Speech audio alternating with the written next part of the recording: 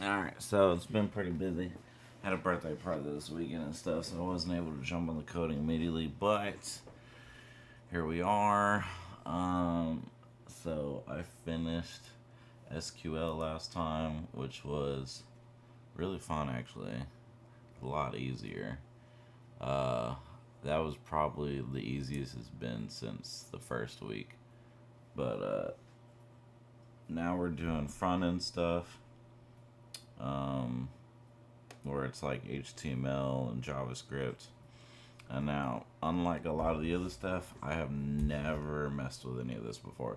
The only thing I know about JavaScript is like when you put like a command in like hello world, you got to put console log or like console.log or something and then put hello world or print hello world or something like that. That's all I know. I've never messed with JavaScript, so and there's like 3 different ones in here, and I don't know how well they work together. But this is front end stuff. Never done this before at all, so this will be interesting.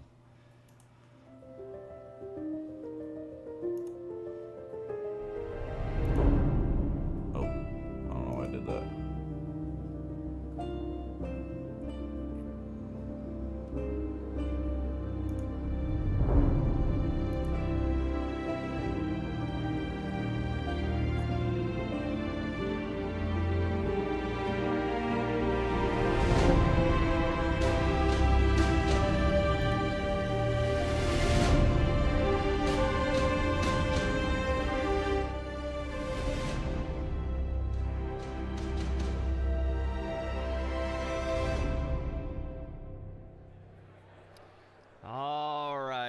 This is CS50, and this is already week 8. And up until now, of course, in so many of our problem sets, like we've been writing command line code, like a black and white terminal window, and everything is very keyboard-based, very textual. But of course, like the apps that you and I are using like every day are in the form of a web browser and on our phone. And so today, and really for the rest of the semester, we now transition to using all of the building blocks that we've been accumulating over the past few weeks, but to redeploy them in the context of web apps and, for your final project, for instance, if you so choose, even mobile apps as well. So today, we're going to understand how the internet that we use every day actually works. We're going to introduce you to a language called HTML, which is the language in which web pages are written, a language called CSS, which is the language with which web pages are stylized, and then lastly JavaScript, which of those is the only actual programming language. But even though we'll spend quite little time on it, you'll see syntactically and functionally it's very similar to C, to Python, and languages indeed that have come before.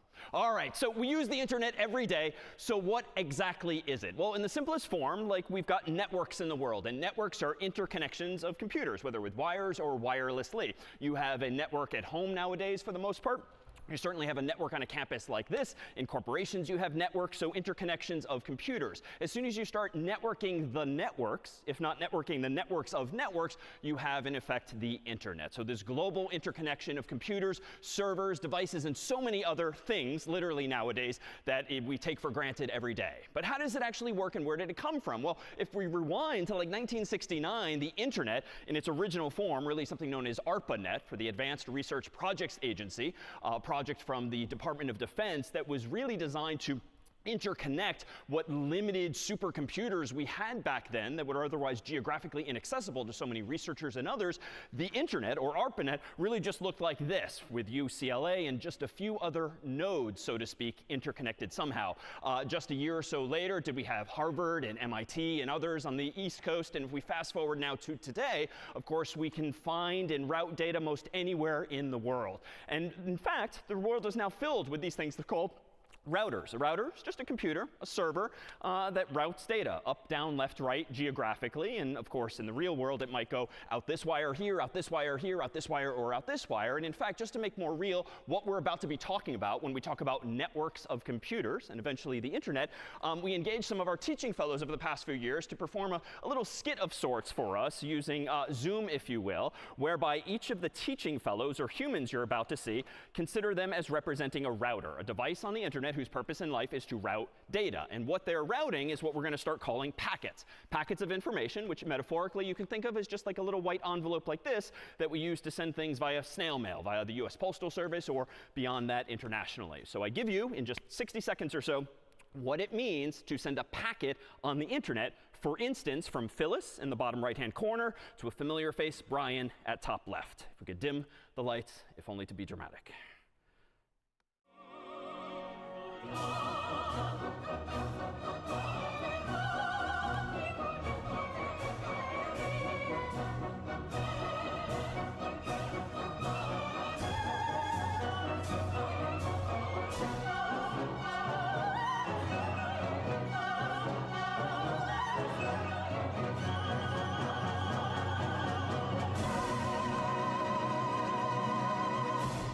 Thank you. Sure, we can clap for that.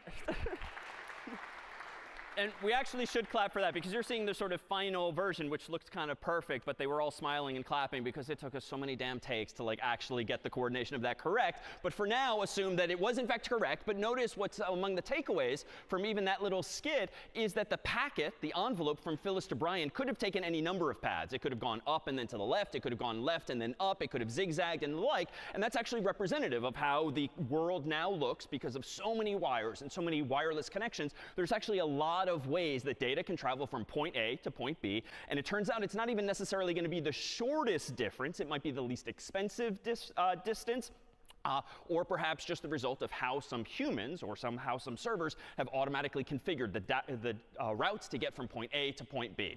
So let's consider how the data is actually getting there. So long story short, all of those routers, and indeed all devices on the internet, including the ones in your pocket or on your laps, speak a language, more technically a protocol, nowadays known as TCP/IP. And this is actually a pair of protocols, which is a set of conventions that governs how computers behave on the internet. In the human world, we have protocols as well. For instance, when I meet someone for the first time, I very often instinctively sort of extend my hand, just sort of hoping that they too will extend their hand and shake. And that's a human protocol in that it governs how two people, in that case, intercommunicate. Well, servers have the same kinds of protocols, but it's all text-based or bit-based instead of course, physical. But TCP and IP are two different protocols that solve two different problems. And let's focus on the last of them first. So IP, short for Internet Protocol, is simply a protocol that decides to give all of us a unique address in the world. In other words, there are these things called IP addresses. It's a numeric address that literally every computer in the world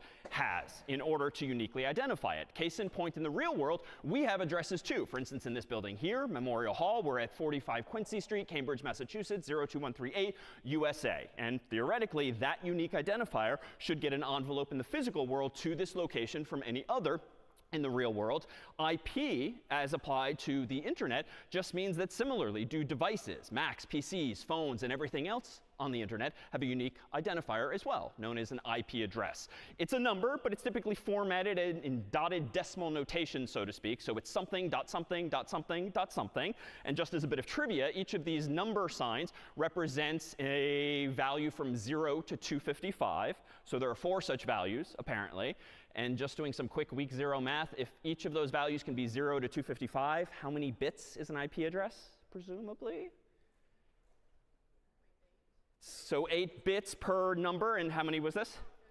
So 32 bits, because if you're counting from 0 to 255, well, it's 256 total possibilities. That's 2 to the 8th, which means 8 bits, 8 bits, 8 bits, 8 bits. So IP addresses are 32 bits. Little trivia that's germane only insofar as it does kind of limit how many total devices we could seem to have in the world. If you've got only 32 bits, how high can you count, roughly?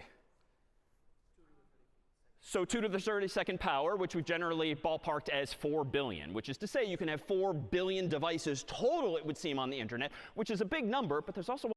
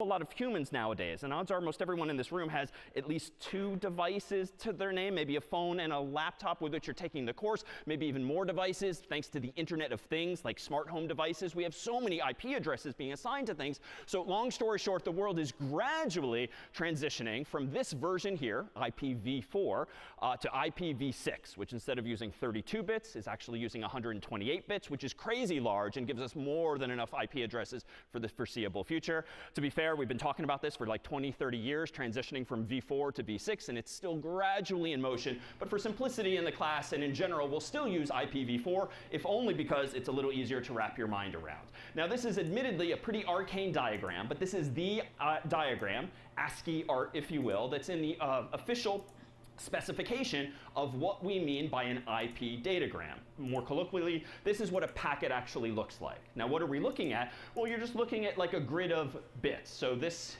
here represents 32 bits total, where this is bit 0, and that's bit 31, 0 indexed, all the way over there.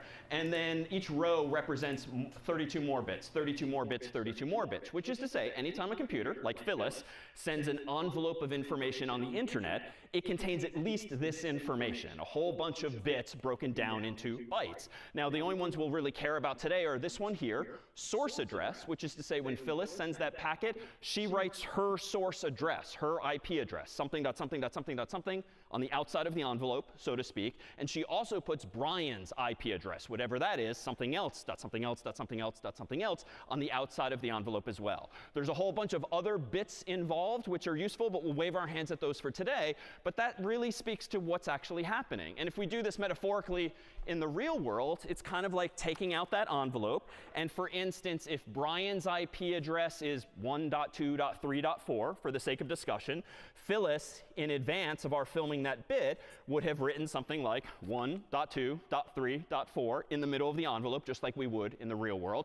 But presumably, she wants Brian to be able to reply, to acknowledge receipt, or send his own message. So she's also going to put her IP address, for instance, in the top left corner of the envelope, 5.6.7.8 for the sake of discussion, so that Brian knows when he writes out his own packet of information how to actually, or to whom, to reply. But at the end of the day, it's all just bits being sent in a specific pattern, and there is formal documentation as the order in which all of those bits will actually be sent out on the wire or wirelessly. So in short, IP ensures that all of us have unique IP addresses via which data can go from us or to us. But that's only one problem. Nowadays, of course, servers can do so many other things. They can do email and chat and video conferencing, game servers, and who knows what. And it would be nice if a single server certainly could do multiple things. And in fact, that's very much the case. Single servers nowadays, and a server is just the term of art for a computer used to serve information to other people. By contrast, our laptops, our desktops are generally clients because they only serve one of us, not multiple people. But these are just terms of art describing, at the end of the day, still computers. IP only ensures that we can uniquely address computers on the internet. But there's another protocol in TCP/IP, namely the TCP portion, that allows computers to uniquely identify services that they're offering to the rest of the world. So for instance, TCP allows a computer to distinguish whether it has received a packet that's an email, or receive a packet that's a chat message, or a piece of a video conference, or the like, which is to say there's more than just IP addresses on the outside of these envelopes. There are also what are called port numbers as well.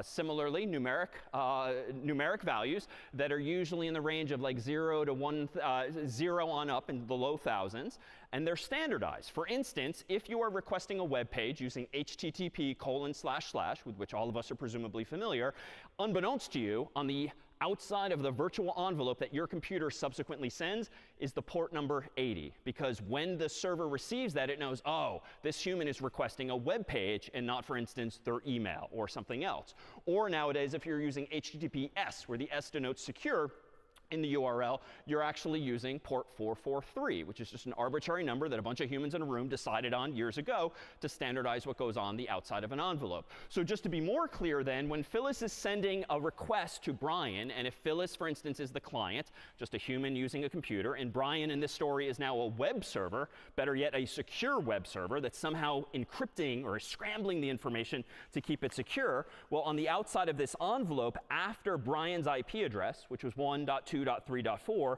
Phyllis is also going to write the number 443, so that when Brian receives and opens this envelope, he knows what he's looking at, a request for a web page and not an email or a chat message or something else. Moreover, we can continue the story just a little bit further. Phyllis also writes on the envelope not only her IP address, 5.6.7.8, but some number as well in that top left-hand corner, whatever it happens to be, which is a port number via which Brian can reply to her. In this way, Phyllis can, in effect, have multiple tabs open, be using Zoom and some chat software or something else, running multiple programs on her computer, and the internet packets are all coming in, but her computer knows to which tabs or applications those packets belong. So if you really want to geek out, here's what this thing looks like. This is just the sequencing of bits for TCP as well, which is to say, in addition to the dozens of bits we looked at a moment ago that standardize what IP is putting on the outside of the envelope, TCP is adding 16 bits that specify a port number, which means you can indeed have tens of thousands of possible port numbers, a destination port number, and a bunch of other stuff, including this so-called sequence number, which happens to be a 32-bit value, which is actually pretty important because quite often when sending messages on the internet, they're pretty large. And it would be nice if one person downloading a big image or one person downloading a movie or streaming a movie doesn't mean that no one else on the internet can do something else at that moment in time. So for the sake of discussion, suppose that this very happy cat here is a very large JPEG, for instance, a very large graphical file. It would be nice, let's say, that if Phyllis is trying to send or receive an image as large as this, it's not just in one massive envelope that's going to prevent a whole bunch of other users from similarly using the internet at that moment in time. So at the risk of a bit of heresy, we can actually tear this cat in half and fragment it, really. And then inside of Phyllis's envelope, or equivalently Brian's reply, depending on where this cat is coming from or going to, part of that cat can go in this envelope. And now, say in the bottom left-hand corner of this envelope, Phyllis or Brian could write the sequence number in question, 1 out of 4, 2 out of 4, 3 out of 4, 4 out of 4, so that when this and hopefully the other packets arrive at their destination, the recipient's computer can check, OK, this was a really big file in this case. Do I have all of the parts? Yes, it can be inferred from the so-called sequence number, which we've represented there in that memo field of the envelope. There's a bunch of other stuff that can go on here, too, including prioritization of data as well. But ultimately, TCP just allows servers to handle multiple types of services and also allows it to receive data reliably. Because if, for instance, a recipient only gets 2 out of the 4 packets or 3 out of the 4 packets, the fact that there's a sequence number involved is enough information for that recipient to say to the sender, hey, I'm missing 1 or 2 or 3 or more packets. Please resend them. So in short, TCP guarantees delivery by just doing some bookkeeping on the outside of these envelopes. So in short, IP allows us to uniquely identify computers, and TCP guarantees delivery and allows us to multiplex, so to speak, among multiple services on the same device. Questions on this jargon thus far? Because today's filled with acronyms, unfortunately. Questions on IP, TCP, or anything else? OK, so seeing none, as promised, let's do yet another acronym. So it would be pretty tedious if Phyllis and Brian and all of us humans had to write actually IP addresses into our browsers when visiting websites. And in fact, most of us never do that. Instead, we go to google.com or harvard.edu or actual domain names, so to speak, which were so much easier for us humans to remember than these arbitrary IP addresses that are either automatically assigned to computers or manually configured by humans configuring servers. But there's another acronym in the world, and there's another technology used on the internet, namely DNS, for Domain Name System. And this is just a certain type of server that every home has. If even if you didn't know it. Every campus has, every company has. There's so many DNS servers around the world, but their purpose in life, quite simply, is to translate what you and I know as domain names, like google.com, harvard.edu, and the like, into their corresponding IP addresses. And so in short, inside of these DNS servers are essentially like a 2-column table or spreadsheet, however you want to think about it, whereby here's all of the domain names in the world, here are all of the corresponding IP addresses in the world. And so when your Mac or PC or phone being used by you is trying to access google.com or harvard.edu, that device, certainly when it's first booted up, has no idea what the IP address is for that server. It's not the case that Apple or Google are pre-installing billions of IP addresses inside of our devices, but your device is smart enough to ask the local network at home, on campus, or at work, well, what is the IP address of google.com? What is the IP address of harvard.edu? And then what your Mac, PC, or phone actually do upon getting that answer from one of these local DNS servers is it writes the corresponding IP address on the outside of that envelope. So it's a wonderfully useful service that just makes the internet more useful for you and I to use because we can use names instead of IP addresses as well. Technically, these things are called fully qualified domain names. Where do they come from? Well, some of you might actually have your own personal website. You might have gone through this process. It's actually not that hard to get your own domain name. You can go to any number of what are called internet registrars and pay them some money. And it's essentially on a rental basis. So you rent a domain name for a year or maybe 3 or 5 years at a time, and they can automatically bill you. The domain name might be as little as $1 per year or thousands of dollars per year, depending on whether someone has scooped it up and is maybe squatting or the like.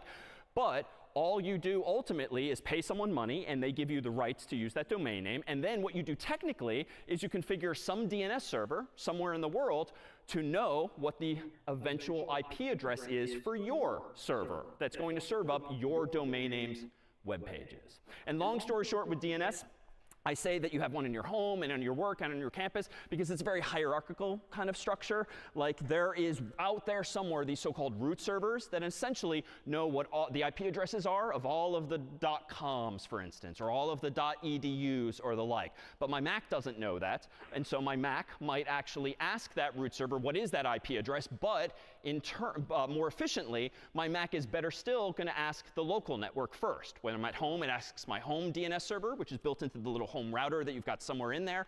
Or if you're on campus, it asks Harvard's DNS server. And this whole design is recursive, to borrow a term from a few weeks ago, in that if my computer doesn't know the answer, what's the IP address for this domain? If Harvard doesn't know the answer, it eventually gets escalated to those so-called root servers, but then cached. That is remembered by all of these other DNS servers along the way. So it's a very elegant hierarchical design, but at the end of the day, it's just doing this. It's a big cheat sheet of domain names to IP addresses, and the server is responding for us. All right, one more acronym. So how do I know what my Mac's IP address should be? How do I know what my phone's IP address should be? How do I know what the IP address is of the DNS server of whom I should be asking any of these questions? How do I know the IP address of the router to whom to hand my data off to? Like, there's a lot of assumptions built into the story we've been telling, and the answer is, unfortunately, yet another acronym. DHCP is the solution to all of those problems. And it wasn't always. Back in my day, we used to have to manually type in what our computer's IP address was based on what some human told us it would be. We had to type in our DNS server, type in our router address, but now DHCP is just yet another server running in your home network, running on campus, running in your corporate network, whose purpose in life is to answer questions of the form, what is my IP address? Which is to say, when you boot up your Mac, your PC, your phone for the first time, it essentially broadcasts a message like, hello world, what's my IP address? And hopefully, there's one such DHCP server on that local network, wired or wirelessly, that will respond based on how Harvard or Comcast or Verizon or someone at home has configured it to tell you what your device's IP address is, what the IP is of your local router, what the IP address is or are of your DNS servers, and the like. And so this is why things just work nowadays once you've connected to like a Wi-Fi network or physically plugged in. Dynamic host configuration protocol didn't always exist. Wonderful that it now does. All right, enough sort of outside of the envelope stuff. Everything else today will be a deeper dive inside of this envelope to look at what actually are the messages that we are sending, receiving, how are you structuring the web pages and designing everything that comes back from the server to the client. And let's dive in then to this acronym, HTTP, which you've been typing for years or seeing for years, even though you don't really have to type it anymore because browsers just assume that this is what you want. But HTTP is another protocol, Hypertext Transfer Protocol, whose purpose in life is to request web pages and receive web pages. As a protocol, it just standardizes like what goes inside of that envelope when you're trying to use the web. There are different protocols for email, different protocols for Zoom, different protocols for Discord, and any number of other internet services. We'll focus predominantly today on HTTP, which happens to use ports 80 and 443, among others, as we saw. So let's see what HTTP is all about, or HTTPS, the corresponding secure version thereof. So here is a URL, canonical URL, in that it has a whole bunch of components. Let's consider what some of the jargon is that we're going to start taking for granted. So if you go to https://www.example.com/, you are implicitly requesting the root of that website. Root just means the default directory, the default folder, if you will. And that's what the yellow highlighted slash here just means, like, give me the default web page. Technically speaking, what you're going to receive in your browser, unbeknownst to you, is an actual file. By convention, it's a file called index.html, maybe index.htm, or any number of other files. But it would be pretty stupid if we, as humans, all had to type out the actual file name that we want. So the server, by default, is just going to return you the root of the website. If, though, you're inside of a folder, or you do actually click on a link that leads you to a file, you might very well have, at the end of this domain name, a full path as well, which might contain 0 or more folder names and 0 or one file names as well. In fact, it could be explicitly file.html or /folder/file.html. You've probably seen thousands of these over time, even if you haven't really given it much thought. So we, today, onward, will be creating all of this stuff here, but we need to understand what's going on to the left, too. So here's the so-called domain name, or more properly, the fully qualified domain name, and it has a few different parts, too. So this is technically the domain name, as we all refer to it, something.something. .com means commercial. And that .com is more specifically known as a top-level domain, or TLD. Back in the day, there were only a few of these, .gov, .com, .net, .org, .edu, and a bunch of others. Now there's hundreds, if not thousands of them. Many of them aren't really used prominently in the wild, but there are some not on that original list, like CS50 uses .io a lot, which doesn't mean input-output. It's actually a 2-letter country code that has been essentially rented to us and anyone else using that same TLD, because in the English-speaking world, .io actually sounds kind of cool. It kind of connotes, indeed, input and output. .tv is another one that actually belongs to a country, but in fact also sounds like in English television, and so that too has been used as well. But in general, there are top-level domains like these. Some of them now are full words. Some of them are 2 characters denoting they belong to a country. They are the sort of top-level, indeed, categorization of all of these websites. Meanwhile, many URLs, but not all, also have something to the left of the domain name known as a host name, which technically speaking refers to the name of the server that you're requesting specifically. It doesn't have to be literally one server. www can refer to dozens of, hundreds, thousands of servers. Indeed, if you go to any popular website like gmail.com or the like, even though you only have one domain name, somehow or other technologically, it is referring to clusters of hundreds or thousands of servers that ensure that they can handle all of the customers that might visit that site. And then lastly, there's this, the scheme, or the protocol in use specifically. And for our discussion today, it's always going to be HTTPS, which is ideal because it's secure and encrypted somehow. But it can also be, indeed, HTTP://. So that's it. Like, that's just the jargon with which you should be familiar when it comes to URLs like these. And what we'll be doing today is actually creating content that lives at URLs like that and serving it up to us. But what do the messages ultimately look like that are going inside of these envelopes? What the URLs are doing are just getting us to the right place, but how do we express in some form of code that we want this file.html from this server using encryption in this way? Well, inside of the virtual envelopes that Phyllis was sending to Brian and he would have ultimately sent back to her are messages that look like this. Get post, and a bunch of other verbs, if you will. So HTTP supports a bunch of operations or verbs, namely get, post, and a few others. And it was indeed the first of these that Phyllis would have put inside of her envelope initially in order to get a web page like a cat from Brian. Specifically, inside of the envelope, she would have had a textual message. It's not code per se. There's no functions or loops or variables or anything like that. It's a protocol, just in the sense that humans years ago standardized what messages should appear inside of those envelopes if you want to get a web page from a server. So for instance, if Brian in this story is now suddenly harvard.edu, specifically www.harvard.edu, Phyllis's envelope would have contained a message saying get in all caps, / if she just wants the root or the default page from Brian's server, the version of HTTP that she's using, for instance, version 2. And she would also specify, just in case Brian is multitasking and serving up websites for different domain names on the same physical box, which actual host that she wants, and maybe a bunch of other lines as well. And hopefully, if all goes well, Brian would have responded with an envelope of his own containing an HTTP response in answer to her HTTP request. And Brian's envelope would have contained a textual message that just confirms what version of HTTP he's using, a status code, which is an arcane number that just indicates, in this case, that everything is OK, all is well, and he would specify the type of content he's sending back to her in his own envelope, because it could be HTML, more on that later today. It could be a JPEG, it could be a GIF, it could be any number of other file formats, and this is just a hint to Phyllis's browser as to what's going to be inside of that envelope she is getting back within her browser. And then maybe a bunch of other stuff as well.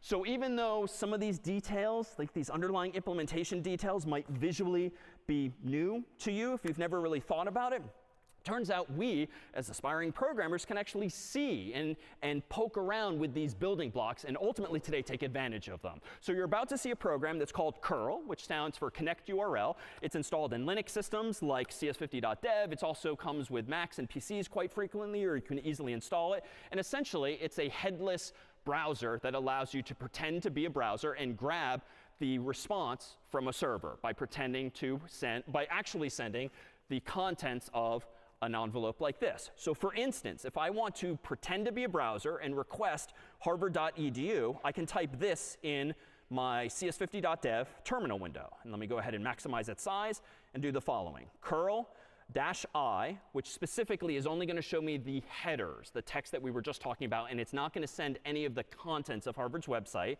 curl-I https://www.harvard.edu/.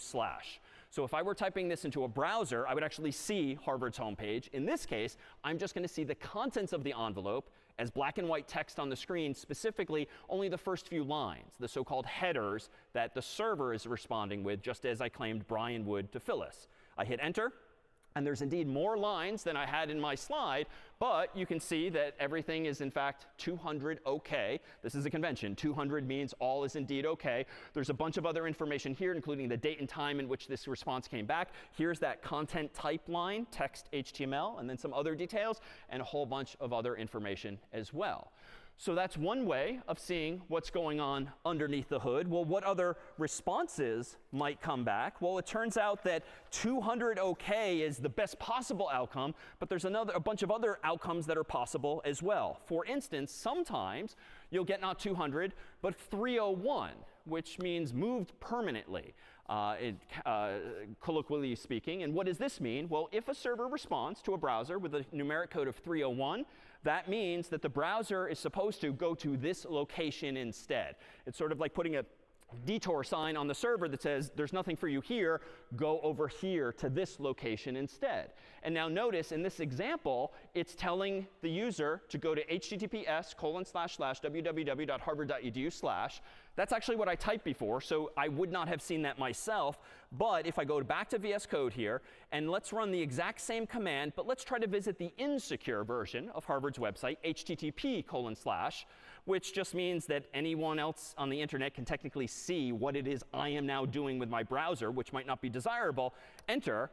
This time, Harvard server does not just tell me 200, OK, it actually says 301 moved permanently. And if I read lower in these lines, there indeed is the location to which I should actually go. And it's a subtle difference. It's forcing me to go to HTTPS instead without actually showing me the contents of Harvard's website. So nowadays, you and I don't even have to think about this. You and I are not even in the habit, surely, of typing HTTP:/ or HTTPS://.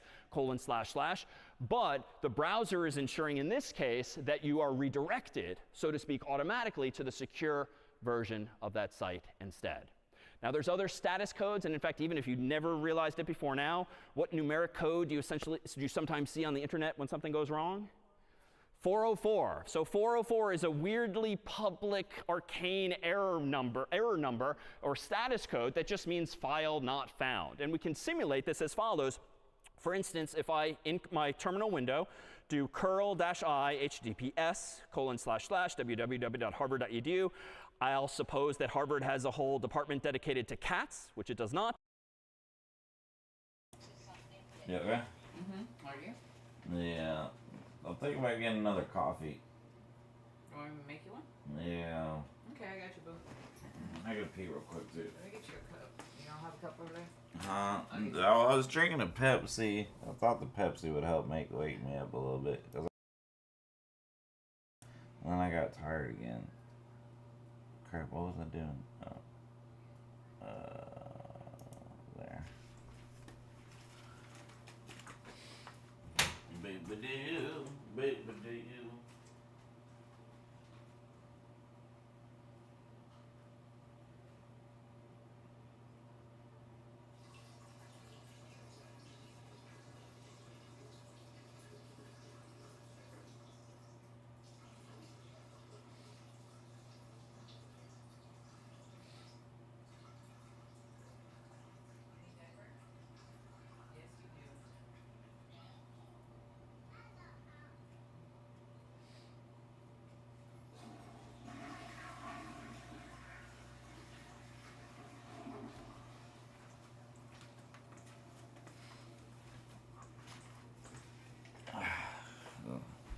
So cold this morning. Very, very cold this morning. Oh, I already drank one. All right. But if I hit enter here, you'll see that I get an HTTP to 404 status code, which just means the website does not in fact exist. And if I visited https://www.harvard.edu/cats in my browser, I would presumably see some error page that may or may not show me visually 404. But many websites, most websites, for better or for worse, reveal this number, so much so that most everyone in this room is probably familiar with 404, even though its origin is this very low-level arcane status code buried in the HTTP headers inside of envelopes like these. There's a whole bunch of others, if you'd like some fun facts. 200 is indeed OK. 301 is moved permanently. There's a bunch of other 300 ones that all relate to go elsewhere. 400 generally means that you, as the user, have somehow done something wrong. Or next week, as we start writing code that talks to web servers, maybe your code has done something wrong when requesting a website. 500s are really bad. It means the server is messed up somehow. Either it's not available or the programmer made some bug in their code such that it's crashing with, for instance, something like an internal server error. We included 418, which is not actually a thing, but it was a fun sort of April Fool's joke years ago where a bunch of humans thought it would be funny to write up a whole specification for what it means for a server to respond with a number of 418. Inside joke. Not funny at the moment, but it is sort of part of internet lore nowadays. We can have a little bit of fun with this, maybe at the expense of our dear friends down the road. For years now, someone has been paying for the following behavior. Let me go back to VS Code here in my terminal window. Let me do curl-i http://safetyschool.org. Have you ever apply, perhaps? Well, let me actually go to http://safetyschool.org, and just for fun, hit enter. Oh my goodness, look at where we are. So how is this implemented? Well, if I finish what I began over here by just looking at the HTTP headers inside of the envelope my actual browser just sent to safetyschool.org, for like 20 years, presumably some Harvard alum has been paying the bill to rent this domain name just to have this trick implemented such that 301 Move Permanently is directing people ever since to yale.edu. There's a bunch of others if you go down the rabbit hole of looking on Reddit and the like, Stanford, Berkeley, there's a healthy competition on East Coast and West Coast, but it all boils down to very arcane understanding of how HTTP works, the protocol that governs how data is sent from web browsers to web servers. Now you can of course use curl for connecting to URLs in the context of something like CS50.dev. You could have been doing stuff like this all the time though with your actual browser. So I'm using Chrome here, but most any browser nowadays has the ability to give you developer tools natively, which is to say somewhere there should be a menu option that lets you use developer tools that are conducive to someone who knows a bit of programming to poking around underneath the hood of the browser and see what's going on. For instance, I'm going to go ahead and open up a new window here, and I'm going to right-click on the background, or I can go to the appropriate menu in Chrome's ... menu, and I'm going to go to Inspect, which pulls up what we're going to call Developer Tools. I'm doing it in incognito mode for reasons we'll see next week. This has the effect of clearing automatically any of my cookies, my browser history, because most anytime I do something with the web browser today, I want to pretend like I'm doing it for the very first time so that the behavior is exactly as we expect. So down here, now that I've opened up the so-called developer tools in Chrome, and they look almost the same in Safari and Edge and a bunch of other browsers as well, I will see a tab called Elements, which shows me all of the elements of this web page once it appears, including the so-called HTML code we're about to write. I can see a console where error message might sometimes appear, similar in spirit to the terminal window in VS Code. I can also see the network connections that the browser is making to the server, and that's where I thought we'd start our attention here. Here I have a brand new browser window. I'm clicking on Network over here.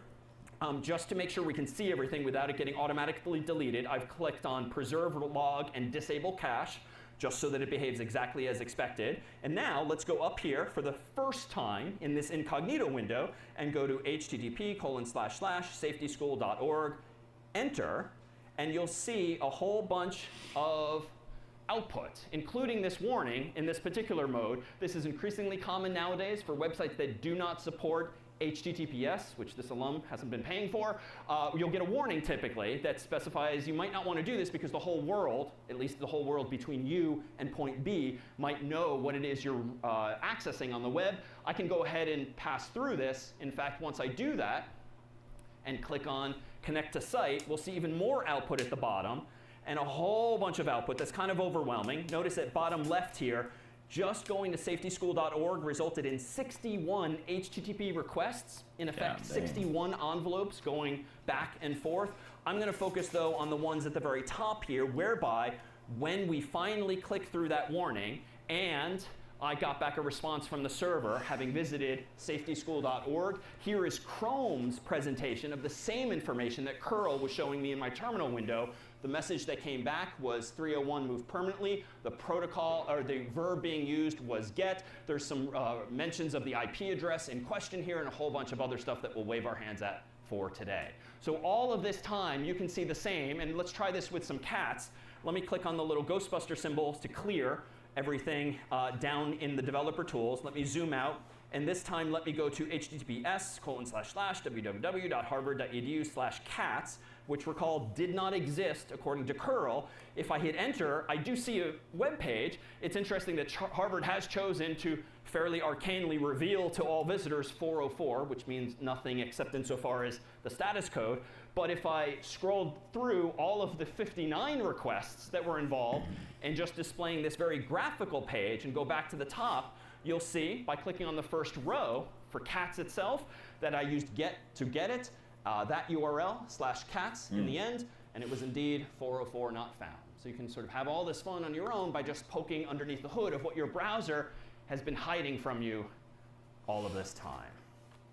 All right. Any questions now before we dive in? No? All right, well that's the network tab. Let's look at some of the others and see how we can start writing this stuff ourselves. Let me go to stanford.edu, enter, a whole bunch of things will fly across the screen, but this time I'm going to go to the Elements tab. And what we're about to dive into is an actual language, not a programming language, a markup language called HTML, Hypertext Markup Language, whose purpose in life is just to tell browsers what to display on the screen. So here is all of the so-called HTML that some human or humans, or software, at Stanford wrote in order to create Stanford's homepage, which as of today looks lovely like this. The interesting thing, though, about the code that Stanford has written to generate this website is that it's being sent to me as a copy. And this is quite unlike the code we've been writing thus far. When you wrote code in Scratch, it was sort of there in the browser and stored on MIT's server. When you wrote C code and ran it, it was inside of the code space and not given to any user who might access it. The way the web works, though, is a little bit different. Inside of those envelopes are literally copies of what's on the server being sent to the browser. And so it's your browser, the so-called client, that's actually reading that code, HTML in this case, top to bottom, left to right, and figuring out how to display it. It's not executed on the server per se. Now that story is going to change a bit next week when we start using Python to dynamically generate HTML so that we're not writing all of this code by hand after this week. But for now, everything you see was the result of the browser executing code that Stanford wrote. The implication of that is that we can have a bit of fun with these same developer tools. For instance, if I control-click or right-click on something like the word Stanford in the middle of their homepage, choose that same inspect option, what's nice about these developer tools is it's going to jump to the very line of code that created that Stanford brand name in the middle of the web page. And this is a wonderful teaching and learning tool because in the days to come, when you're trying to learn more and more HTML, you can literally do this for any website on the internet and understand how it is someone implemented a design, for instance, that you really like. And you can learn from other websites how they've constructed the same. So over here, you'll see that the word Stanford is just in the source code of this page, in the so-called HTML. And just for fun, I can change it to Harvard, hit enter, and now Stanford's website looks like we've been there and rather hacked it. Of course, it's not that easy to hack Stanford's website. What have I presumably only done just now?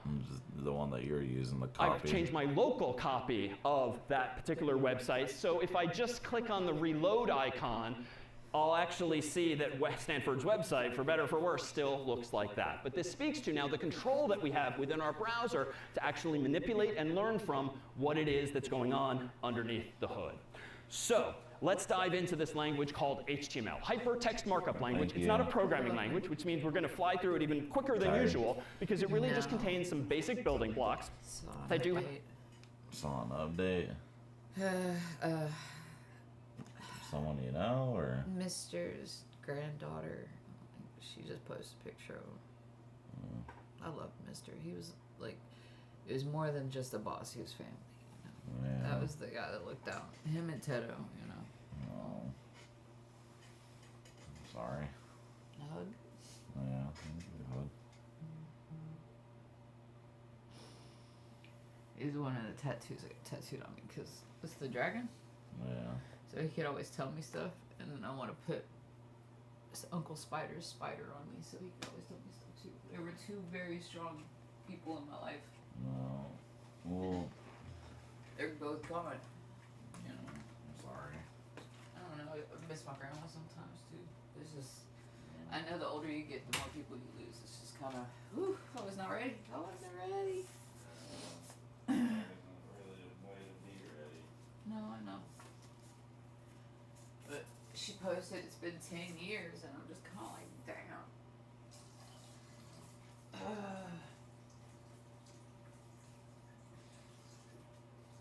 Well, my mom said if we want to get stuff from my grandma's, then just message her after or call her after like noon. Okay.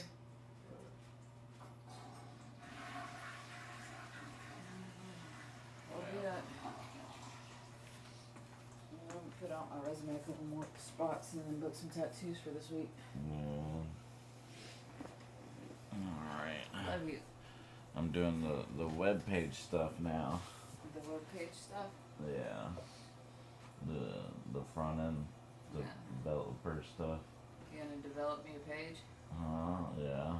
That was the idea. You could develop you a page for coding. Yeah. Because you started with computer coding, did So whenever you send in your resume, here's the page I developed for myself. Yeah. Resume is attached on the front with all my projects. Well. That's a lot. But yes, please make me a webpage. Alright. Love you. Love you.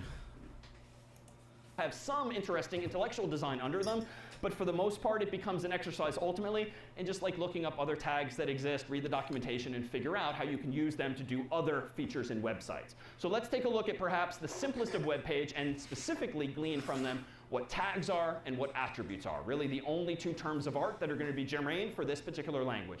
No loops, no conditionals, no variables, no complexity really other than basic building blocks like these. So here is HTML for the simplest of websites. This is like a mini version of what Stanford's team presumably wrote on their server, but it's only like a dozen lines of code instead of hundreds or thousands, however long that website was.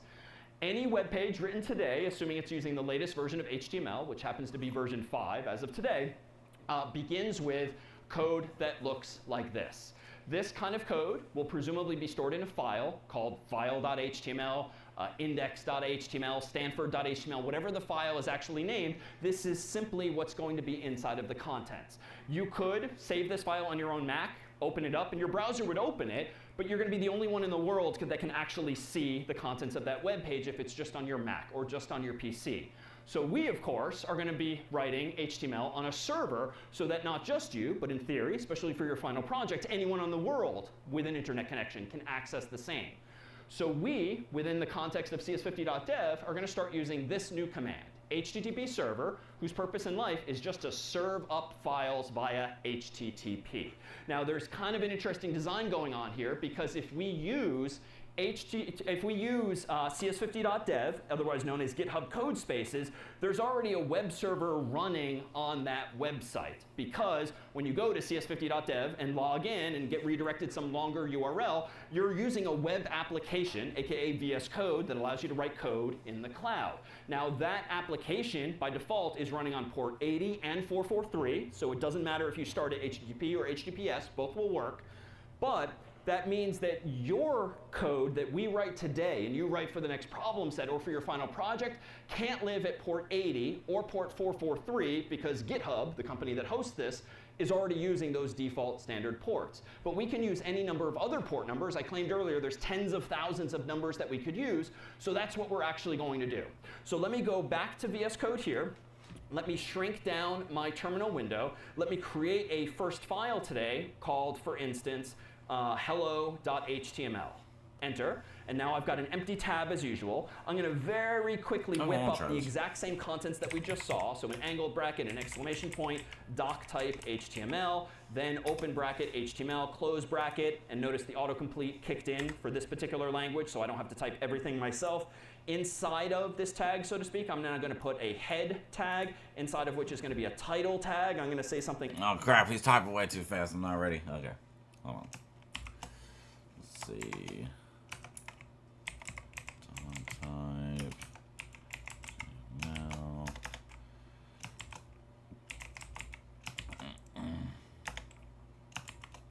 Oh, why is it auto? Oh, because that's the one that goes on bottom A. And then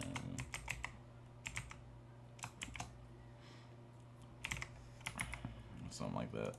Like hello title, just to be quick. And then down here, below those lines, I'm going to put a so-called body tag, inside of which is hello body, just for some quick text. And that's it.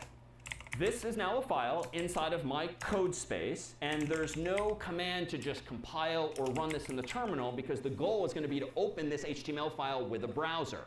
If I want to do that in another browser tab, I need to tell my code space to serve that file via HTTP. So the simplest way to do this is as follows: HTTP-server, enter. You're going to see a whole bunch of text on the screen. You're going to see a green button hopefully pop up that says open in browser, which is going to allow you to open up, and I'll zoom in, the contents of the current folder with a web browser. My URL has changed to be different from what it was a moment ago. I came in advance today with my own folder of code like we usually do, source 8, which contains all of today's pre-made examples, but here is the file I just created a moment ago.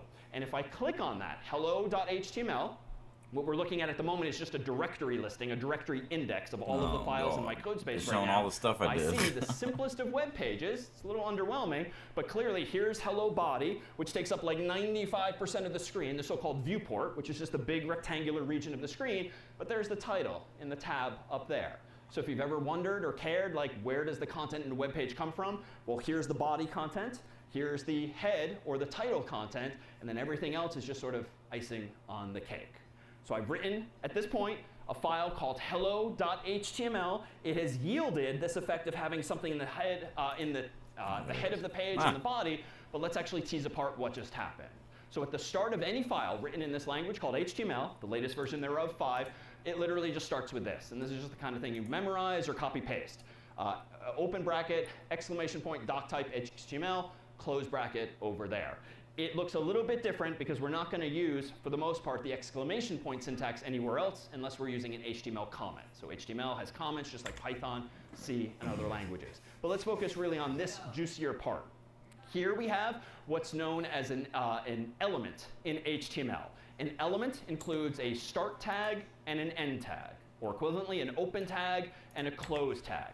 So here, for instance, is syntax that essentially is going to tell the browser, when my browser reads this file, top to bottom, left to right, hey browser, here comes the HTML of my page, and the language in which the contents of this page are written are in English. So HTML, all lowercase, is the name of the tag, so to speak, and equivalently the name of the element.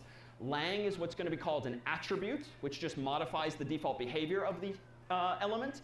And quote-unquote en is the value thereof, which is the shorthand notation for English. And there's shorthand notations for most every human language as well. So you have a tag name and an attribute with a value. And we've seen these things so many times. These key value pairs in the context of dictionary. What? No. You ain't gonna act like a spoiled brat. You're not gonna throw all this attitude at 2 years old. You're gonna stand in timeout. Oh, got in trouble. You wanna be like that? You could be like that in the corner. Get your butt in the corner. Go. Nobody cares. Rude as hell. Man, she was young. I saw the attitude. She thought it was cute. Coming in here, think she gonna be all cute. Well, it's hard No. now. She can stand in timeout too. No, it's not cute. Stop it. That's what she. Hard not. I swear, don't bet. I'm waggling my finger at you. I'm like, oh, look at Waggling. little mini No. breed. Keep it up. Your ass gonna go in the corner too. I'm gonna make everybody watch. Oh my god. Or hash tables or any number of other contexts, key value pairs in HTML are separated by an equal sign with the value typically quoted in this way. Double quotes or single quotes, but being consistent. Then notice, at the end of this file, as per the indentation, there's something symmetrically down here that has the effect of closing the tag or ending the tag. And this effectively tells the browser, hey browser, that's it for my HTML.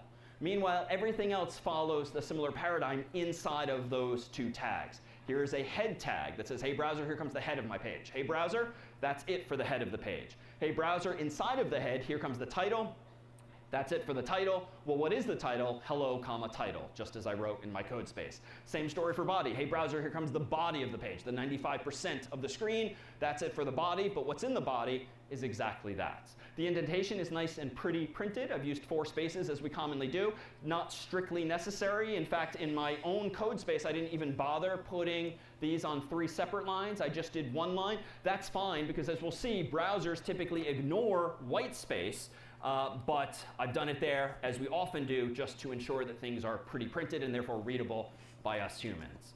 Let me call your attention to one other thing on the screen. Up until now, before every lecture, I've been hiding a whole bunch of tabs in my terminal window. But today I left enabled one that you've probably seen but not cared about before, namely ports. And it's under this ports tab that you can actually see a real incarnation of a TCP port. By default, when you run the command HTTP server, it serves up my current folder's content on its own web server, its own HTTP server, but not using the default port 80 or 443, because GitHub is already using those on CS50.dev in their product. But by default, we've chosen another common developer port number, 8080, which is interesting only insofar as it's 80 twice. But it's a human convention, but it could have been any number of thousands of other possibilities. But this line here is just telling me that I am apparently running a server on port 8080, and if I click on there too, I can manually open the same tab, but that's what the green button was doing for me. It was informing me, hey, you've just started a web server on this port. Do you want to open a new tab with the contents thereof? So this is the picture we're now painting. Let me pull back up the code that we just wrote. And let me propose that what we've really done is built a tree in the browser's memory. So we kind of have come full circle with week 5 when we talked about trees and other hierarchical structures. If we assume that the document can be represented with a node that looks a bit like an oval up here, that just represents the whole contents of the file. Well, it starts with a single root element by convention, the HTML element, and your page can have only one of those elements. But the HTML tag inside of it can be a head tag and a body tag. And in this case, the head tag, recall, had a title tag, as well as the actual text thereof, which was hello title. Meanwhile, the body had just the text thereof as well. And so when I keep saying that the browser is downloading the file, for instance, hello.html, reading it top to bottom, left to right, it's doing literally that. But somehow or other, it's using malloc or whatever language it's written in to allocate node, and populating that tree in your browser's memory or RAM, a data structure quite like that. So it's all sort of germane to where we've been before. Before now, we take, I think, a snack. Are there any questions about what we've just seen? Anything at all? Shouldn't have prefaced this with the only thing between us is these questions and snacks. No? All right, snack time. All right, see you in 10. Snacks. All right. So we are back, and pretty much everything we do here on out will look structurally like this. And we're just going to introduce a few more tags and a few more attributes to give you a sense of some of the basic building blocks of most any website out there. And you'll find pretty quickly that it starts to get kind of tedious writing it out. In fact, I will resort to some copy paste today just to kind of speed things up. But this is going to motivate indeed next week when we reintroduce Python as well as SQL to actually automate generation of HTML as well. So all of today's websites and many of today's mobile apps are written in HTML, but people are decreasingly writing this kind of stuff by hand. Rather, they are writing code that generates precisely what we're going to learn. So understanding the fundamentals will still be useful so we know what code to write next week and beyond. So let me go back into VS Code here, and what I'm going to go ahead and do is open up another terminal window so that I can leave HTTP server running in this first terminal window. And what I'm going to go ahead and propose that we do is implement a web page that has not just a single line of text, but maybe some paragraphs. So I'm going to call this paragraphs.html. That's going to open up a new tab. And here's where I'm going to save some time. I'm going to go back to hello.html and just highlight all. Oh, crap. How do you do that? It's precisely what we're going to learn. So understanding the fundamentals will still be useful so we know what code to write next week and beyond. So let me go back into VS Code here. And what I'm going to go ahead and do is open up another terminal window so that I can leave HTTP server running in this first terminal window. And what I'm going to go ahead and propose that we do is implement a web page that has not just a single line of text, but maybe some paragraphs. So I'm going to call this paragraphs.html. That's going to open up a new tab. And here's where I'm going to save some time. I'm going to go back to hello.html and just highlight all and copy paste this as the beginning of this file. But what I'll start doing is just changing the title of each page to match the file name. So this is going to be my paragraphs example. And instead of saying just hello body, let's actually have a few paragraphs of text. I'd rather not waste time writing even full paragraphs of text. So let's actually open up the doc. And let's log in and, for instance, just ask it for a quick helping hand here. Write 3 paragraphs about computer science. Don't really care what the output is. All I want is some dynamically generated text to save me some keystrokes. And here we have an educational answer there too, even though all we really care about today is the fact that this is 3 chunks of text. Hopefully that's all quite accurate. All right, I'm going to go ahead and highlight all of that, go back into my paragraphs.html tab, paste it inside of the body. It's so long, the paragraphs, that the text scrolls. I can at least clean this up slightly. I'm going to go ahead and just indent it twice just so that at least it's pretty printed inside of the body. And now I'm going to go back to my other tab, which represents the contents of hello.html. I'm going to click back, which is going to show me that same directory listing again, which now has a new file, paragraphs.html. And I'm going to click it so as to see these 3 paragraphs of text. Whatever. That's good. What looks wrong? Yeah. There's no paragraphs. It's just one big blob of text. It's the same text, but buried in there is the end of the first paragraph and the start of the next, and same for the third. So what's going on? Well, apropos of my comment earlier about browsers not really caring about white space, you can put all the white space you want there. It's just going to ignore it in this particular case. All it's going to give me minimally is a single space between each of these paragraphs of text. So HTML is very pedantic. Like if you want there to be more paragraphs, you need to tell the browser, put a paragraph here, put a paragraph there. And the way to do this, thankfully, isn't all that hard. I'm going to go inside of the body here, and I'm going to simply open a tag called P. For paragraph for short. Notice that VS Code in this particular case is a little annoying because it's trying to finish my thought, but it doesn't know that I already wrote this text. So I'm just going to delete what it automatically generated, and then I'm going to manually indent this. And I'm going to do the same thing again for the other paragraphs. Up here, I'm going to open the paragraph tag. I'm going to delete temporarily the close tag so that I can actually put it below that chunk of text here, indent this, and then down here, and this would have been easier if I just did it right the first time, I'm going to do the same thing with the third and final paragraph. So now what we in effect have 3 times in a row is, hey browser, here comes a paragraph, then the first paragraph. Hey browser, that's it for the paragraph. Hey browser, here comes a paragraph, that's it for the paragraph. Hey browser, comes a paragraph. So 3 times in total with open, close, open, close, open, close. Now if I go back to the browser, nothing appears to have changed yet, but that's because I'm looking at a copy that was downloaded a moment ago in that virtual envelope. So this is why, among other reasons, we hit reload on web pages to get the latest version. And voila, now we have 3 actual paragraphs. The white space is inserted automatically by the browser, but it's at least prettier to the eye now. So that then is the paragraph tag. So useful, of course, if we have paragraphs of text, what are some other tags we might introduce? Well, maybe you're writing a paper or a blog post or the like. It's pretty typical to want headings of sections of the page, maybe chapters and then sections and then subsections or the like. HTML can help with this too. So let me go into my terminal window again, create a file called, how about, let's call it headings.html. And then in this file, let me similarly go back to hello.html, copy paste it into headings. I'm going to close paragraphs because we're done with that. And I'm just going to change the title now to headings. And inside of the body here, what I'm going to go ahead and do is, you know, it would have been nice to have some of that same text on web pages to get the and then subsections or the like. HTML can help with this too. So let me go into my terminal window again, create a file called, how about, let's call it headings.html. And then in this file, let me similarly go back to hello.html, copy paste it into headings. I'm going to close paragraphs because we're done with that. And I'm just going to change the title now to headings. And inside of the body here, what I'm going to go ahead and do is, you know, it would have been nice to have some of that same text. Let me go back one step. Let me grab the paragraphs and paste that into this new file. Let me rename it to headings to make clear which file we're in. And now let me go ahead and propose that wouldn't it be nice if I made clear that this is the first paragraph? So I'm going to use the h1 tag, which is the heading 1 tag. And I'm just going to say 1 for the sake of discussion. Down here I'm going to say h2 and say 2 for the sake of discussion. And down here h3, 3, because I don't really care what these things are called, just want to demonstrate the functionality. If I go back to my other tab now, back to the directory listing, there's my brand new file, headings.html, and it's the same paragraphs.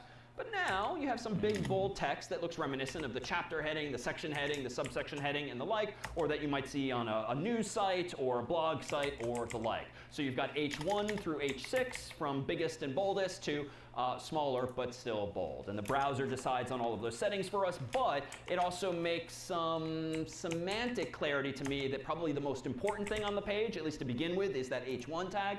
And then everything else is like supporting paragraphs or arguments or whatever the case might be. There's a hierarchy implicit there. All right, what are some other things we can do with web pages? Well, let me open my terminal window again. And why don't we code up, how about a list of values? Because lists are everywhere on the internet. So let me open up list.html and then close my terminal. I'll go ahead and start with that same file, headings.html, paste it into list, change the name here. Let's delete everything I did. And again, the only reason I'm copying and pasting is just to avoid writing out the same boilerplate code again and again with the HTML tag, head tag, body tag, and so forth. Let's focus on the new stuff. The new stuff in this example will be a list of values, like the words foo, bar, and baz, which much like a mathematician might go with x, y, z as placeholders. Computer scientists would typically reach for words like foo, bar, and baz when nonsensical placeholders. And this looks like a list of 3 values, one after the other. Of course, if I go back into my directory index, I haven't even changed the font. all right, what are some size. other things? We just want to demonstrate the functionality. Oh, if I go back to my other okay. tab now, back to the What do you directory put? listing, there's my brand new file, headings.html, and it's the same paragraphs. Let me grab the paragraphs. Nice if I made clear that this is the first paragraph. So I'm going to use the h1 tag, which is the heading 1 tag. And I'm just going to say 1 for the sake of discussion. Down here I'm going to say h2 and say 2 for the sake of discussion. And down here h3, 3, because I don't really care what these things are called, just want to demonstrate the functionality. If I go back to my other tab now, back to the directory listing, there's my brand new file, headings.html, and it's the same paragraphs. But now you have some big bold text that looks reminiscent of the chapter heading, the section heading, the subsection heading, and the like, or that you might see on a news site or a blog site or the like. So you've got H1 through H6 from biggest and boldest to smaller but still bold. And the browser decides on all of those settings for us, but it also makes some semantic clarity to me that probably the most important thing on the page, at least to begin with, is that H1 tag, and then everything else is like supporting paragraphs or arguments or whatever the case might be. There's a hierarchy implicit there. All right, what are some other things we can do with web pages? Well, let me open my terminal window again, and why don't we code up, how about a list of values, because lists are everywhere on the internet. So let me open up list.html and then close my terminal. I'll go ahead and start with that same file, headings.html, paste it into list, change the name here. Let's delete everything I did. And again, the only reason I'm copying and pasting is just to avoid writing out the same boilerplate code again and again with the HTML tag, head tag, body tag, and so forth. Let's focus on the new stuff. The new stuff in this example will be a list of values, like the words foo, bar, and baz, which, much like a mathematician might go with x, y, z as placeholders, computer scientists would typically reach for words like foo, bar, and baz when nonsensical placeholders. And this looks like a list of 3 values, one after the other. Of course, if I go back into my directory index, click on list, how many list items am I going to see per line? Yeah, well, it's going to be just one big blob of text here too. It doesn't matter if it looks like a list, it is just going to be text after text after text separated by a single space, not the multiple lines I had. So here too, we've got to be pretty pedantic. If I want a list of values, I need to use a tag that conveys that. And the tag I'll use first is going to be UL for unordered list, which gives me a bulleted list. And then inside of this unordered list, I claim, we can have a whole bunch of list items, or LI for short, like foo, like bar, like baz, or any other things that you want to put in your list. If I now go back to my other tab, reload, now you get the familiar bulleted lists that you might see in any number of websites, Google Docs, or the like. How does Google Docs do it underneath the hood? Well, they're just using a UL tag and some LI tags inside of that to give you the bulleted list that's just happening automatically when you click the appropriate button in something like Google Docs, which at the end of the day is just a website. Well, what if I want to number these things? Well, if I go back to VS Code, I could certainly just start numbering them like 1, 2, 3, which is fine, but honestly, like, computers can count and with loops pretty quickly. Also, it's a little annoying if I want to go back in later and insert something between some of those elements. I then have to renumber everything manually. I mean, this is one of the things computers are good at. So, take a guess. If I want not an unordered list, but an ordered list that is numbered, what might you change? Yes, OL is a good bet. Let's change both the open tag and the close tag. Let me go back to this, my second tab, reload, and now we have it. 1, 2, and 3, and you can actually use a whole table of contents. You can use sub-bullets or sub-numbering. Anything you can do in like a table of contents, HTML can do for you automatically here. Well, what about tabular data, laying out data in kind of rows and columns? Well, we can do that too. Let me go ahead and open up a new file. How about table.html? Let me go ahead then in this file, copy paste as before, just so I have some boilerplate. Let's get rid of everything in the body. And then let's just manually whip up a little table like this. Open bracket table. Inside of the table tags, I'm going to have a TR tag for table row. Inside of this table row, I'm going to have a table data tag, which is going to have the number 1. I'm going to give myself another 2, another 3. Outside of the table row, I'm going to have another. Oh, hold up. Alright.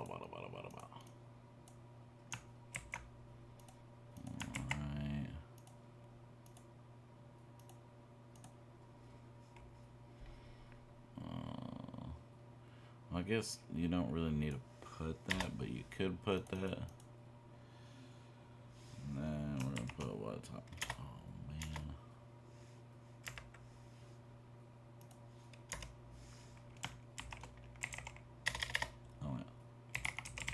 I like the way it looks like this better. I don't like doing it like that. And then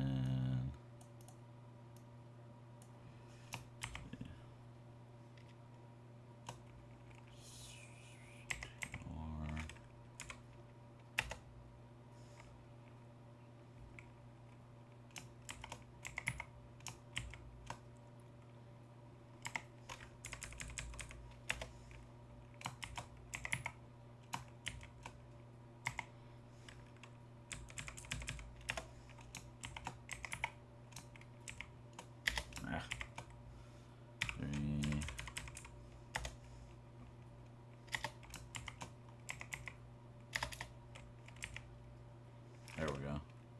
That's nice. That's nice. Other table row, and I'm going to create maybe 4, and now I'm going to do 5, and now I'm going to do 6. You can perhaps see where this is going.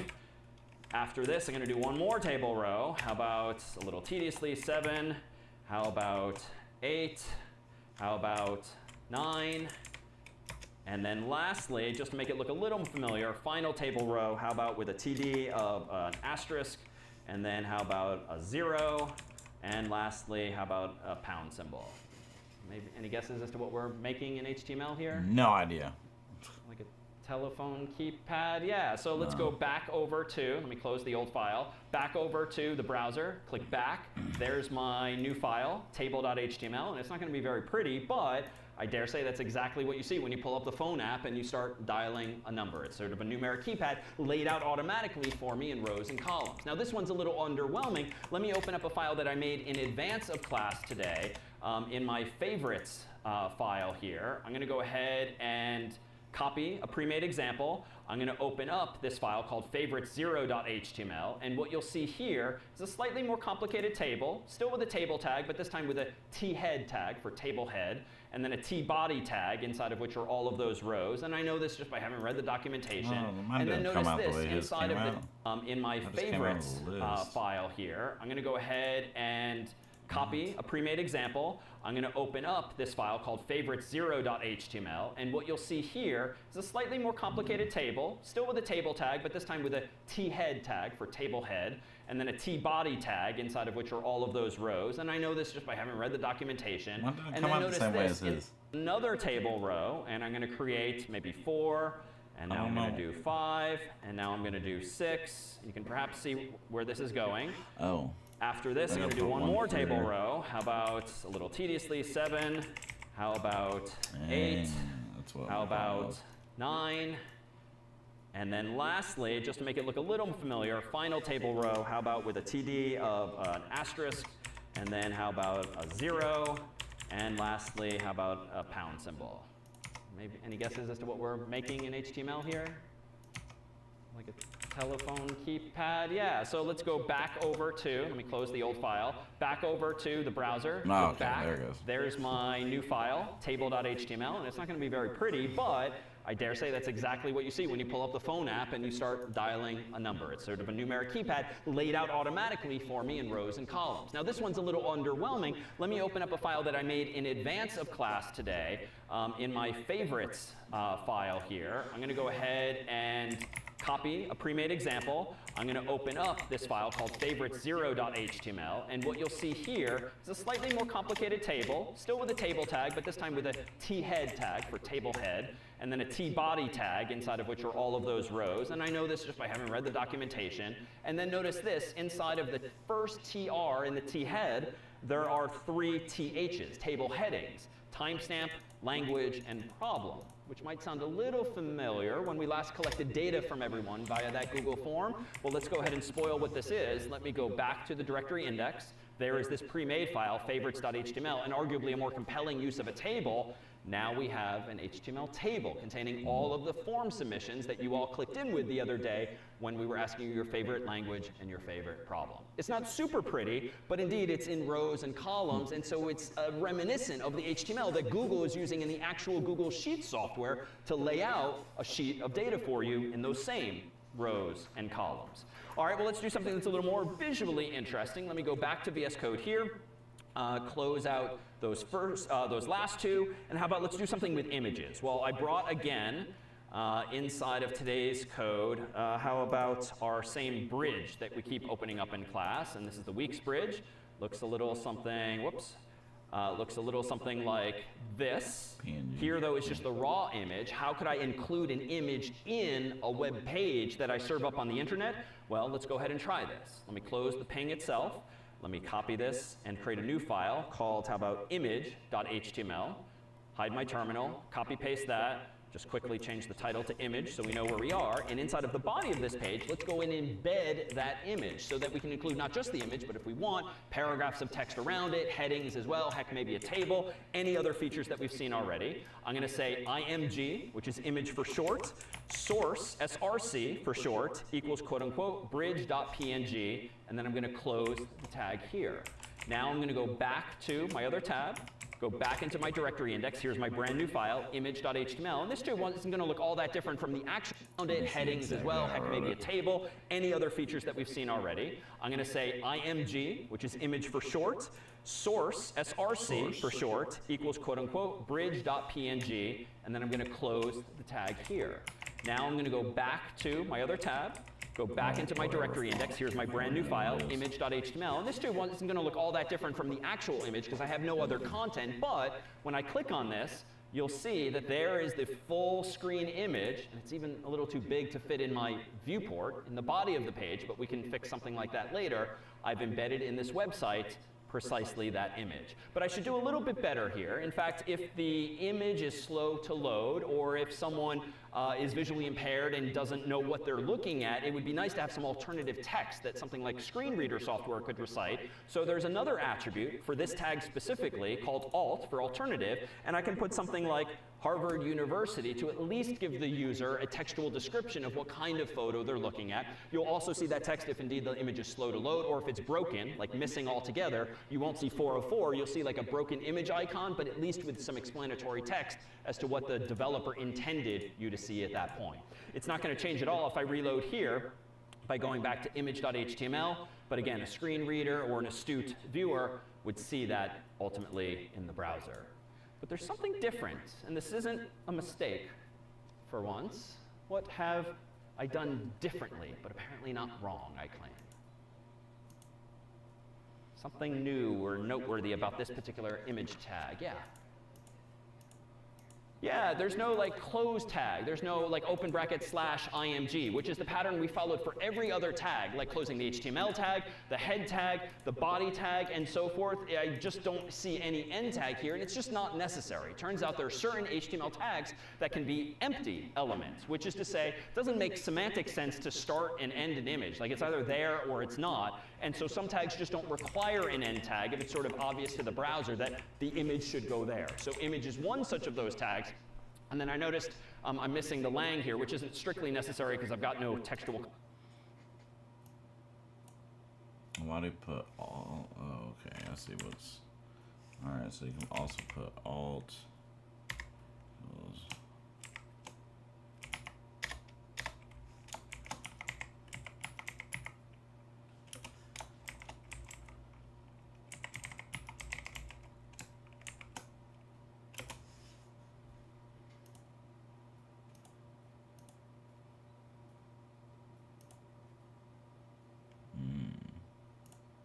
Well, we can see the picture.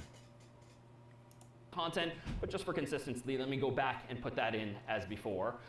Meanwhile, the image is exactly as it would appear in the screen, but it doesn't have to be just an image we embed. We can do something with like video. So let me go ahead and open up a file called video.html.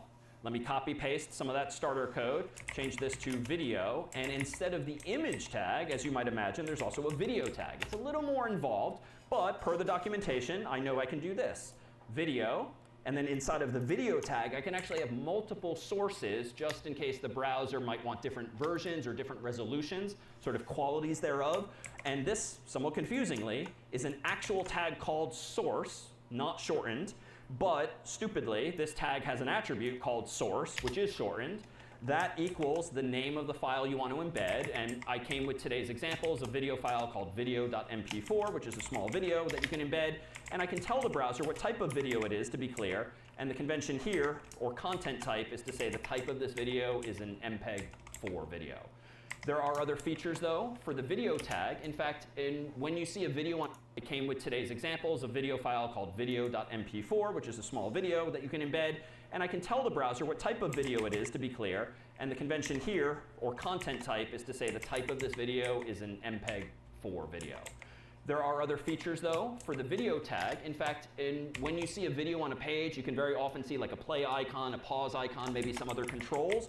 Well, it turns out you can put an HTML attribute on the video tag, literally called controls, that will enable those. If you don't turn them on, there's no way to like start and stop the video or see rather those controls visually. This way the user actually sees them. But this attribute is a little bit different from others. It doesn't actually need a value. It just has to be present, and the browser will know when it sees the word controls, oh, I should turn on the controls feature. And for good measure, especially in today's world of advertisements everywhere, if you want the video to play automatically potentially, or at least not annoy the user, you might want to mute it by default as well. So another attribute per the documentation for the video tag is that you can start the video muted as well. And only when the user clicks on it might you actually start to hear something. But of course, these are fairly basic examples of media inside of pages. Let's actually do what the H is meant to imply in HTML, the hypertext, the ability to link from one page to another. That is a feature we haven't yet seen. So let me go ahead and do this. And let me, just for completeness, let me go back into hello.html because I completely forgot the language attribute, even though that's really just there for SEO, search engine optimization, or for tools like Google Translate or the like that know, therefore, what language they're translating from. Let me go into my terminal window here, and let's create another file called link.html, which demonstrates exactly that, the ability to link from one web page to another. Let's go ahead here and change the title to link so I know where I am. And in the body of this page, let's go ahead and create what's called a hyperreference or hyperlink. I'll encourage people in this page to visit the actual Harvard website. So let's do visit, how about Harvard period, just to demonstrate where we're beginning. If I go back into this directory index, click on link.html. This, of course, is not yet a link, so I should probably make it one. Well, instead of just saying visit Harvard, maybe I should say harvard.edu. Go back to the other tab, reload, and it's harvard.edu, but I can click and highlight it, but it's not clickable. It's not underlined like a link. All right, well, maybe I need to do like www.harvard.edu. Reload, HTTP. Still nothing happening. All right, well, maybe I need the full URL in the scheme, https:// and maybe the slash at the end. Reload again, and nothing's happening. So here too, HTML is pedantic. Like, it will not create a link for you unless you tell it to create a link. And the fact that when you post on social media nowadays or in Google Docs, things are automatically hyperlinked for you, like that's a feature implemented in code. Very often Python or JavaScript or something else where some human wrote code that looks for patterns in the input you've typed in, and if it looks like you've typed a URL, it will automatically link it for you. But what are those websites doing for you automatically? Well, they're doing this. If you want to have a tag, a link here to Harvard's website, you use open bracket A for anchor, href for hyperreference, set that equal to the URL to which you want to link, close the tag, and then in between the open tag and the close tag, put the actual word you want to link to. So now if I go back to this page and reload, now I have what looked like my original attempt, just visit Harvard, but it's a hyperlink. And this is super subtle, but if I hover over that underlined word, which is blue by default, you'll actually see in the browser's bottom left-hand corner where you're going to be whisked away to, even though that's all too subtle. But this now looks like I intended, an actual hyperlink to Harvard. In fact, I could link it to the full URL, but it would be a little redundant, and even though this looks... No, there's a whole extra thing to this. Hold on. Let's see. So close it over here. And then... Oh, you just type it right... Oh yeah, because that's the word, right? So like...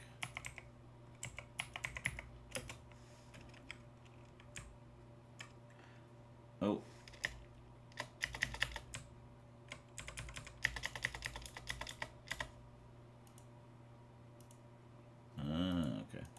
like you shouldn't have to do this. This is indeed how HTML works. The href attribute is where you're going to go. The text inside of the open and close tag is what the user will see. So if you want them to see the full URL, you got to put it there.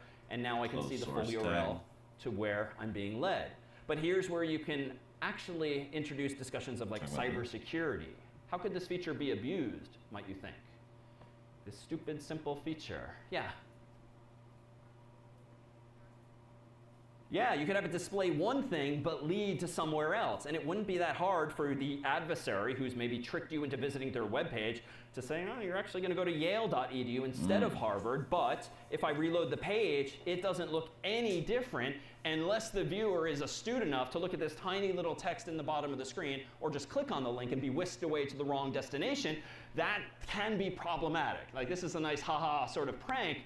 But you could certainly imagine doing this with like PayPal.com addresses or any number of banks or anything where you're trying to collect personal information from someone. And if the resulting website looks quite like the one you're actually creating, it looks quite like the website they're expecting, but is actually your copy thereof, it's all too easy to wage what are called phishing attacks, P-H-I-S-H-I-N-G, which means to lead someone to what looks like the real site, but is not, typically to get their username, their password, their credit card information, or something else. But it boils down to just these basic building blocks like this.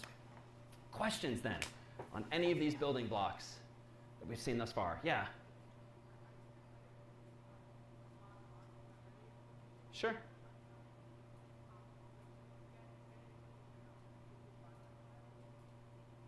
Oh, good question. How did I get it to open up? So let me rewind. So the very first thing we did after creating hello.html was open a terminal window.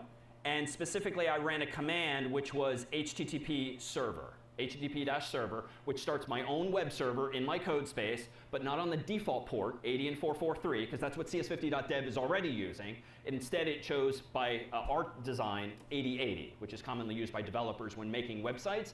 Then I just kind of hid my terminal because it's not interesting to see constantly then.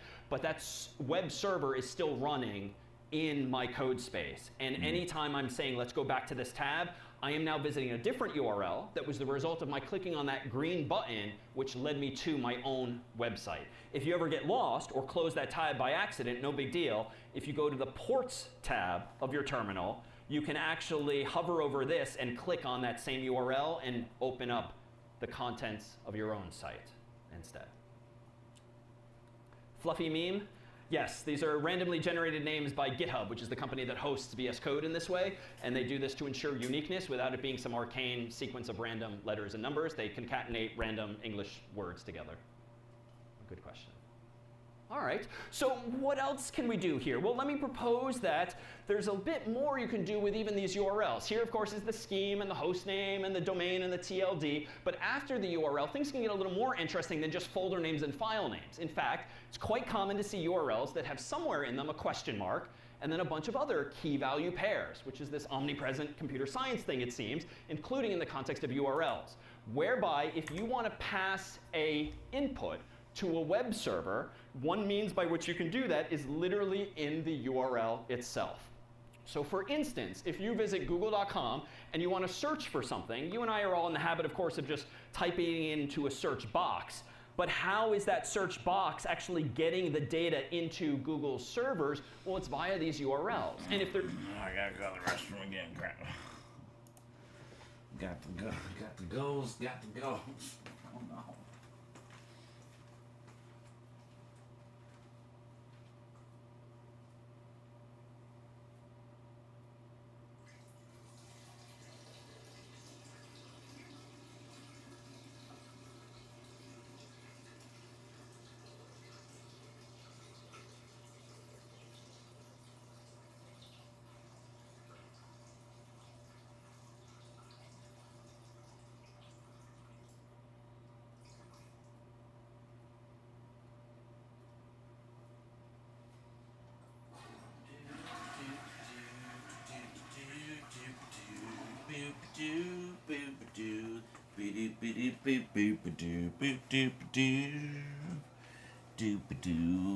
Okay.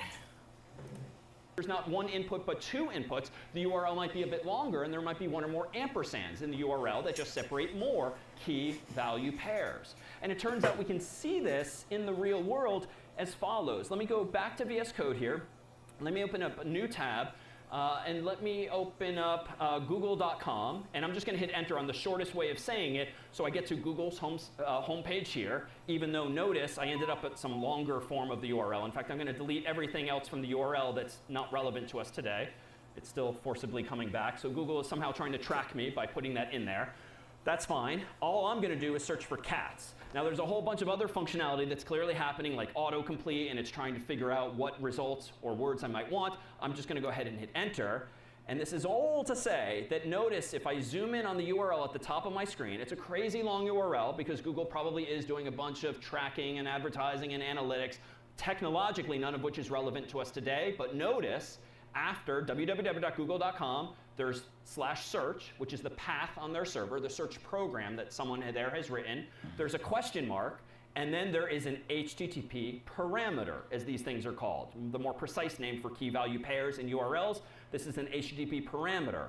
Its value after the equal sign is in fact cats. All this other stuff, I have no idea what it is. I'm going to just delete it and hit enter, and it stays gone, but I still get cats in my search results. So this, I would argue, is sort of the canonically shortest form of a Google URL that's useful. In fact, if I want to search for dogs instead, I don't have to use the search box. I can literally manually make my own URL, hit enter, and if I zoom out, there are Google's search results about dogs. So this URL too is sort of the essence then of how URLs work, and specifically the get verb, which was that keyword in all caps that I claimed was inside of the envelope, and it's what Phyllis's browser was sending, and it's what my browser has been sending through all of these examples. But here's where things now can get interesting. If I know how Google's server works, its back end, the part that knows all about cats and dogs on the internet, I can implement my own front end by just knowing a bit of HTML. So let me actually go back into VS Code here. Let me go into my second terminal, which is blank, and let me go ahead and create something called search.html.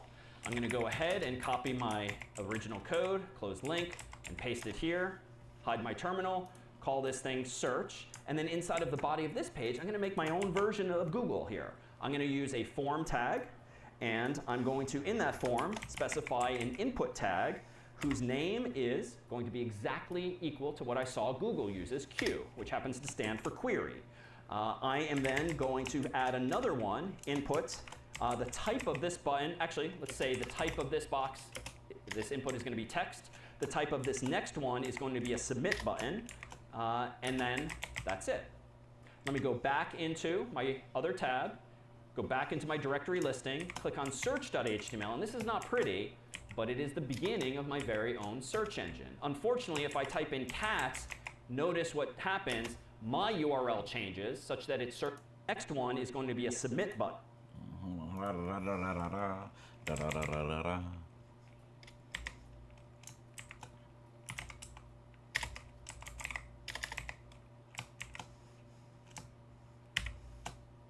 Just like that.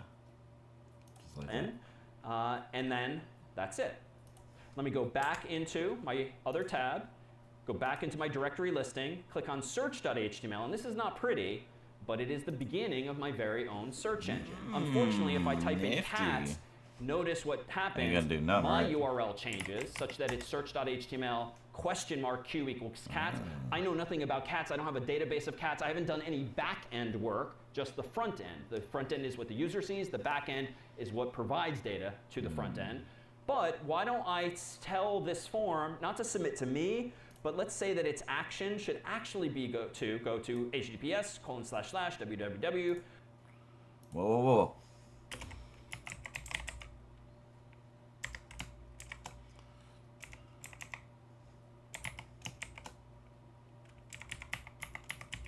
Is he gonna put Google or so? .google.com/search, which is the URL that I saw in my browser. I'm just inferring how Google works. I'm gonna be pedantic, even though this is the default. I'm going to say the method I want my form to use is get. Confusingly, it should be lowercase here, even though inside of the envelope it will be all caps.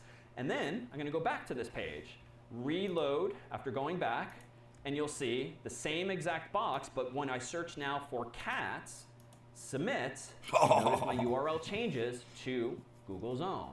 So like voila, like I just implemented my own Google without doing the actual hard part. I've actually just done the more simple front end. And there's a few other things I can do here that are sort of nice. I can change the type to be a search box. I can change the value of my button not to be the default, which notice was submit. I can say Google search, and I can keep tweaking this to make it even prettier and prettier. Here now, in my version is now a box that has cats. Notice that it's trying to complete my thought. I can actually go back into the form. I can say auto complete equals off to turn off that feature. So now if I click in this box and type, Reload.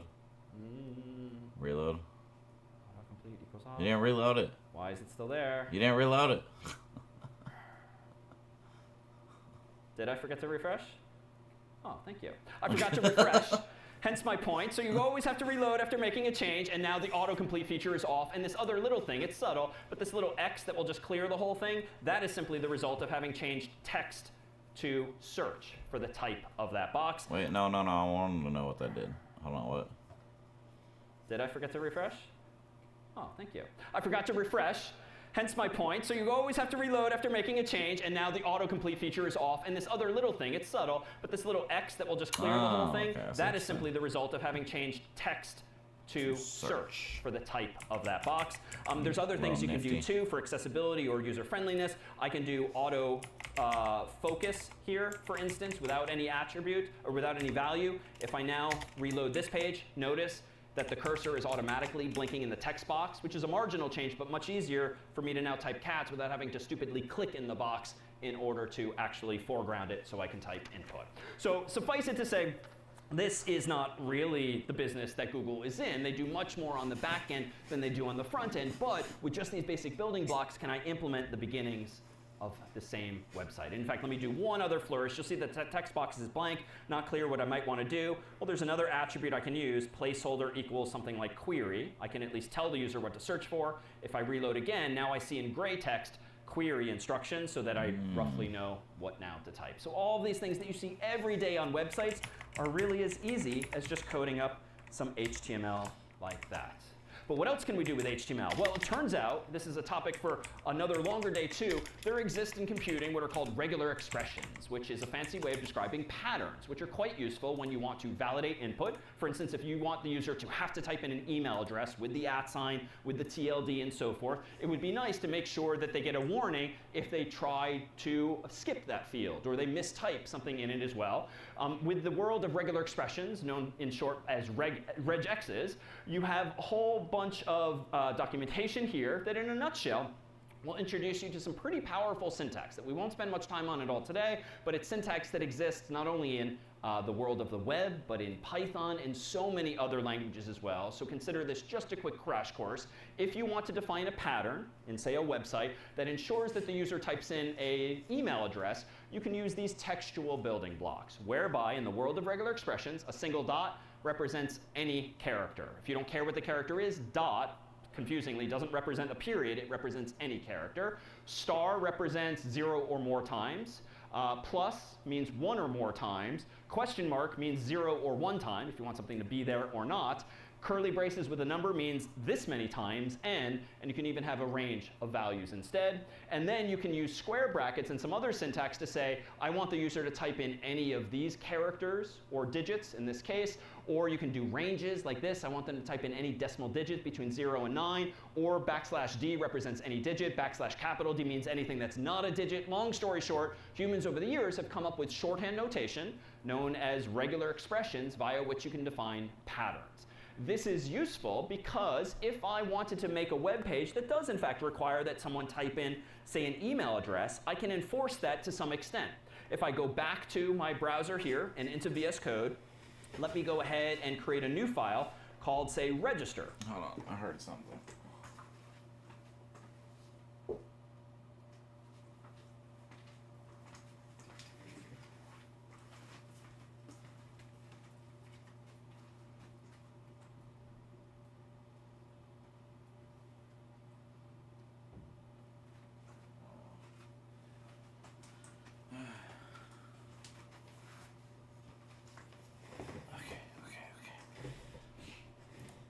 register.html to be representative of registering for some website.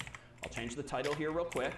I'm going to keep the form, but in this case, I'm not going to bother with Google anymore, so let's make it a bit simpler than before. And let's go ahead and do this inside of the form. Hold up.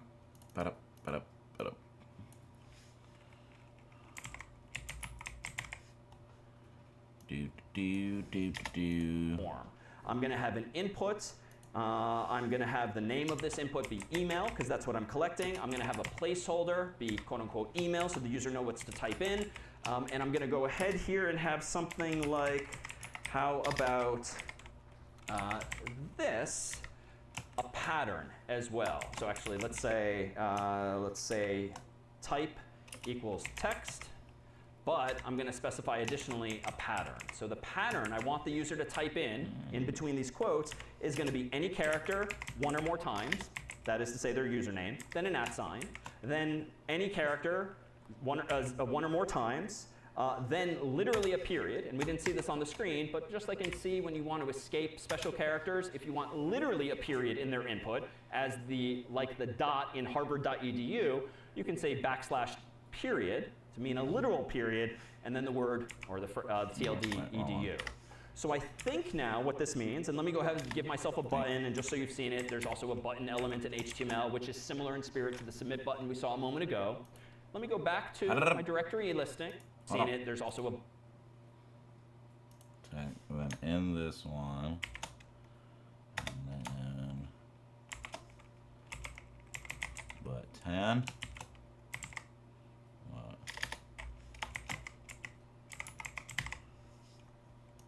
Button element in HTML, which is similar in spirit to the submit button we saw a moment ago. Let me go back to my directory listing, go into register.html, and let me go ahead and just type in like Malin as my name, register, and you'll see, please match the requested format. So I have not satisfied it properly until I actually type in something like malin@harvard.edu, and now it's happy. Alternatively, it's a little tedious to actually type in these patterns, so there are some shorthands for them. I can actually get rid of this pattern, and if I read the documentation for HTML, there is actually an input of type email, which just does all of that pattern matching for you. But the scary thing is that it's actually pretty involved to validate email addresses. I did a very simplified version of username@domain.tld. This is the regular expression that some browsers use to validate email addresses, because even though mine is relatively simple, malin@harvard.edu, turns out there's a crazy amount of syntax that is valid in email addresses, and this is where regular expressions get scary. But for our purposes today, they're a thing that exists. You might find them useful in HTML. You might find them useful in Python. They're incredibly useful when it comes to extracting information from web pages. If you're analytically minded, you like the world of data science, you like to gather and analyze data, you can use regular expressions not just to validate data, but to find patterns of data in actual websites or documents and extract that data so as to perform operations or analysis on them. So wonderfully useful, if complicated, tool. The catch, though, is this. Notice that here, I'm still required to type in a valid email address, register, and I'm getting even more explicit information this time because I use the type equals email. The catch, though, with web pages is that they're not to be trusted. Insofar as this HTML came from the server and is downloaded onto the user's Mac or PC or phone, where they have a copy thereof, I can open up developer tools as I did before by right-clicking or control-clicking and choosing inspect or whatever the menu option might be. I can go into the elements of this page, literally the HTML, and if I don't want to type in email, I want to just type in any old text and see if I can break your site, I can just change it. And now there is no such warning, which is to say, even though you will encounter, not just today, but over the coming weeks as you play with HTML, certain features, they are not to be trusted in general when it comes to security. And just like our discussion in the world of SQL and SQL injection attacks, this is one of the attack vectors. If two people are working on a website, one person's implementing the database stuff, one person's implementing the HTML, and the database person's like, oh, I don't need to worry about escaping characters because we're using the pattern attribute in the HTML.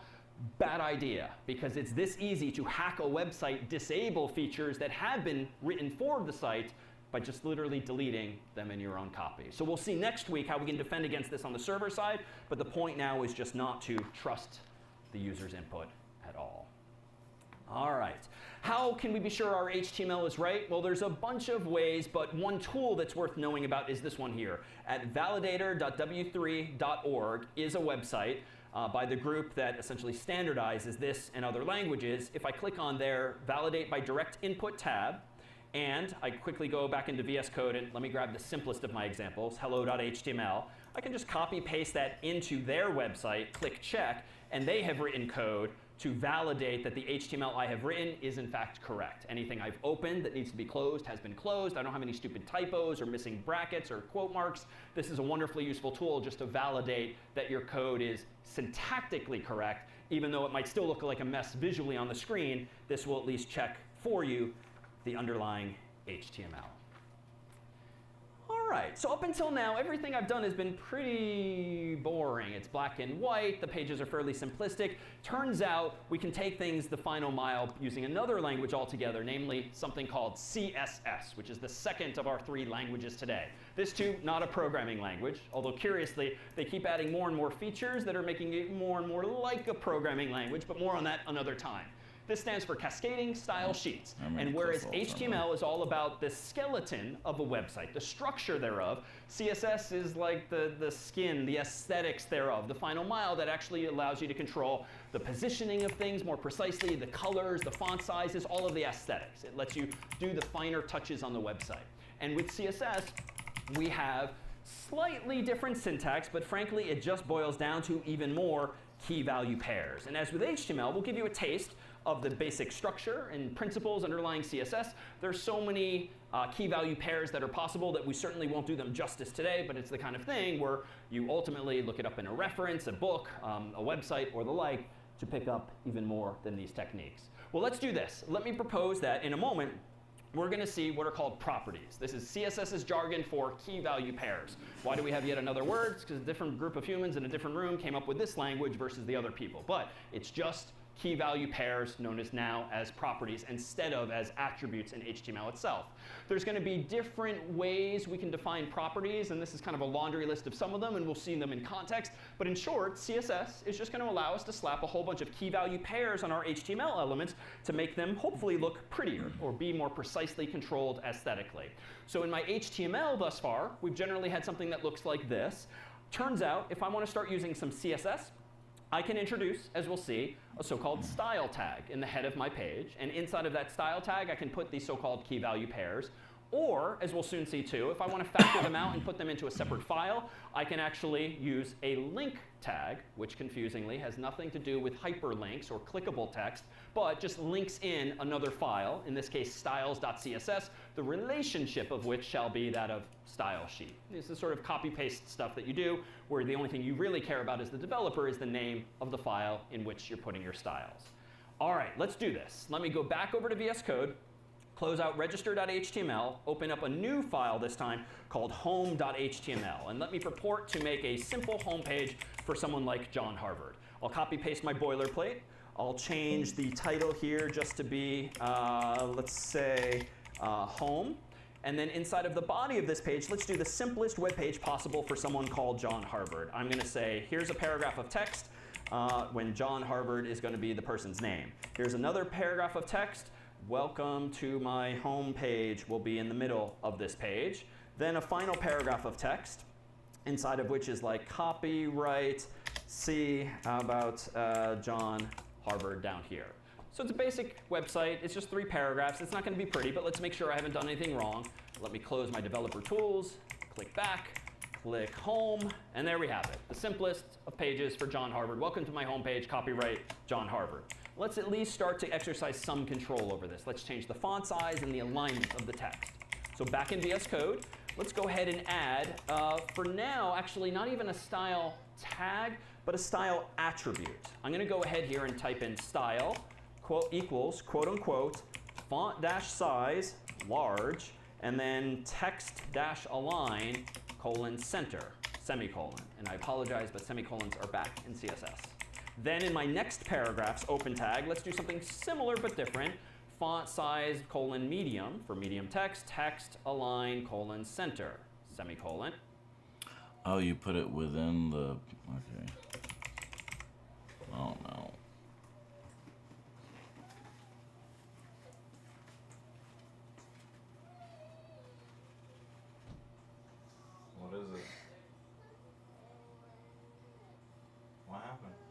want juice? Mama? Where's Mama?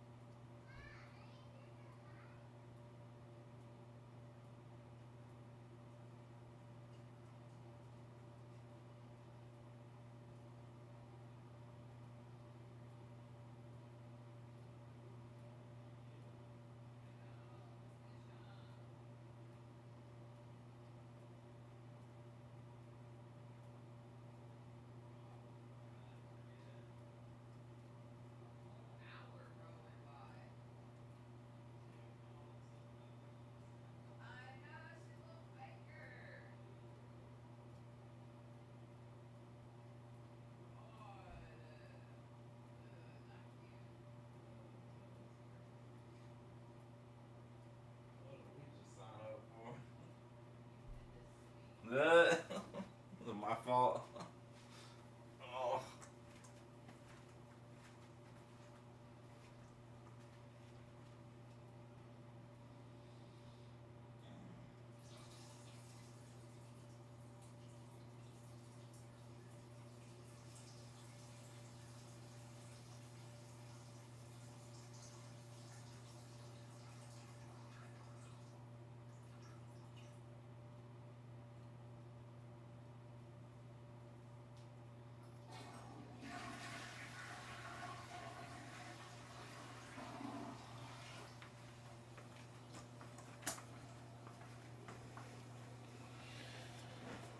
Alright, so in here, okay, cool.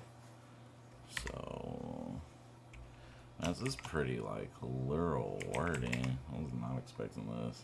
I'm sure it gets complicating at some point. Large, 6.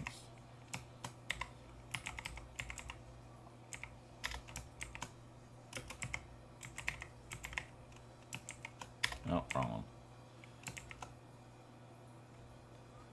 Okay, that's an interesting way to put it. So within here you put font size large, text alignment center. Okay, that's pretty simple.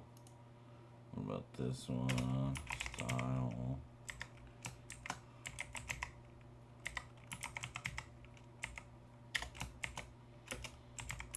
Medium. And text alignment. Oh. Alignment center. 10-4. And then lastly down here, let's do style equals, quote unquote, font size, colon, small, because it's the footer, so who cares? Text align, colon, center, semicolon. Strictly speaking, at the last key value pair, otherwise known as a property, you don't need the semicolons, but just for consistency, I'll keep them for that.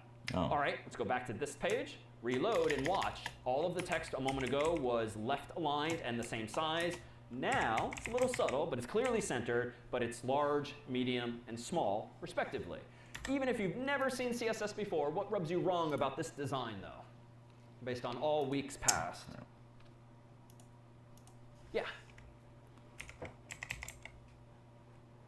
Yeah, for every line I've been repeating myself with text align center, text align center, text align center, and if we really want to nitpick, these aren't really paragraphs, right? There's like no phrases or full sentences, let alone paragraphs. So it turns out there's a whole bunch of tags we can use to lay out a page, and in fact I'm going to transition to one that's a little more generic than paragraphs, namely div, which is just going to create a division in the page for me. And this doesn't have any functional impact, but semantically it's a little nicer because it means I've got the division here for the header, the division here for the main part, and the division down here for the footer. It's just a different way of thinking about it. It's just different rectangular swap.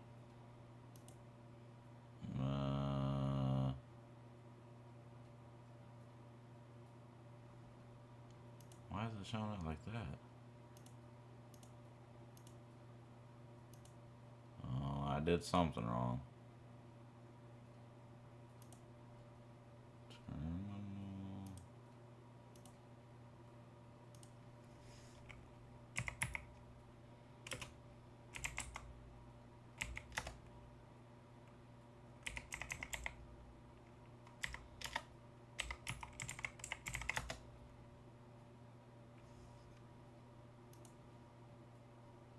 There it goes. Okay.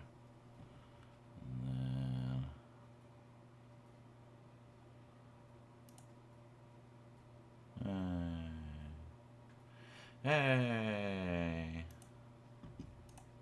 Of the page. But I like your point that text align center is kind of stupidly duplicated all of these times. Let me actually go ahead and first reload this change, because there is one side effect that we might want to get back. When I reload now using divs instead of paragraphs, well, there goes the nice white space in between my text. Divs just give me rectangle after rectangle. And as an aside, let me control click or right click, open up developer tools yet part and the division down here for the footer. It's just a different way of thinking about it. It's just different. Oh, okay. Well, I'm not gonna put it on all of them. I'll just put it like here.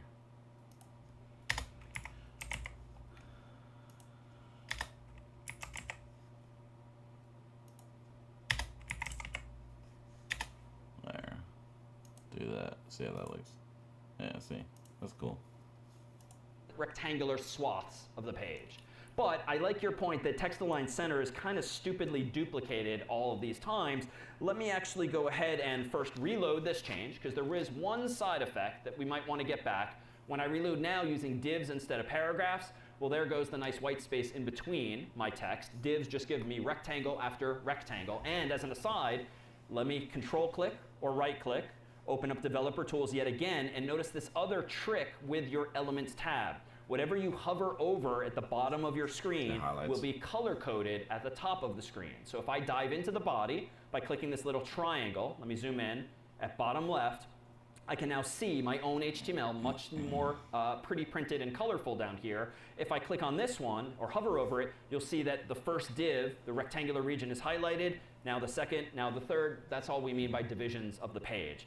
This allows me to see my copy of it in the browser as opposed to in the original file. So just another technique for developer tools. All right, but I don't like this duplication, but here is now the C in CSS. Cascading style sheets means that if you want one property or key value pair to sort of cascade down on all of the other tags inside of that one, you can do that. For instance, in the body tag, I can add my own style attribute here and put all of that text align center there. Why? Because div, div, div are the three children of the body tag, to borrow our vernacular from family trees and from trees more generally. So this too should work, because text align center should cascade down now on all three of those children. And indeed, if I reload the page, nothing visually changes, but it's arguably now better designed. All right, what more could we do here? Well, how about this? It would be nice to make clear to servers out there, like search engines, like what's going on in the page semantically. And the term of art out there nowadays is the semantic web, which essentially is about putting more hints in your HTML so that servers, like search engines, kind of know more so what they're looking at. This is pretty generic right now, div, div, div. But presumably, the top of the page is among the most important things, because that's effectively like the header of the page. Then the middle div is kind of the second most important, because it's like the main part of the page, and the footer is like the least important. So it turns out there are other tags in HTML besides paragraphs and divs. There are literally tags like header, which allows me to define the header of the page, main, which allows me to define the main part of the page, and then even footer, which allows me to define that too. So now if Google and Bing and other search engines are sort of crawling my website once it's public, they know that John Harvard's important because it's in the header. Welcome to my homepage is important because it's in the main page. They're probably not going to care as much about the copyright because it's in the footer. So it's just providing more hints to these kinds of services. Moreover, we can do some other things here. This is kind of a hackish way to implement a copyright symbol. HTML also has what are called entities, where if I can do this magical incantation here, ampersand, hash symbol, 169 semicolon, notice that VS Code recognizes this as an HTML entity. If I go back to this page and notice my first approach was just parenthesis, C parenthesis. If I reload now, having used that HTML entity, which I only know by having looked it up, now I get the copyright symbol. What are called entities, where if I can do this magical incantation here, ampersand, hash symbol, 169 semicolon, notice that VS Code recognizes this as an HTML entity. If I go back to this page and notice my first approach was just parenthesis, C parenthesis. If I reload now, having used that HTML entity, which I only know by having looked it up, now I get the copyright symbol that actually comes in the font that's being used here. All right, so let's transition now to this approach, whereby I claimed before that you can actually use a style tag. And why might we want to do this? Well, looking back at my code here, this is sort of hinting at potentially bad design, even though there are different arguments for and against this. Right now, I'm sort of commingling my data with my presentation thereof. Like, John Harvard, welcome to my homepage, and copyright such and such is sort of the data I care about. But I'm sort of mixing in the stylization of all of this stuff by putting CSS and HTML in the same place. So to be clear, all of the green stuff, and well, everything we've seen thus far, the tags and the attributes, that's all HTML syntax. Everything between the quotes is now CSS. And this is the first, we've seen this before only in the sense that we've used SQL inside of Python code. Here we're using CSS inside of HTML code, but the CSS syntax is everything thus far inside of those quote marks. Wouldn't it be nice to kind of factor that out so that I can see it all in one place, and better still, factor it out ultimately to another file? And I can do this as follows. Let me, in my home.html, get rid of all of these style attributes and really go whittle the page down to its essence, whereby I just have the header, main, and footer tags, inside of which is that content. It's already easier to read, at least for me, the human. Inside of my head tag now, though, let me go up and say style. And inside of this... oh, man.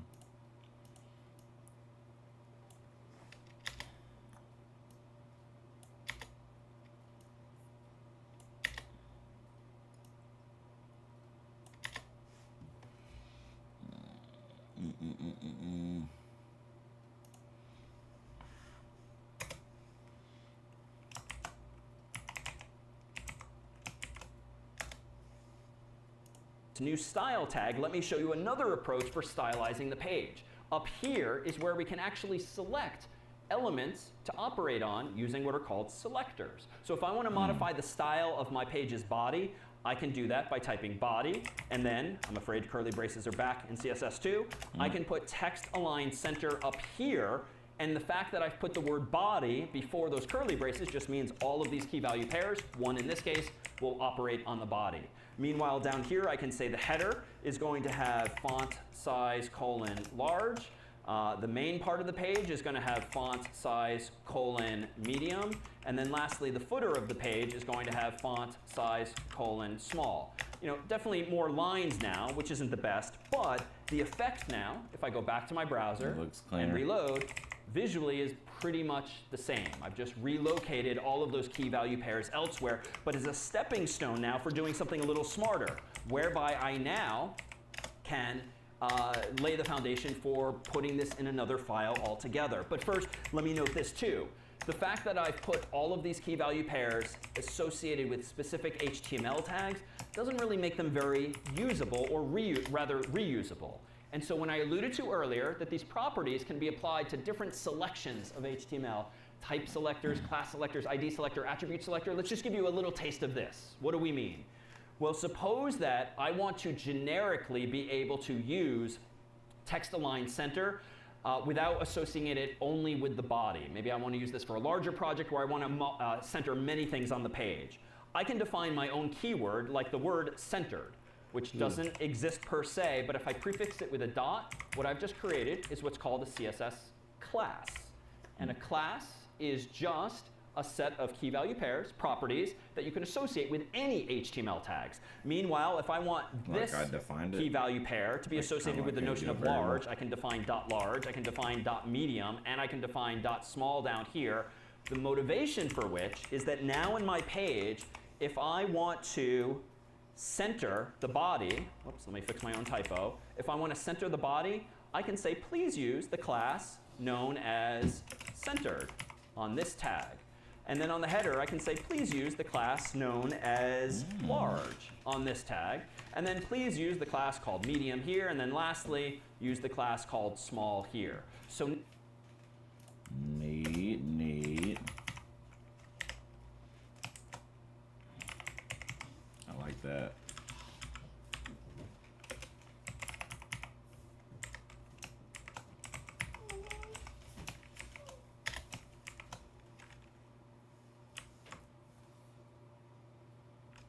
Why does that look different?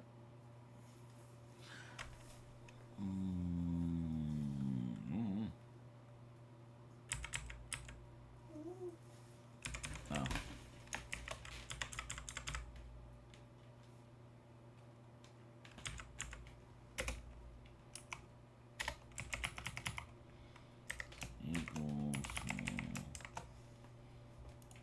now, in the spirit of a lot of the modularization we did in Scratch and in C and in Python of making your own functions, classes aren't functions, but they are a way to encapsulate one or more properties and use or reuse them anywhere you want in a web page. It's not that impressive here in this short one, but it lays the foundation for doing much more interesting things soon down the road. In fact, let's take a step in that same direction. Let me go ahead and now highlight everything I've put inside of this style tag and cut it onto my clipboard. I'm going to get rid of the style tag altogether.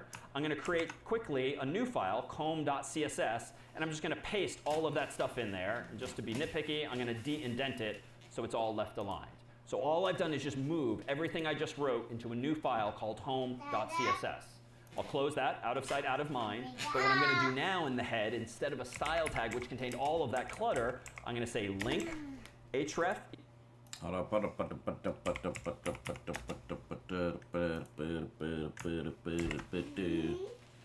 Okay, wait. Okay, so that's all Thing I just wrote into a new file called home.css. I'll close that, out of sight, out of mind. But what I'm going to do now in the head, instead of a style tag which contained all of that clutter, I'm going to say link href. Oh, did he have to copy the style part over too? A new file, comb.css, and I'm just going to paste all of that stuff in there. And just to be nitpicky, I'm going to de-indent it so it's all left aligned. So all I've done is just move everything I just wrote into a new file called home.css. I'll close that, out of sight, out of mind. But what I'm going to do now in the head, instead of a style tag which contained all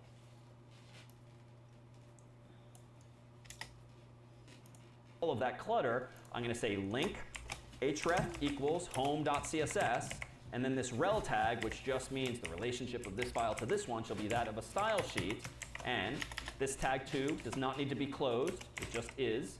And now, if I go back here and reload, still no changes other than the CSS. I'll close that, out of sight, out of mind. But what I'm going to do now in the head, instead of a style tag which contained all of that clutter, I'm going to say link href equals home.css, and then this rel tag, which just means the relationship of this file to this one, shall be that of a style sheet. And this tag too does not need to be closed, it just is. And now, if I go back here and reload, still no changes other than tweak the font a moment ago. Still no changes, but now it's better design with that file completely separate. Hold up. Mine did not work correctly. Right on.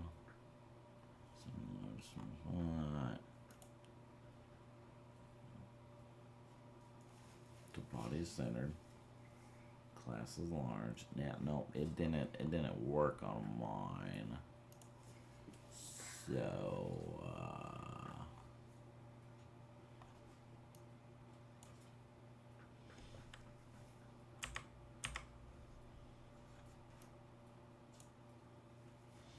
forgot how to move it over. Nope, nope, nope. Oh, dang it. Dang it. How do you move it? I forgot. Nope, nope, nope, nope. Nope, nope, nope, nope. There's a way. I forgot how to do it. God dang it.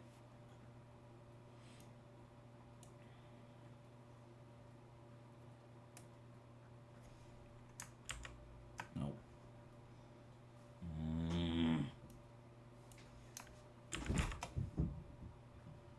How do you move it over? I say link href equals home.css, and then this rel tag, which just means the relationship of this file to this one, shall be that of a style sheet. And this tag 2 does not need to be closed. It just is. And now, if I go back here and reload, still no highlight. Everything I've put inside of this style tag and cut it onto my clipboard. I'm going to get rid of the style tag altogether. I'm going to create quickly a new file, home.css, and I'm just going to paste all of that stuff in there. And just to be nitpicky, I'm going to didnt it. How do you didnt? What?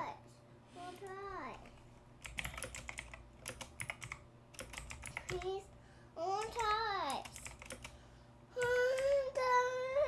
What?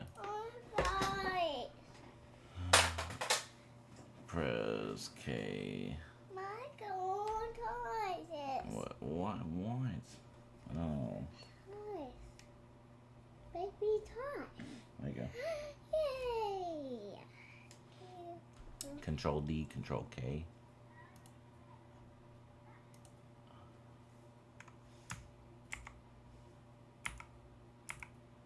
What the? What? I don't know what that's doing. That's not doing. That's doing something completely different. Okay.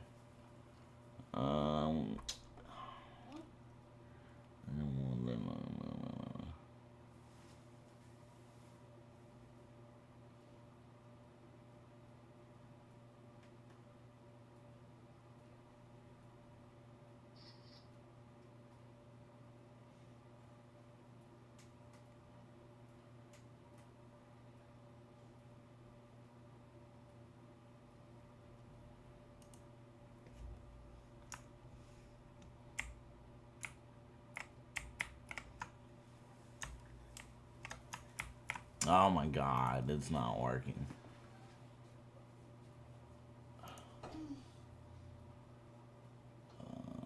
What is it?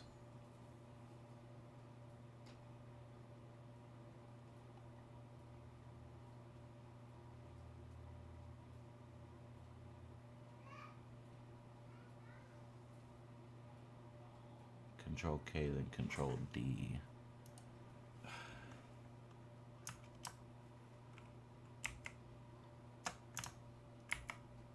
What the? That didn't work at all, bro. God dang it. Oh my God. I know when I was using the normal Visual Studio, I can just click it and drag it, but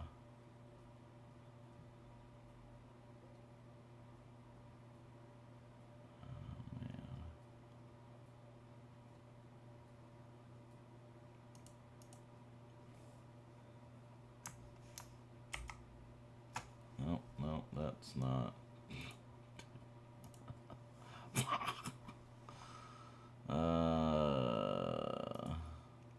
God dang it. Hi, welcome to the... If you're new, the first step is to access your settings in Visual Studio to open the settings directly, making it easy for developers. And as you type, on the indentation rules you just set, you type. Step 3. If you already have code with messy sounds like indentation, something else. don't worry. Oh my God. Selecting all text you wish to format and pressing Control K, Control F. Shortcut applies indenting and spaces format. Control F maybe? Oh my God. What? What is that doing? Oh my God. I don't know what the...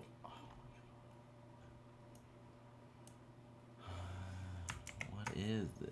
Find? Find? That's not what I'm trying to do.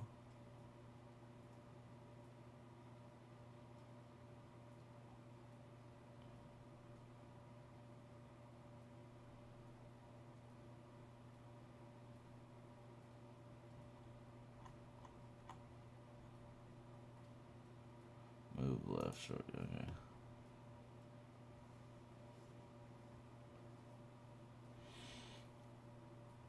Okay, well, I can't use the cursor for some reason. Control left.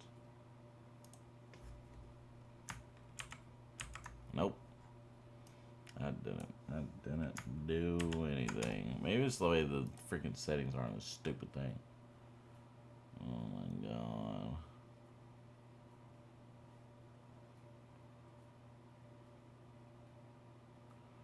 Okay, screw it. I just start them. It's so lame. Cause I can tab it over, but I can't undo that. This don't make sense. God dang it. I can do it in the other one, but I can't do it here. Oh my god.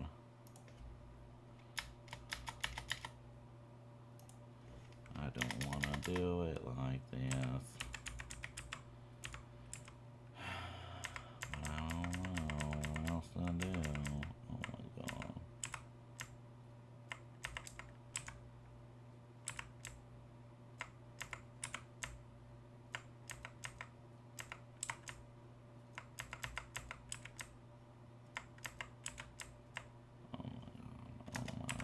Oh my god.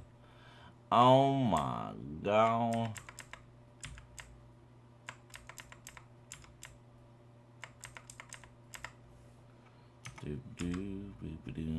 Let's screw it.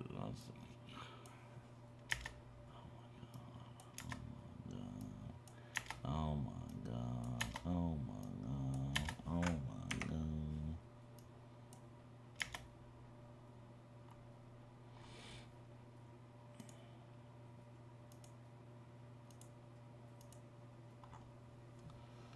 See, it's not working for me though. So it's all left aligned.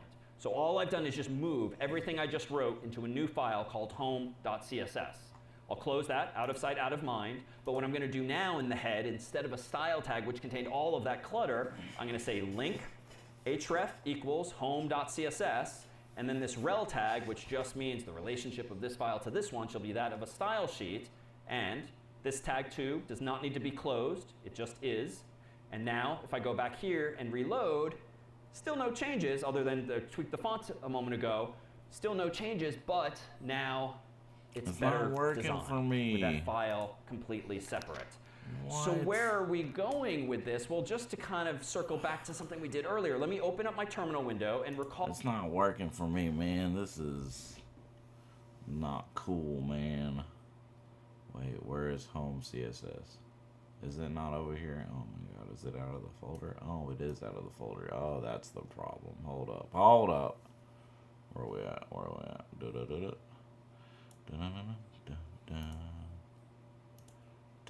That's what it was. It was accidentally out of the folder. Oh my goodness gracious. Delete that folder.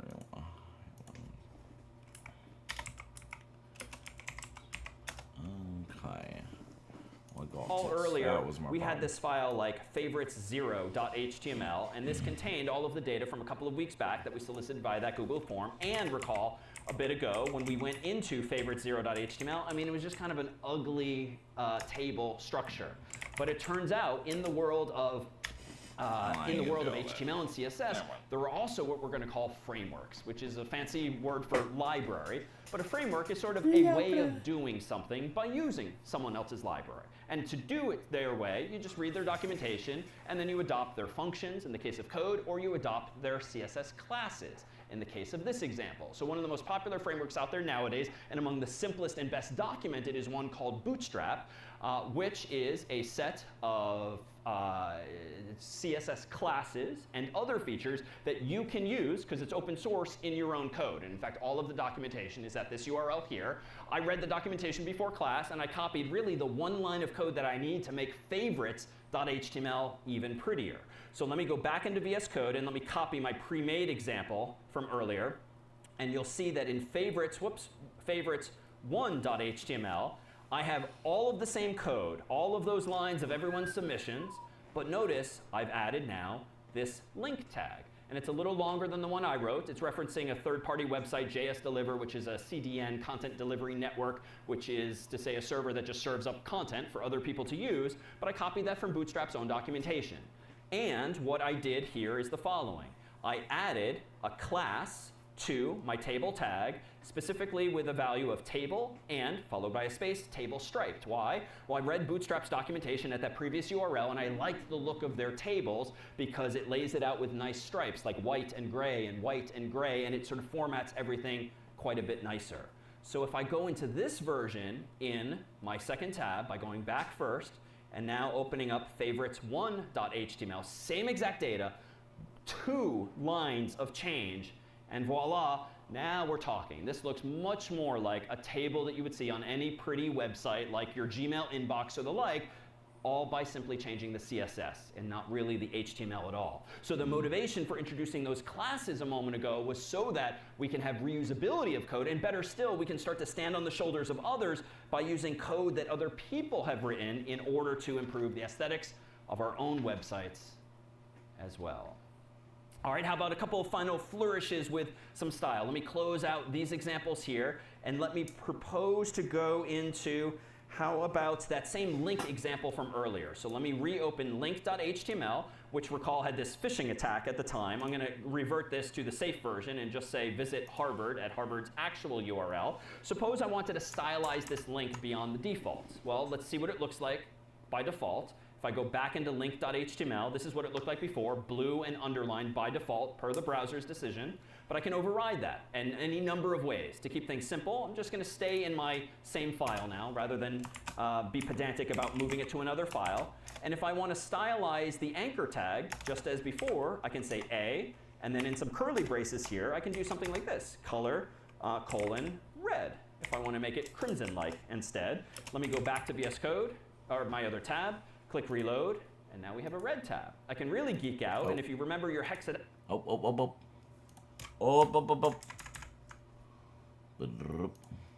Hey. decimal codes from our discussion of images a few weeks back, I can do hash FF0000, which is a lot of red, no green, no blue, and if I go back to my other tab, click reload, same exact thing.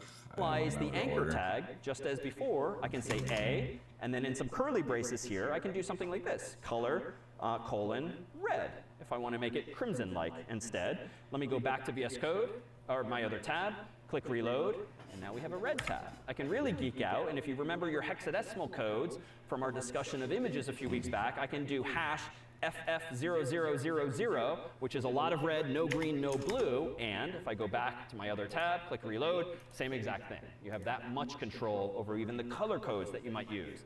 Maybe you don't like the underlining in this particular case. Well, that's fine. I can do something like text decoration none, per the documentation. I can reload, and gone is that underline. Maybe it'd be nice to hover over the word and then see the underline. Well, I can do that too. Turns out I can have these pseudo selectors whereby I say the name of the tag, then a keyword like hover, which browsers know to recognize. And when I hover over an anchor, what I want to do is change the text decoration to underline temporarily.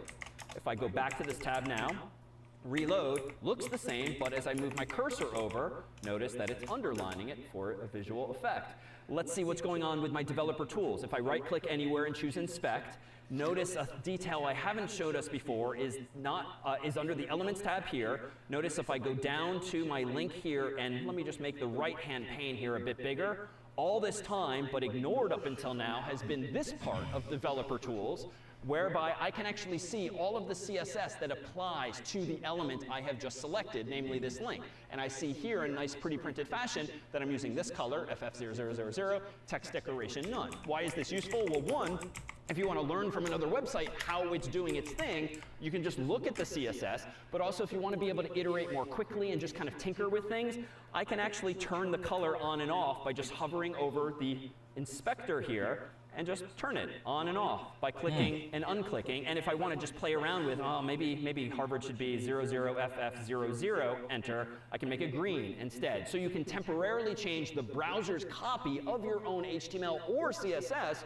just to tinker and iterate quickly, just like I tinkered with Stanford's own website, or at least my own copy thereof. Lastly, how about in terms of these selectors? These are using type selectors, that is, selecting the name of the tag. If I want to actually affect one tag specifically, a very common convention is to give an HTML element a unique ID. For instance, I'm going to call this Harvard. And by honor system, I should not give any other element in this page an ID of Harvard. The motivation is that I can now uniquely identify this tag by, for instance, changing this to hash Harvard, which is just the convention for specifying that it's not a class now, it's instead an ID. You do not put the hash, though, in the actual value down here. And what I can... Yep.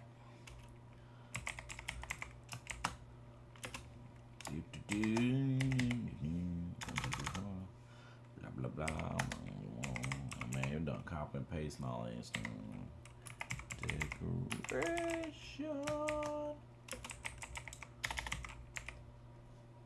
Can even do down here is something like hash Harvard. Oh, wait, no, that's not what he did. He put the Harvard part here. Okay. My bad. So,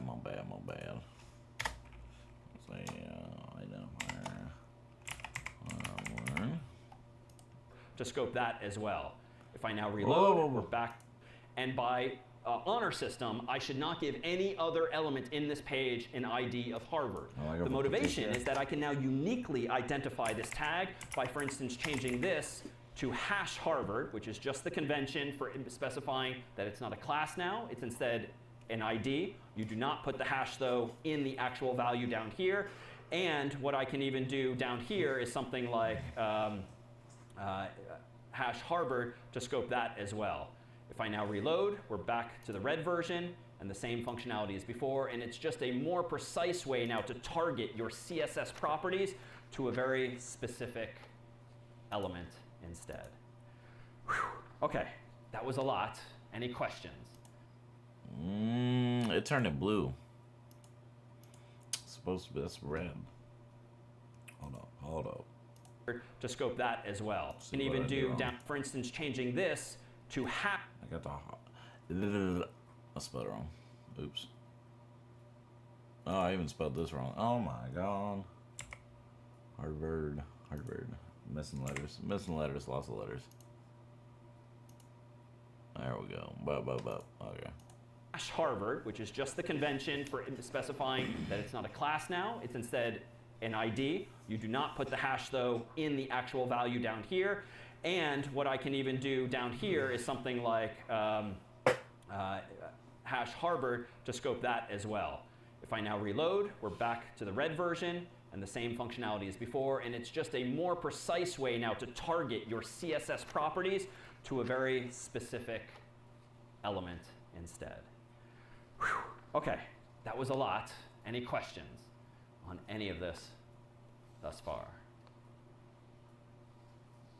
No? That clear? All right, well, one last language for the day, and we do mean what we say, like that is the extent to which you will learn formally HTML and CSS. Like everything else just follows those exact same patterns. It's different classes, it's different attributes, it's different tag names, all of which can be picked up through practice, through osmosis, through references, but that's really it for the fundamentals. And so our last focus today is on an actual programming language that we'll just scratch the surface of, if only because it's so darn omnipresent nowadays. Most every website you use Java. is made from not only HTML and CSS, but if it's in any way interactive, odds are it's using JavaScript, a programming language that is very commonly used client-side, whereby humans write the code on the server, but then your browser, as before, downloads it to the client, and then it runs in your own Mac, your PC, or your phone. That said, JavaScript is also very popular on the server nowadays. It's not just a browser-based language.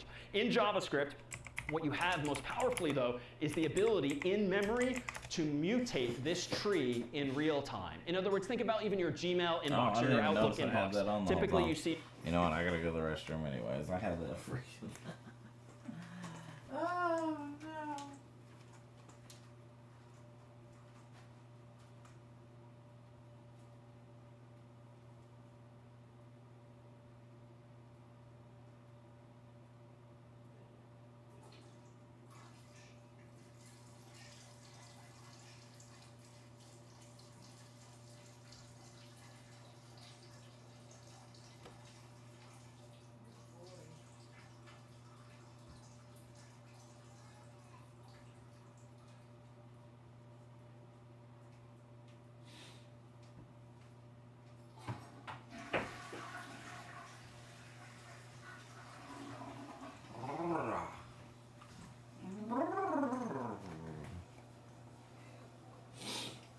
Yo. Email after email after email after email. Odds are, per today, what HTML tag is creating that UI of row after row after row? Which tag? Like the table tag, probably, right? Table row, table row, table row. But it wouldn't make, well, actually, this is the way things used to work in my day. Back in the day when you visited, not even Gmail before it existed, but your email inbox, you would download from the server a web page containing a table tag with table rows and table data elements, and that was your inbox. If you wanted to see if you got new mail, you just reload the whole page, and it would download new contents from the server and show you the new HTML. With JavaScript, though, which has come onto the scene over the past 20 plus years, you have the ability to download the data once, initially, then use code to just grab some more data every 30 seconds, or some more data pretty much any time an email arrives. And if this picture here represents not our super simple hello title, hello body page, but a whole bunch of table rows for your existing email, the moment you get more email, you can use JavaScript code to add another node to this tree, representing the table row tag again and again. So in short, with JavaScript, you have the ability to change the tree, otherwise known as the document object model, or DOM for short, dynamically in order to evolve the web page. So let's take a quick tour of what JavaScript does have syntactically, and then I'll just demonstrate some of the capabilities thereof without dwelling today on syntax beyond this. What? So in Scratch, which is looking pretty good now, you had conditionals which look... Huh? Your nose? No, the fucking toilet. What? That motherfucker was just running the toilet. It was running. You couldn't hear it. You were saying. What are you talking about? Don't worry about it, I fixed it. The toilet was like on blast mode. Just... Don't worry, I fixed it. What, from the handle? No, just the thing wasn't all the way up, even though it was full of water.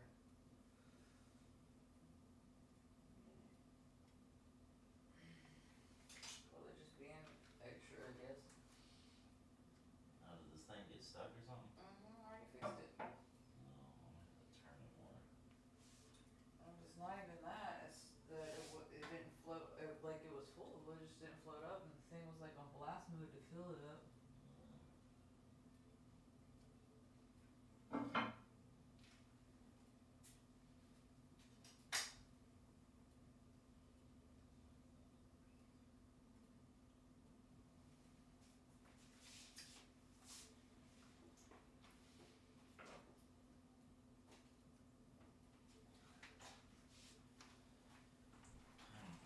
gonna have to get like new fucking gaskets or something for that. Don't worry about it right now. Pissing me off. It's like just barely. If it's gonna stay there, we could put some fucking sealant on it. No, well, I mean, it's. But. Just like the same sealant we use for the I mean, I just Coffee and replaced the shit. gaskets. I don't know. Maybe it's because I put No. it on and took it off more than once or something. I don't fucking know. Is it leaking still? Just like barely. It's got like a tiny bit of water on it, but I think it's leaking from the bottom. It's That's leaking how from they the tell. bottom. Oh, It is. because you gotta be careful with it, cause like plastics, I don't want to tighten it too much, but yeah, it was leaking from the top, now it's not, but now it's leaking from the bottom. Yeah, from this piece right here, or this one of the two. Such a fucking bitch. Yeah, it'll be fine. So I put in 4 resumes. One of them's that really cool looking building on the river downtown. Oh, really? 3 of them are close-ish by. That one was like, it was just such a cool building that if I got a job there, I'd be okay with it just because it's a really fucking cool building. You know that one that looks like the Spectrum Tower? The little Spectrum fucking things we get here that are like this? Oh, yeah. And then it's at a tilt that you always see on the lake line. Yeah, it's Where called are you trying to get a job at? just for Greystar. Grace got a star. Oh, with him? Steven, yeah. He Oh, said he's yeah. gonna call some people out. Yeah, if he could, I mean, that'd get your foot in the door, and then you'd start getting experience in that field. I already have experience in that field, but I have legit experience in that field. You have experience? From my knowledge, from my schooling, I already know what the fuck to do. That's the easy part. That's not hard contractual stuff at all. But it would be experience, and I could definitely work more than 90 days, so he'd get a bonus. And if I work 90 days, I get a bonus, because everyone that I applied to offered a $2,500 bonus. Well, So that's a whole mortgage payment. well, You know, so just staying with them for 3 months is a mortgage payment within itself. well. And then they don't do the, what is it called? No compete clause. So, Yeah.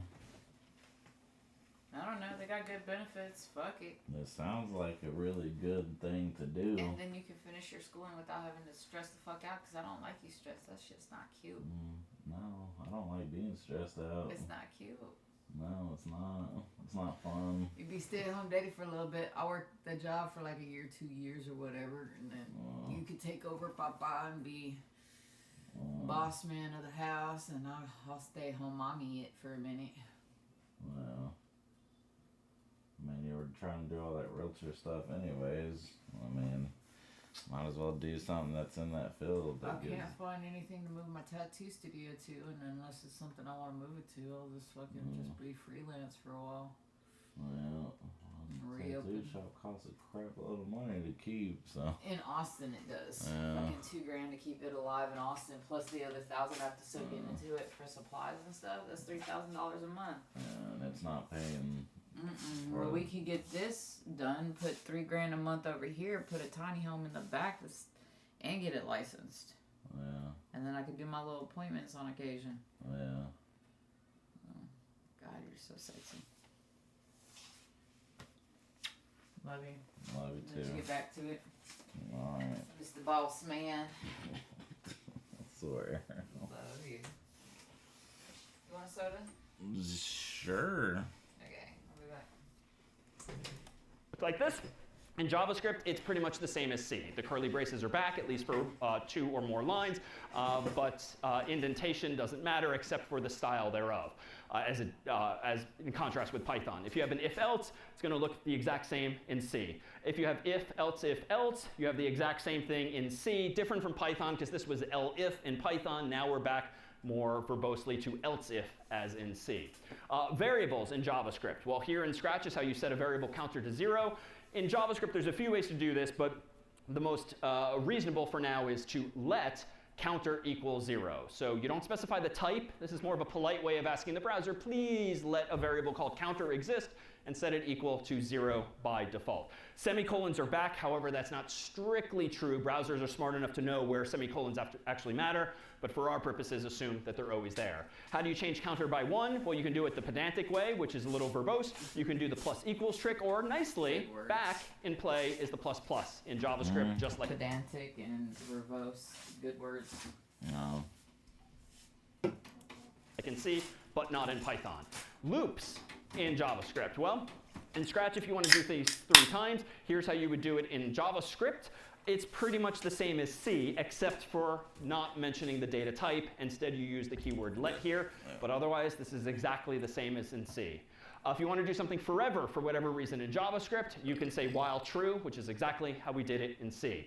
If you have a web page like this, meanwhile, and you want to insert some JavaScript to it, you can do it in a few different ways. You can put a script tag, just like the style tag in the head of the web page. This can get you into trouble, though, for reasons you might encounter, whereby if you put your JavaScript code up here, and you try to use it to modify the web page, but the web page isn't defined until down here, you can get into some a race condition, really, where the data does not yet exist.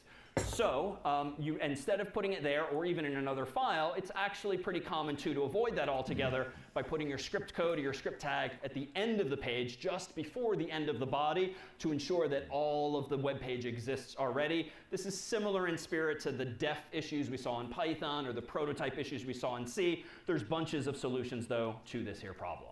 But let's now take some JavaScript for an actual spin and use VS Code to write some of it as follows. In VS Code, let me go ahead and close link.html, open up my terminal temporarily, and let's improve let's just improve the very file hello. Well, you know what, I'm probably going to have to keep this all in one thing, so let's, screw it, I'll just go ahead and delete this folder, and then go in here, so,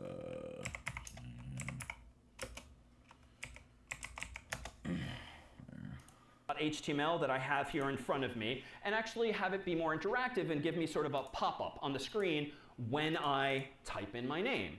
So let's start as follows. First, let's go ahead and change this just to hello, just for short. And in the body of this page, let's give myself a form. And in this form, let's give myself an input. We'll turn off autocomplete just to avoid distractions. We'll turn on autofocus to save me a click. I'm going to give this HTML element an ID, uniquely of name, a placeholder also of name, just so the human knows what to do, and the type of this field shall be text. In other words, I want to create a program a la week 1 and week 0 where I type in my name and see hello such and such. I'm going to give myself an input, a submit button with input type equals submit. Don't really care what the button says, but I do care now. When I go back to my other tab, close my developer tools, go back into hello.html, I now have something that looks like this. It looks similar to our search example for cat, but now this field shall be text. In other words, I want to create a program a la week 1 and week 0 where I type in my name and see hello such and such. I'm going to give myself an input, a submit button with input type equals submit. Don't really care what the button says, but I do care now. When I go back to my other tab, close my developer tool, close a submit button with input type equals submit. Don't really care what the button. No, just submit. Okay, whatever. Jesus.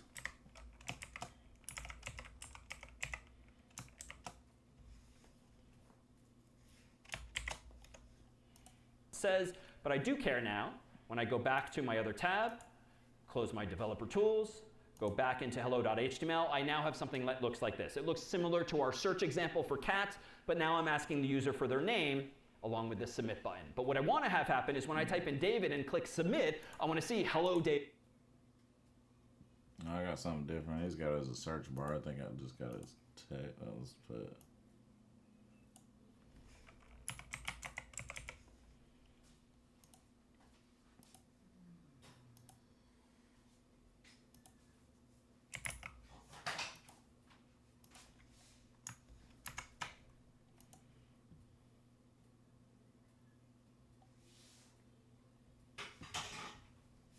David somewhere on the screen. Well, how can I do this? Well, a few different ways, but JavaScript allows me to do things like this. And for upcoming problem sets, you won't necessarily have to write JavaScript like this, so consider this a whirlwind tour, not so much something to ingrain. Here, I can add a new attribute to the form tag called onSubmit, which, as the name suggests, means call the following function when this form is submitted. Well, what function do I want to call? I'm going to call it a greet function, and that's it for now. How do I define a greet function? Well, I could, among other places, put this inside of the head of my page in a script tag. I can define a function in JavaScript by literally saying function, and then the name of the function, and then in parentheses any arguments there too. I'm not going to have any. And then in curly braces, I can actually define the meat of that function. And for instance, I can do this. Let name equal the following. Document.querySelector. And now what I want to do is this. Document is a global variable that just comes with JavaScript in the browser that allows me to write code involving the whole document, the web page itself. Query selector is a fancy name for a function that lets me select specific elements of the page using CSS selector. So the very same syntax we saw with names and with dots and with hash symbols a moment ago are back in play for JavaScript here. So if I want to create a variable that stores the name that the human typed in, what I can do is pass to query selector a selector for that element, which is quote unquote hash name, where hash just means ID. But the reason I'm using name is because the unique identifier I put here is name. If I change this to foo nonsensically, that's fine. I just have to change this to foo up here. So I'm in full control over what is called what. But if I want to get the value that the user typed into that box, I now do value. And we've seen these dots before. In C, they were for accessing structs. In Python, they were for accessing contents of objects. So this just means use the document global variable, use the query selector function or method inside of it, get the element whose unique ID is name, and then go inside of that text box and give me its value. So it's a very long-winded way of saying store the user's input in a variable called name. But what's nice now, even though this is going to be a bit ugly, is I can then use a built-in JavaScript function called alert, and I can say something like hello, comma, close quote, then plus, which we've seen before in Python, and concatenate with it that name's value. Now this isn't quite complete, and for reasons I'm going to wave my hand at, I also need to add annoyingly return false down here, because otherwise if I click submit, yes, the greet function will get called, but the browser will still try to submit the form to a server, which is going to interrupt my own code. So long story short, this is a bit of a hackish approach for now to just making sure that the only thing that happens when I submit this form is that my function is called. Now if I didn't screw anything up, I should now see, after reloading this page, a prompt for my name. I'll type it in, and when I click submit, I should see an ugly but functional alert box pop up with dynamically generated text, namely hello, comma, David. I say it's ugly because by convention, Chrome shows you the full URL or the domain name of the website in question, which is my randomly generated one, which does look stupid. So we can do better than this. But the point is now that I have written code in JavaScript to listen for the submission of this form, and when that happens, call that their function. And this is generally the paradigm of JavaScript.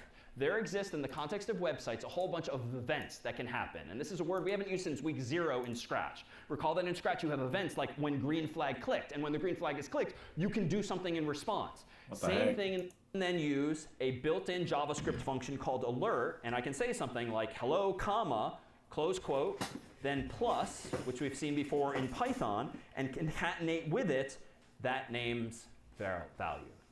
Now this isn't quite complete, and for reasons I'm going to wave my hand at, I also need to add annoyingly return false down here, because otherwise if I click submit, yes, the greet function will get called, but the browser will still try to submit the form to a server, which is going to interrupt my own code. So long story short, this is a bit of a hackish approach for now to just making sure that the only thing that happens when I submit this form is that my function is called. Now if I didn't screw anything up, I should now see, after reloading this page, a prompt for my name. I'll type it in, and when I click submit, I should see an ugly but functional alert box pop up with dynamically generated text, namely hello, comma, David. I say it's ugly because by convention, Chrome shows you the full URL or the domain name of the website in question, which is my randomly generated one, which does look stupid. So we can do better than this, but the point is now that I have written code in JavaScript to listen for the submission of this form, and when that happens, call that their function. And this is generally the paradigm of JavaScript. There exists in the context of websites a whole bunch of events that can happen. And this is a word we haven't used since week 0 in Scratch. Recall that in Scratch you have events like when green flag clicked. And when the green flag is clicked, you can do something in response. Same thing in the world of web programming. Here are just some of the events that can happen in a web page, like the user can change something, click on something, drag something, key up, put the keyboard up, put the mouse down, or other things, What I'm listening for is the submission of a form, which is cool because in JavaScript then, you can essentially write code that listens for any number of these events and then does something when it happens. Consider, after all, in Gmail, if you click the little refresh icon within Gmail itself to get new mail, it runs some JavaScript code, it turns out, to talk to Google's servers, get more email, and update your site. If you click and drag on Google Maps to see like higher up geographically, well, what's happening? Some JavaScript code is listening for your mouse going down and dragging so as to go fetch more tiles, more rectangular pictures of the map wherever you're trying to drag. So anything that's interactive in websites nowadays like that is using JavaScript by just listening for things that you or someone else might actually do. Well, let me go ahead and start opening some pre-made examples just to give you a sense of the other syntax that is in use today with JavaScript. I'm going to go ahead and open up a version. Oh, wait, I misspelled this. Oh,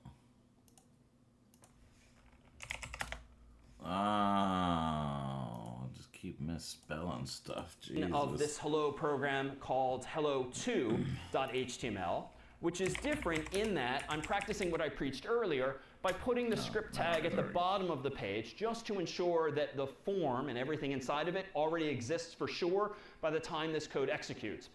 Moreover, what I'm getting out of is the business of using the onSubmit attribute. So just as I tried to get my CSS out of my HTML and put it elsewhere, similarly, I'm trying to get my JavaScript code, like the greet function, out of the HTML and putting it down here. Now, why is this useful? This is a big mouthful, but it just follows a general pattern as follows. Document.querySelector, quote unquote form, is just getting a reference to the actual form element in the page. So if you imagine in your mind's eye that this is drawn out as a tree in the computer's memory, this is just getting me a pointer to the form node in that tree. Haven't seen this before, but it kind of does what it says. Add event listener is a function or method that you can call on any element that just tells it to listen subsequently for this event. Hey, and what's when that that? event is heard, submit in this case, it's a lot easier call the following anonymous than function. doing C, Otherwise, honestly, a lambda but function, but long story it's short, a lot this of stuff syntax to just remember. means when submit happens on that element, execute the code between these curly braces. What happens? Alert, hello, quote unquote, document.querySelector name.value. I didn't bother with the variable this time. This does exactly the same thing, but is a purely JavaScript solution without using the onSubmit attribute. And we show you this only because, especially for final projects, you might want to do something like add event listener to make like maybe a drop-down menu or some interactive clickable thing in your website that just listens for one of these events to happen before actually executing some code. Notice I've been conventionally using single quotes in JavaScript because that's just a thing in the JavaScript community to generally prefer single quotes over double quotes. Why? Well, it means people in JavaScript are hitting the shift symbol like much less than the rest of the world to get double quotes. It's just a convention. So long as you're consistent, either is fine, conditional on not having actual apostrophes in text and such. Let me show you one other convention.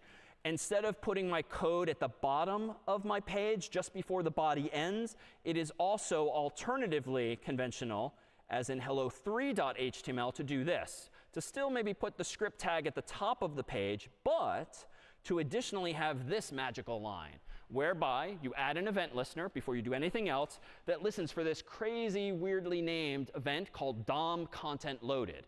But now that you've heard DOM briefly, DOM is document object model, it just means the tree in memory. This is just the fancy way of saying when that tree is loaded, go ahead and do the following. And this ensures that when a browser reads all of this code, top to bottom, left to right, this code won't actually be executed until the whole DOM is loaded into the computer's memory. That whole tree is built. So that's all that's being referred to there. The rest of the code is actually exactly the same. What more can we do? Well, just so you've seen it, I can delete all of that code, move it to a file called like hello.js, and in the fourth version of this example, I'm back to just HTML because I can put all of the fancy complexity inside of my script tag here, factoring that code out into hello4.js. But the code is otherwise, I claim, unchanged. All right, this is a lot, I know. It's quick, but do the general principles make sense? Like just listening for events and running some code in response. That's really all we're talking about, a la week 0 with Scratch. All right, well, let me let things escalate just a little bit, and this time I'll open the demo first. Let me go ahead and open up hello5.html, which I wrote in advance, which, okay, is definitely... Yeah, this pretty much... I mean, I'm going through these classes because I really just want to get into coding. And this is an introduction to computer science. So it teaches, like, kind of everything in an introduction. And I want to get in the field. I mean, I don't necessarily know exactly what I want to do, but I want to get in it. So that's why I'm kind of just learning all this stuff. And the cool thing about this class is it teaches the front end, the back end, like it kind of gives you an introduction to every part of it. So that's what's, but yes, that's totally pretty much where I'm going with it. So, yeah. Starting to look like a mouthful, but in a moment it'll make a bit more sense. Let me go ahead into my other tab here, click back, go into source 8, which is all of my pre-made examples, and I said we're in Hello 5 now. And in Hello 5, there's no submit button because watch this fanciness. When I search for something like C watch this fanciness. Or David as a full-fledged word there, notice it's just happening inside of the web page. Moreover, if you poke around, let me right-click on the page, let me inspect to open my developer tools, let me expand the body down here, and actually let me reload the page. So notice, by default, this is what my web page looks like. It's just got an empty paragraph tag for some reason. But watch what happens at the bottom of the screen, and I'll zoom in a bit more, when I start typing my name like D, and then let me expand this triangle. You see it beginning, A, V, I, D. When I say that JavaScript can mutate the DOM, the actual tree in memory, like that's what you're seeing. You're seeing the HTML pretty printed, color-coded version of that tree in memory. And how is it working? Well, if we go back to the code here, well, let me wave my hands at this first line. This just means don't do this until the whole DOM is loaded. Let's look at this line, which means give me a variable called input and set that equal to, okay, the input tag on the page, the text box, and then do what? Well, take that input, add an event listener that's forever listening for key up, like my finger going up off the keyboard. And when that happens, call the following function, which has no name, but that just means call these lines inside of the curly braces. Well, what happens inside of those curly braces? Well, here's a variable called name, and this is just pointing at the paragraph tag, apparently. I'm checking this question, if there's, if input.value, so this is like saying if input.value does not equal quote unquote, just implicitly, go ahead and set the inner HTML of that name variable equal to hello, quote unquote, input.value. Now this is crazy syntax, and I'm showing it just because you'll see it in documentation online. This is similar in spirit to Python's F strings. It's ugly syntax with dollar signs and curly braces and, worse yet, backticks. However, this is a manifestation of really the JavaScript community presumably deciding that if you want the language to evolve, you have to make sure you're backwards compatible with old versions of the language. So they chose characters and syntax that probably do not appear already in the wild. That's why sometimes things look uglier, I would surmise, than otherwise. But long story short, this just means if there's input there, go ahead and say hello, comma, input. Otherwise, it says by default, hello, whoever you are. And in fact, if I go back here and delete my name, watch what happens. It goes back to that default. So here's just an example of listening for keystrokes going up and down and making sure that the page responds accordingly. How about something else? Let me go back into my directory listening. Let me open up background.html, which I wrote in advance. It's super simple, but this is the first of like an interactive website that has 3 buttons labeled R, G, and B. As you might imagine, clicking on R does that. G does this, B does that. Well, how is this working? This is the first example now where you can use JavaScript code to alter CSS dynamically. So let me reload the page so it's back to white. Let me open Developer Tools. And watch what's happening now on the body tag specifically. Initially, there's no stylization on the body other than the browser's default margins and whatnot over here. But watch what happens at bottom right when I click on the R button. You see that all of a sudden, background color, :red, was dynamically added. Now it's green. Now it's blue, and notice the HTML at bottom left is changing too, so somehow I am listening for clicks and then changing CSS in response. So if I go back to VS Code, let's close Hello 5. Let's open up Source 8's version of background.html. I'm sorry, the printer's running in the background. Yeah, I finished the C classes, and they were super easy at first, and then they got really hard, and then harder, and yeah, it took enormous hours to finish that. What is this? Oh.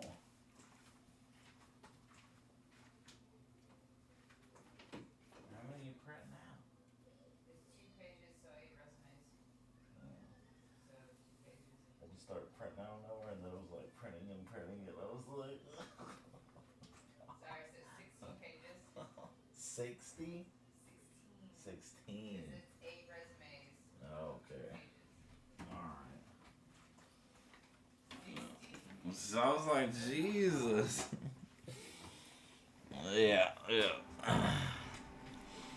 Yeah, the C stuff was like, man, dude, the pointers, that was a lot. That was really hard to, that was the hardest part. Well, it wasn't so much like I could understand how it worked, but like trying to get the syntax down to memorize was the hardest part. Yeah. No, really? Yeah, he's talking a little bit. I don't know much. The only thing I know about JavaScript is if you want to put hello world, you put like console log and then put hello world. I don't even remember if you put print or not, but I remember you got to put like console log or something. Yeah, as long as you remember the concept. Yeah, C is like, yeah, it's the pointers. I mean, it's, yeah, I understand how it works and what it's doing. And like, even if I read it, like if I'm looking at it, like I can read and see what it's doing.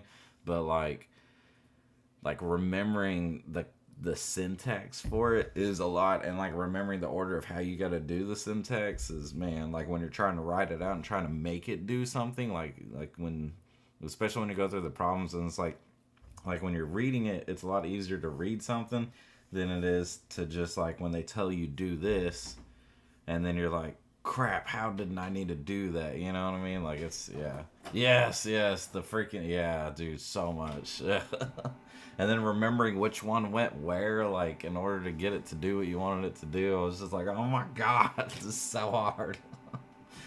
Yeah, that's gonna take a lot of practice. I get how it works, it's just getting the syntax down is a lot. Well. HTML, and in here, it's a bit of a mouthful, but the HTML is simple. Here's 3 buttons, and because I wanted them to be uniquely identifiable, I gave them all IDs of red, green, and blue, respectively. And then this code is a bit of copy-paste, and frankly, I could probably avoid that if I were more elegant, but just to be pedantic, here's what's happening. Here's a variable called body that's just getting the body element, the node in the tree at that moment in time. And then these 3 lines of code, their purpose in life is to handle the red clicks. How? Well, we're telling the document to select the element whose ID is red, listen for the click event, and whenever that happens, do this. Body, which is the same variable as before, dot style, which we haven't seen before, but any element can have a style property associated with it in JavaScript. Background color equals quote unquote red. And the other blocks of code are exact same thing for green and for blue. The whole point here is we're now listening for clicks on buttons and changing not the contents of the button, but rather the style thereof of the whole page. As an aside, this is curiosity. This is what's known as camel case, whereby like a camel has a hump in the middle. This word has a hump in the middle, like capital C, all of a sudden, to separate the 2 words. In CSS, recall, it was, a moment ago, background dash color. Anyone want to guess why this is not how you write it in JavaScript? Anything with hyphens in CSS is changed to camel case in JavaScript. It's not related to comments. It's simpler than that, yeah? Yeah, right. And like left hand wasn't talking to right hand, and people were like, oh, damn it. Like this now means background minus color, which is not a thing because minus is indeed, just like in C and in Python, a mathematical operator. So the world decided to reconcile this problem by just capitalizing the character that would otherwise be where the hyphen is. So little CSS trivia. All right, what else can we do? How about a couple of final examples here? So what more can we do with CSS? So back in my day too, we had a tag called the HTML blink tag, which is among the few tags in the world of HTML that has actually been deprecated. That is removed from language. Like no one removes things from languages generally, but the blink tag was so hideous, followed only by the marquee tag, whereby my own homepage, as like a freshman, had like welcome to my homepage just moving across the screen like this from left to right for no good reason, like an ugly marquee and like on like a digital signage nowadays. But we can bring it back as follows. So if I close out my developer tools, go back into my source 8 directory and open up blink, this is what the blink tag used to do back in the day. Now this version is implemented instead in JavaScript code as follows. I have a function here called blink, which I'm apparently calling every once in a while. How is that happening? Well, let's scroll down. Here's my HTML, super simple, literally just says hello world. But notice this. There's another global variable we haven't seen in JavaScript called window that refers to like the general window, not necessarily the contents of the page, where you can call a method called setInterval, and you can tell that method, setInterval, to call a specific function every number of milliseconds. So if I want to call blink every 500 milliseconds, that's the line of code that I use. If I scroll up to now this function, let's see how blink is implemented both now and perhaps back in the day. Well, body is a variable here that's just pointing to the body node in the DOM. And this is a big mouthful, but if that body's styles visibility property in CSS is quote unquote hidden, then change that body's styles visibility property to be visible. Otherwise, change it to be hidden instead. Here too, don't understand why left hand and right hand weren't talking to one another. You would think that the opposite of visible would be invisible, but in CSS, the opposite of visible is hidden.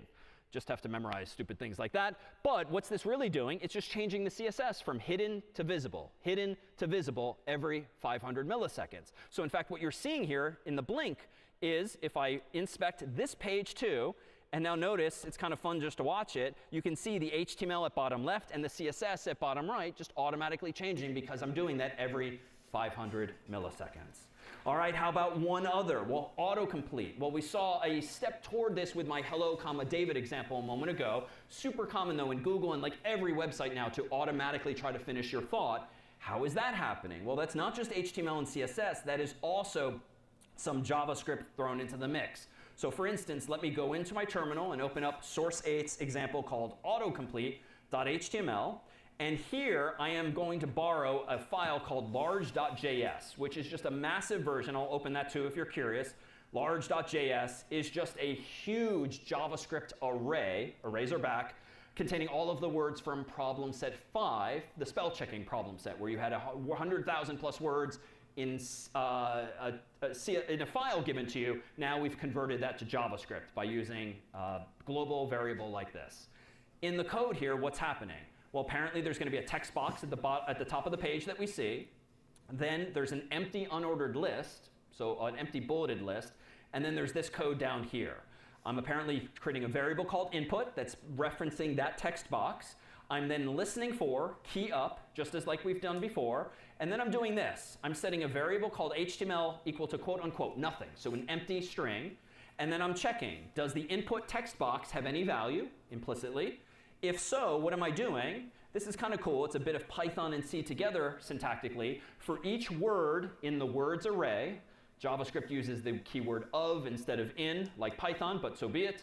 What I'm doing now is in JavaScript, I'm saying if that current word in that big file of 100,000 words starts with whatever the user typed in, go ahead and add to that HTML string using plus equals, which is just concatenation. We've seen plus before, the following. An li tag inside of which is that specific word.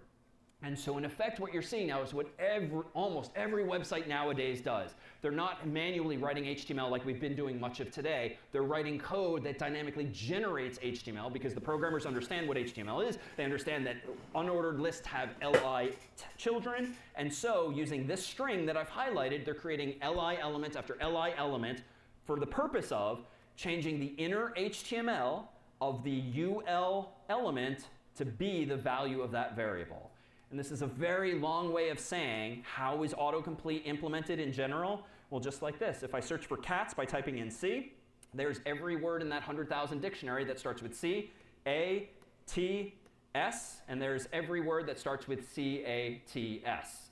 Meanwhile, watch what happens underneath the hood. If I open up my inspect tab again and I go to my body, inside of this is the empty UL, but watch, as soon as I start typing something like C, now I can expand the triangle because there is an li element that's been created for every one of the words that match. As I do ATS, now I've got just 4 of them, and there is cats, there is catskill, and so forth. So anytime you go to google.com like we did earlier, we went to google.com and started searching for CATS. Where are all of those search results coming from? Someone wrote JavaScript that's listening for key up or the like, and then dynamically populating an unordered list, or in this case, a much prettier list, of the matching results. And the final example that we thought we'd leave you with, and again, the whole purpose of introducing JavaScript is to give you a taste of its syntax and its relative familiarity, but with the power that you can, the power with which you can leverage it to make websites so much more interactive. And in fact, with Bootstrap, you don't just get CSS you can use, you have a whole set of JavaScript functionality, so you can have drop-down menus and the like. For instance, among the things you'll use for an upcoming problem set and perhaps your final project, something that looks a little like this. In bootstrap.html, here's a whole bunch of code that I literally copied and pasted from Bootstrap's documentation. And it's just like boilerplate code for a corporate website that has features with pricing and disabled menu options as well, just for the sake of discussion. And then here, if I go back into this example, you'll see fairly simple website that looks like this, a so-called nav bar with all of the main menu options of like a corporate website. And notice if you start to resize the window, which I'll do here, and put it into sort of mobile mode because it's so narrow, now thanks to JavaScript, it's listening for clicks on this hamburger menu and revealing the menu options that way. This is quite like how CS50's own website works and so many other websites out there. But the last one we thought we'd use is you're so in the habit of using Google Maps or Uber Eats or any number of apps that need to know your location. That too is exposed through JavaScript quite simply. Let me go ahead and in geolocation.html open up the following code whereby, super simple, even though some new functions, there exists another global variable in JavaScript in browsers called navigator, which has a property called, an object called geolocation, which has a function called getCurrentPosition. That takes an argument, which is just an anonymous function, which means call this code when you're ready to know the coordinates, because it might take a while to figure out your GPS coordinates. And once you do, this simple example is just going to write to the document, that is the rectangular page, the position's latitude that comes back and the position's longitude that comes back. So to see this in action, let me go ahead and open up that second tab, go back into geolocation. It's noticed for privacy's sake, it's asking me to approve this, so I'm going to say allow this time. There are apparently my laptop's GPS coordinates, and if I go to googlemaps.com, I can actually paste this in here, enter, and looks like if we zoom in, okay, I'm not technically outside, so it's only close to a degree of precision, but it's probably mapping to one of the Wi-Fi access points that's on that corner of the building, so we're pretty darn close, pretty much close enough to get me my food or my ride here. And a final note, now that you've seen a little bit of JavaScript, let me go ahead and open up just 60 final seconds of just how much effort it took us to put not only this lecture together, but particularly that example of the Teaching Fellows passing packet. Everything we like to think is very finely flourished here, but here's a little bit of behind the scenes in these final 60 seconds together. If we could dim the lights before we adjourn. Nothing good? Buffering? Okay. Josh? Nice. Ellen? Oh! It's Monica. No, oh, wait. Jesus. That was amazing, Josh. Sophie?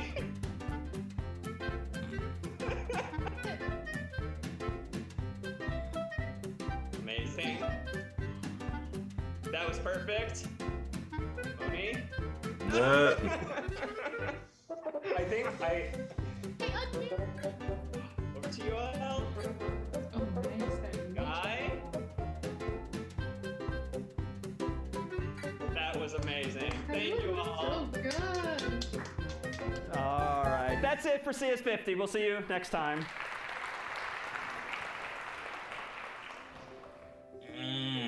I like the little intro, outro. This thing's cool. I gotta do problem sets next. Oh my goodness. Ugh. Wonder what it's gonna look like.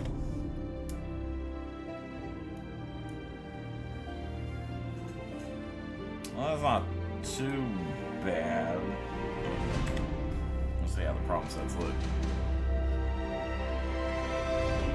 I skimmed over the JavaScript though. It wasn't really, I don't know.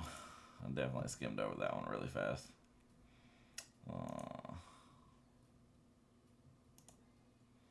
Trivia. Write a web page that lets users answer trivia questions. This is going to be interesting. Okay.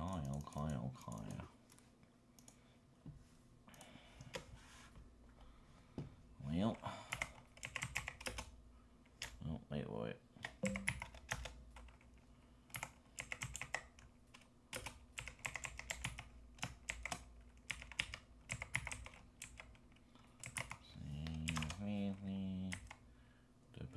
I'll put a comma next to it.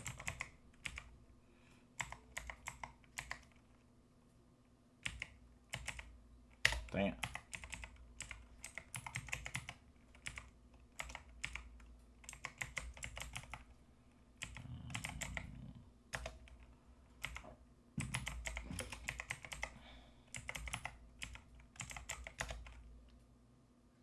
Oh, I put on zip. Oh, wow.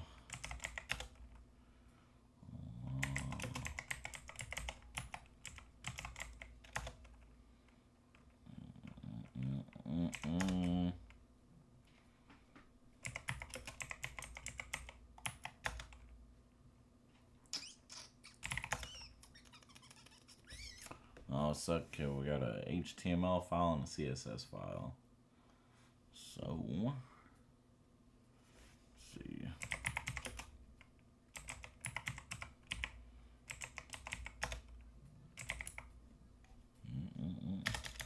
Ooh, look at that big old thing. All right. Not that big, but. And what's the other one? Styles. Okay. Cool. Alright. Got a link here.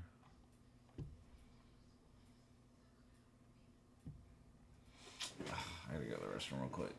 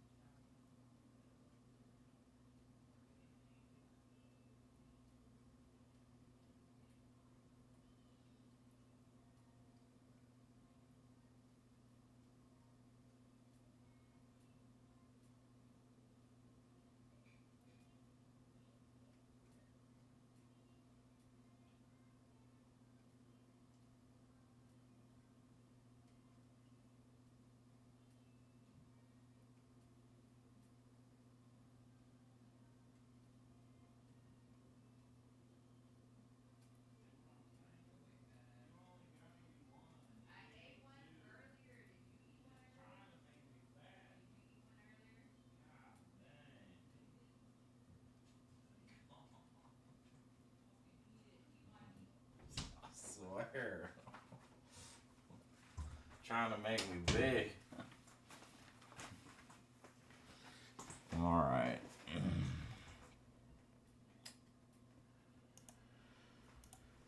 In this lab, your task is going to be to create a website that asks users trivia questions, and then, based on the user's response, gives them some feedback based on whether the user gave a correct or incorrect answer to those questions.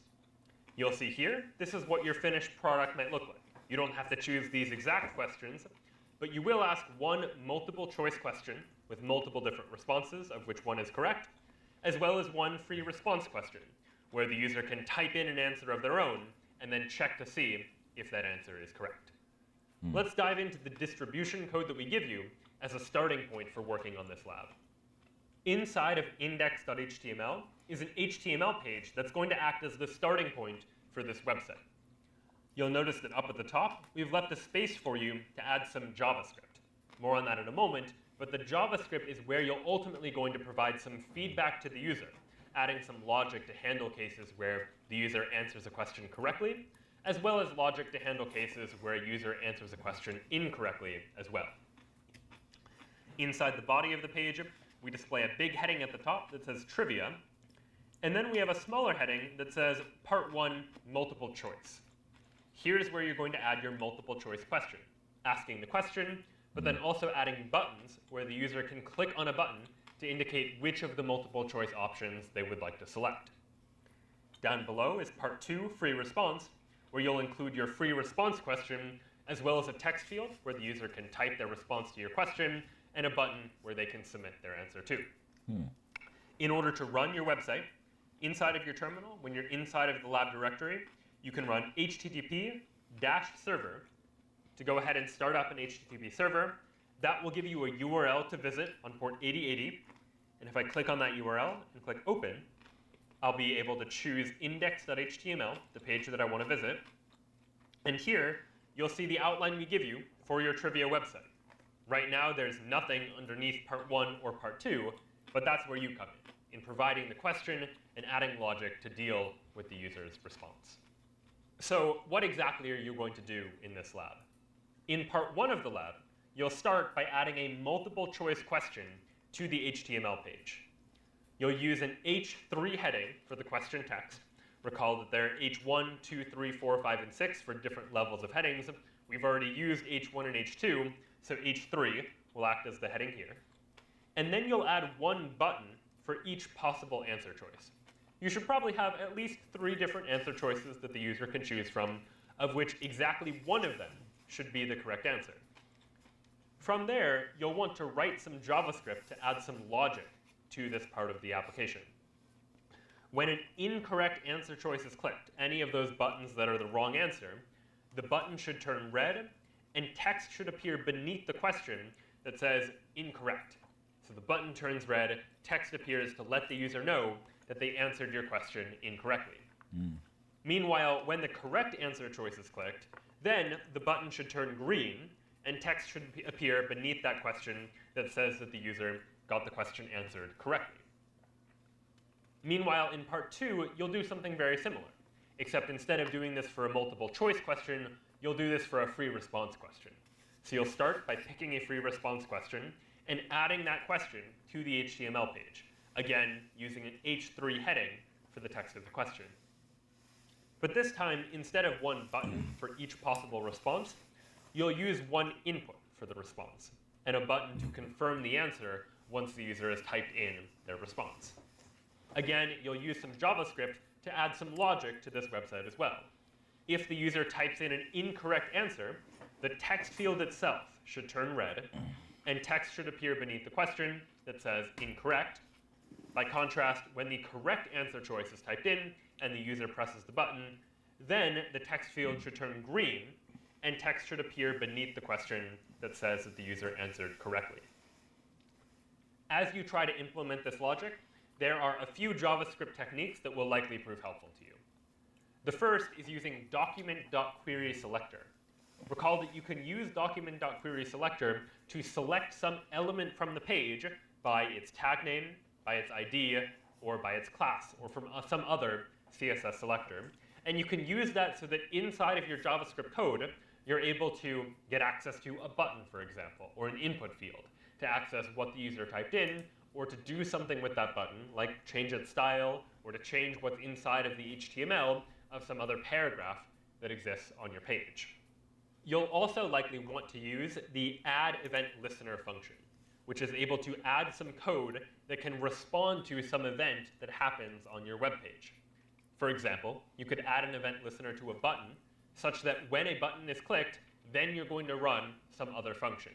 That function might change the style of the button so that it has a color of red or a color of green, or it might change the HTML of some part of your page to display some text, like correct or incorrect, or it could even do a combination of both. Add event listener is a very powerful tool in JavaScript for allowing yourself to have JavaScript code that can respond to events that are actually happening on your page. Ultimately, once you've added the necessary HTML and JavaScript, you should have a working trivia website where you can display a multiple choice question and a free response question and give the user feedback depending on whether or not they answer those questions correctly. My name is Brian, and this was Trivia.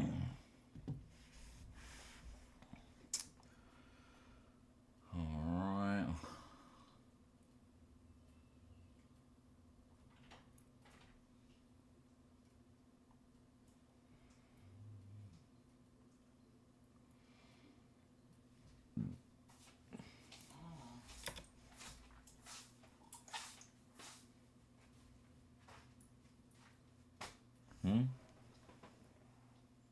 Ow. My resume. No. Why'd you say ow?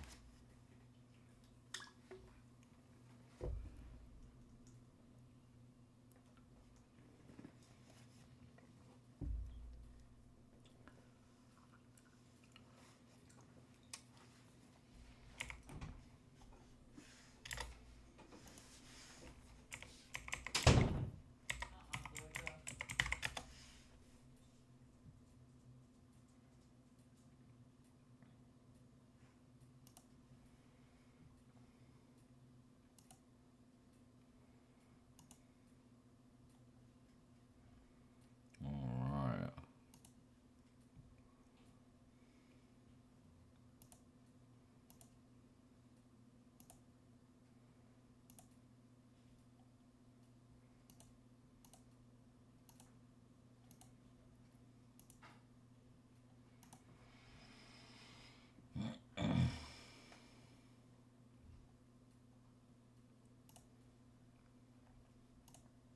Let's take a look at how you might have gone about solving the trivia problem. In this problem, your task was to build a website that asked the users trivia questions, and then, using JavaScript, gave the user feedback based on whether their response was correct or incorrect. Let's take a look at how you might have done that. The first step, we'll take a look at the HTML first, was to write a multiple choice question. You could have picked any question. At this part? Oh, you're talking about this part, right? That's content. Oh, yeah. What are we supposed to do up here? Oh, this is add code to check answer to question. Add multiple choice question here. Okay. So we need to do multiple choice.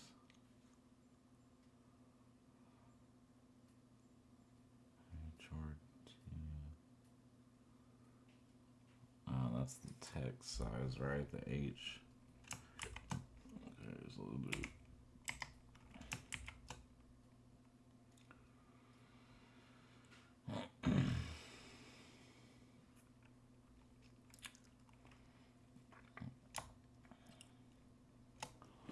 What kind of question should I ask?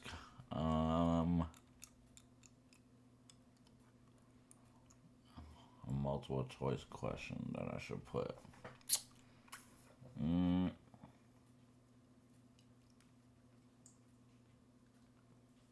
Can't really think of anything right now.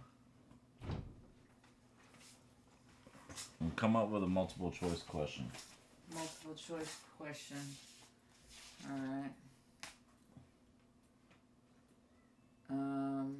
Multiple choice question. What is regularly on a grocery list? Eggs. Car fluid. I don't know. That's a boring one. Okay, then what are the programs usually utilized in coding? LimeWire, Python, Meta. I don't fucking know. What is a coding language? There, I'll put something like that. That's not a bad idea. All right. And then, so I got to create buttons. So, button, class. Okay, so you're already classifying it as which ones are incorrect and correct. So, we'll put the correct one is going to be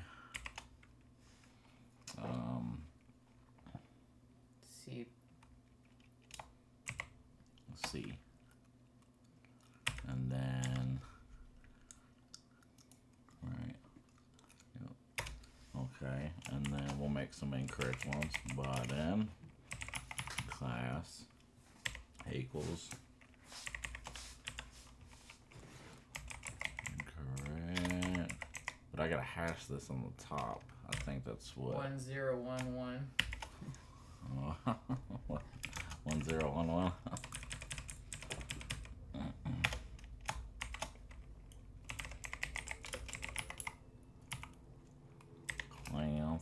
BCB.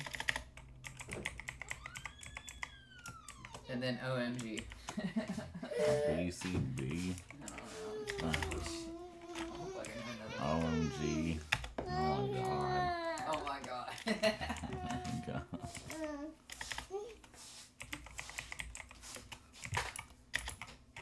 Why does she do that? I don't know. I'm gonna hide underneath here. You can't get me if I'm grabbing by your toes. You're ridiculous. All right.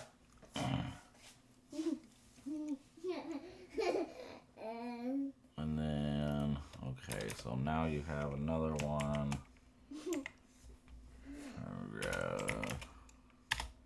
ID feedback. Because you're talking ones and zeros, would 1011 be a coding language? No. It's a Ones and coder. zeros is called binary. Oh, okay. Separate that. Question, but here we asked a question using an H3 tag, and then we added buttons for each of the possible answers. And ultimately, and you'll see why in just a moment, we added classes to these buttons in order to allow us to identify You gotta which hash them at the response is top, I'm correct pretty sure, like and up which here. response is incorrect. Here we put the incorrect class on all of the incorrect options and the correct class on the correct option. There were multiple ways to do this, but this is one possible approach you could have taken. Right now, these won't change anything about how the user sees these buttons, but we will use these classes as part of our JavaScript in just a moment. Define Then them. down below, we have a paragraph whose ID, just some unique way of identifying that paragraph, is feedback1. The paragraph is empty right now. There's no text the user is going to see inside of that paragraph, but it's going to have the effect of being a place where we could add text later to give feedback to the user, letting them know whether their response was correct or incorrect. Then in part 2, we added a free response question. You could have picked a different free response question, but we have a free response question in an H3. Okay, hold on. What? Where am I? Okay, let's try.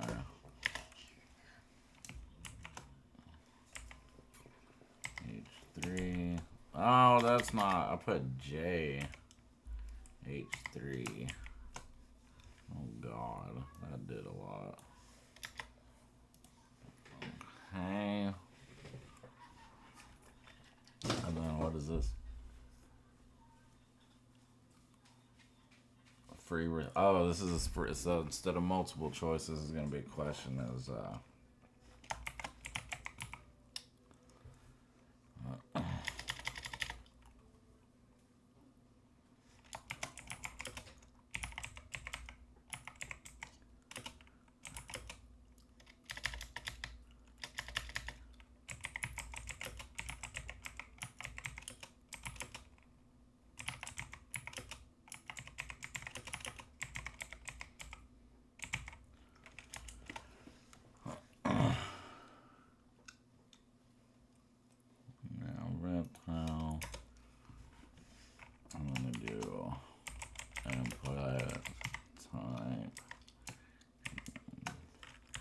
going to be a text form.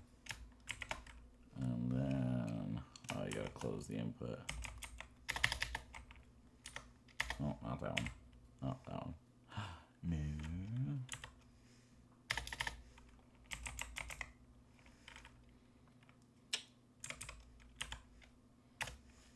Okay. And then we're also gonna create a button. Oh, for you to submit it, right? Button ID. Oh. Okay, button ID.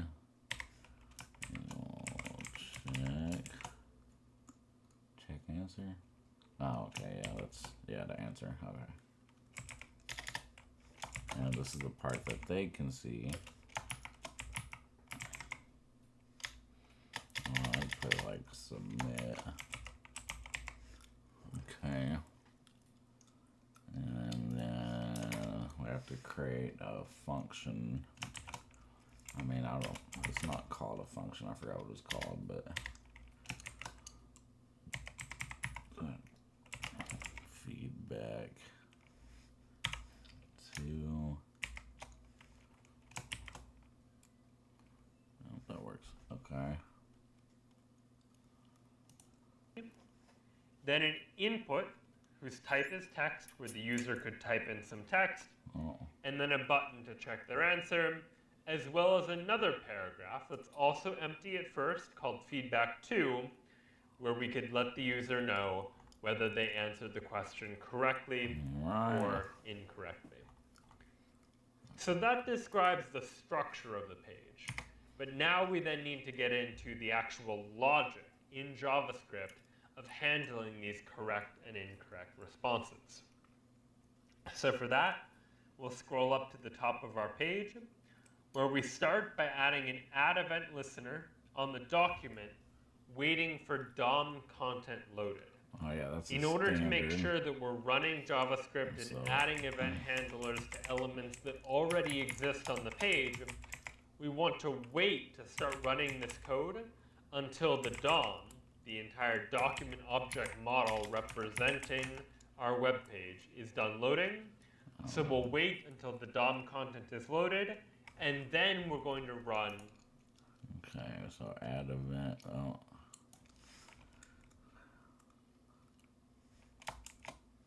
Capital? Yeah, listener.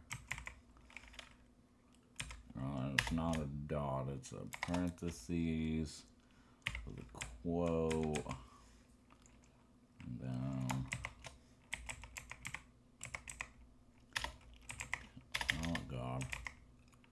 Content loaded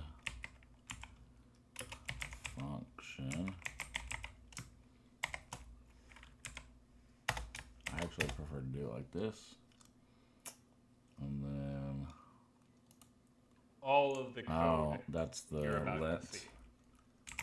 The first thing we need to do is make it for our multiple choice question that when we click on the correct answer, the button that corresponds to the correct answer, that we do two things. We change the button to be green, and then we add some text to say that the user answered the question correctly.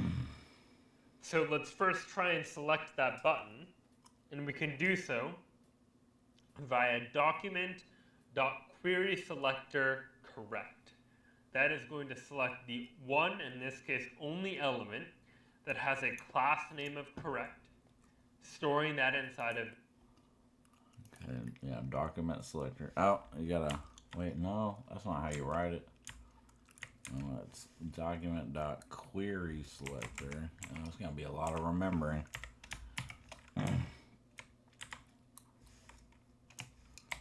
Parentheses dot correct.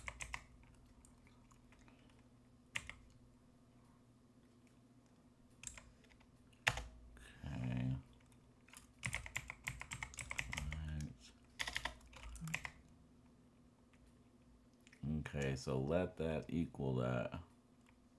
And then add the event listener, so it's waiting for it to do something. Click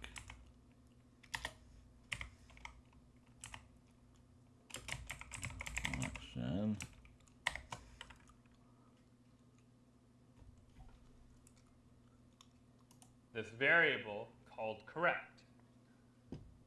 On that button, we're going to say correct.addEventListener, adding an event listener for the click event, meaning when that button is clicked on, we're going to go ahead and run this code.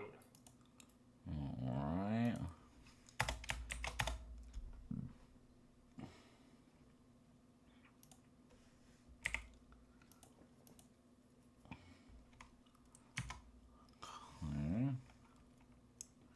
And this is gonna be, I don't like the way this looks. I like having this like this. Right? Yeah. Okay, and then from here, the correct style, background,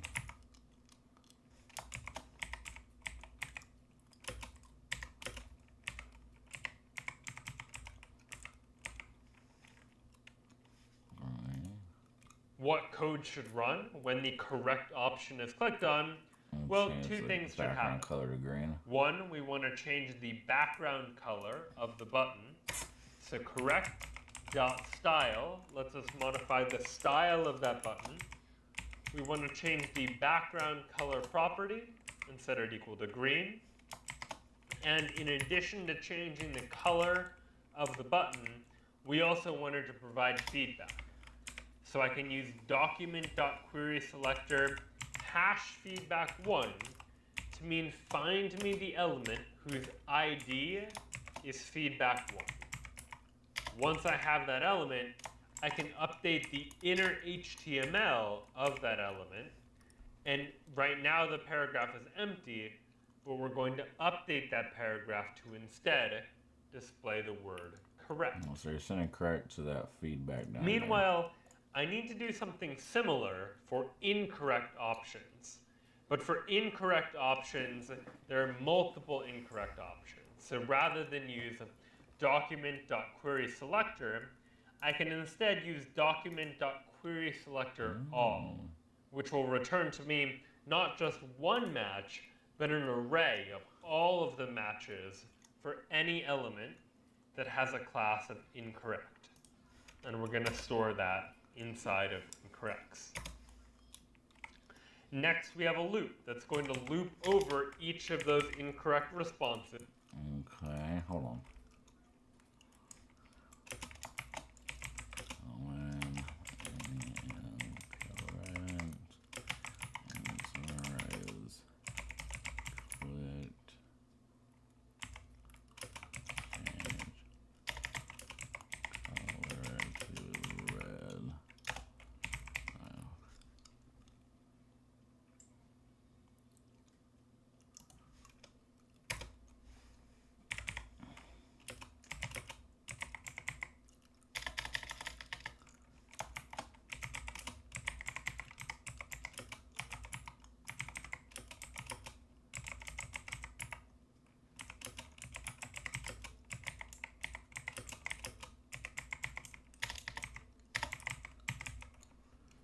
Okay. Oh, we got that. Incorrects, but you could technically call this whatever you wanted. Equal document query selector. Which is one? Oh, this is the all situation. Okay. Oh. Just reminding you about your grandma. Okay.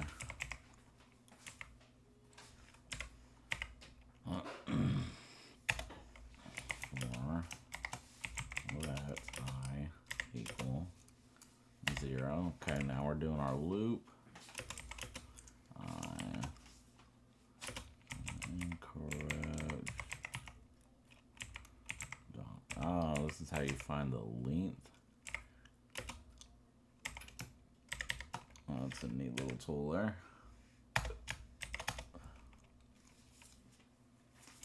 Incorrects.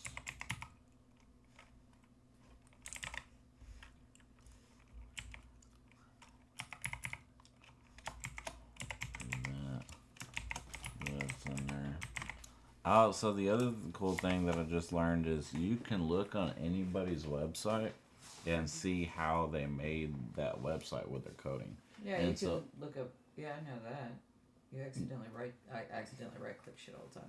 You can see their coding. Yeah, but like, so if you want to know how they did it, like if you see a website that you like and you're like, dang, how did they do that? That looks really cool. You can go and you can copy their coding so you can use it in your website. So I never thought of that. Yeah, I never thought of that either. Yeah, I don't know why, I but pulled up coding by accident so many times, and I was like, yeah, but it's all I like can think is when I see it, because I don't know the shit you're doing, but I used to copy and paste shit all the time for MySpace. yeah. So see? because I have that experience, that's what I automatically go to. It's like, MySpace, I missed that page, and then I'll back out of it. Because that's literally what it is, yeah. And it's like you can, so whenever you have an image, and I mean, all an image is it's a code, you know? Yeah. So in order to put an image in a website, you have to have that file of that image, you know, within the parameters where it can reach your web page or HTML file. Because all a web page is it's a file. So, and then you link in there, within that file, you know, in this spot, I want you to put this image, and then in that image file, it'll have all the codes to actually show the image. You know what I mean? Like all the correct coding for it. Like you can create an image out of coding. You know what I mean? Like it's pretty crazy. Like. Now pick up what you're putting down. Yeah. I saw Sativa make bubbles. Yeah, like it's insane, dude. It's pretty wild. Pretty cool. A lot of stuff. You know what I realized? What? My office space in here is a clusterfuck. Yeah. I know. Stacks of I showed my inventory. mom. I was like, look how clean I am. And then look at that. I was like, she obviously never uses it. That's important papers. These are already filed papers. Yeah. This is all my schooling. That's what I was. That's I was like, extra electronics. I was like, yeah, I got the big TV hooked up to the laptop, so I was like, me and Corey can play video games, and I'll play here, and she'll play on the big TV. And I was like, but I mean, Bree doesn't really use her desk. It's kind of just storage space. It's not. I do need my desk. I don't have a space anymore. You don't have a space? That's your space. This is the bed space. This is your computer space, and then I get the corner because we got the TV. The TV's up there. What are you talking about? You got that whole area. No, it's not a whole area. There's the bathroom door. There's a bookshelf. There's the TV in the way, so I can't put a giant bookshelf. And then the fucking desk is in a corner. I mean, we can move stuff. What are we gonna Well, move I don't and know. where? What do you need? You just need more space? I need an office. Dude, you know how much I space. need You an know how office many there. offices you had in the last spot? My tattoo studio. You're gonna have like 6 different offices all over again. I swear I'm to just God. gonna start going to the tattoo studio and leaving Oh you with my the God. feral one. I'm leaving me with the feral. Jesus. All my school books. Oh, God. That's my tattoo studio book, and then this is all important paperwork that I haven't filed yet for me, you, your medical, the kids' medical, my shit. Okay. It's a lot. I need an assistant. You need an assistant? When I start making all the monies, Oh, will you be yeah, my you gotta assistant? make money before you can get assistance. I know. I need assistance. Jesus. Yeah, like I need an assistant for what? For my life. If everybody had an assistant for the life, I don't think it. You know what I mean? Like, This is just a stack of paperwork I haven't filed yet. file for what? All this is a filing cabinet. Okay. These are my pants because I don't have a dresser for my pants and my shirt and then my random clothes. But this is a filing cabinet, so that has our medical and like important information. So whenever you're like, I need important information, Okay. don't pull that's out one both way drawers to at do once. it. I don't know Memo about to self. that, but Do not pull out both drawers at once. it's different. But it's all in there and organized. It is. Yes. This looks like you had a. So this is extra paper. This is all in folders, Declan's folder, and then the kids folder, and then all that right there is all your stuff. This is all medical, or not medical bills. This is all Sedgwick. This is all like old because I didn't put all that stuff in for my tattoo studio yet. And then right here, gotta close that door. Right here is all the important paperwork, birth certificates, and everything. And our marriage license. And then all you have to file all of this? Yes, because some of that's Sedgwick, some of that's bills that's been paid out, some of that's medical doctor appointments for Jonah, the girls, everybody. I'll file them and keep all the medical information. I'm trying to get a Honda now, or what? Huh? Trying to get a Honda? Honda? You said you gotta file all the stuff out. I haven't gone through it. Some of it's just old paperwork and fucking stuff that I haven't thrown away yet, like this. No. That's all good. You're just giving me shit. Keep talking your shit. I'm I'll I'll put something in your mouth. This and that. I don't need it. I need help with it. I need an assistant for life. I need some milk.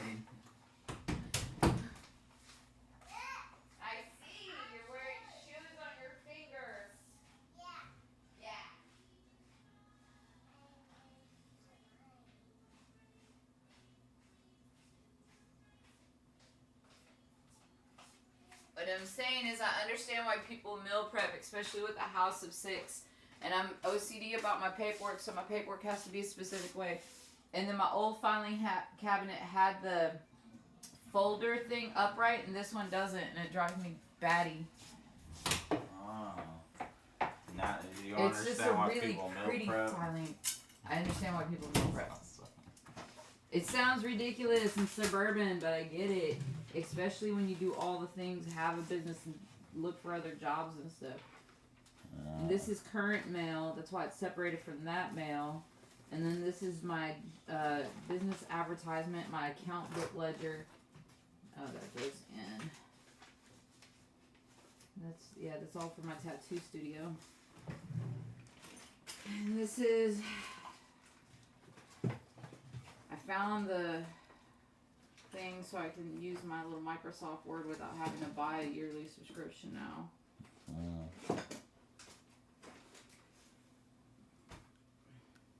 But no, I was looking at that. I've been staying out there and working out there so she doesn't come in here, because if we're both in here, she's going to come in here and bother you. Yeah. But my office is in here, so that's why it kind of sucks a little bit. Oh, well, you come in there if you want. No. What do you think she does whenever you're not here? No, I know. Sure, half the time when you're here, she comes in here anyways, honestly. Well, and I like the fact that I'm next to a window in here, and I'm next to the window in there. I just sit in the dining. I mean, the new dining table is a plus. Makes it easier to do my work.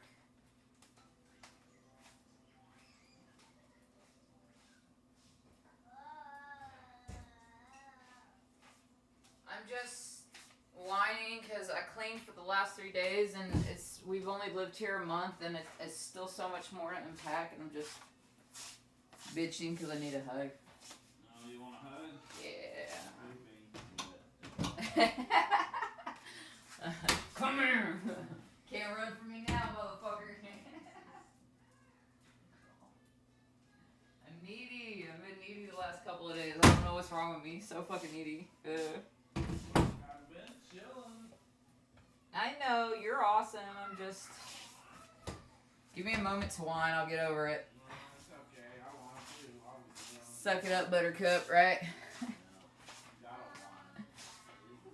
You want some cheese with your wine? That's weird.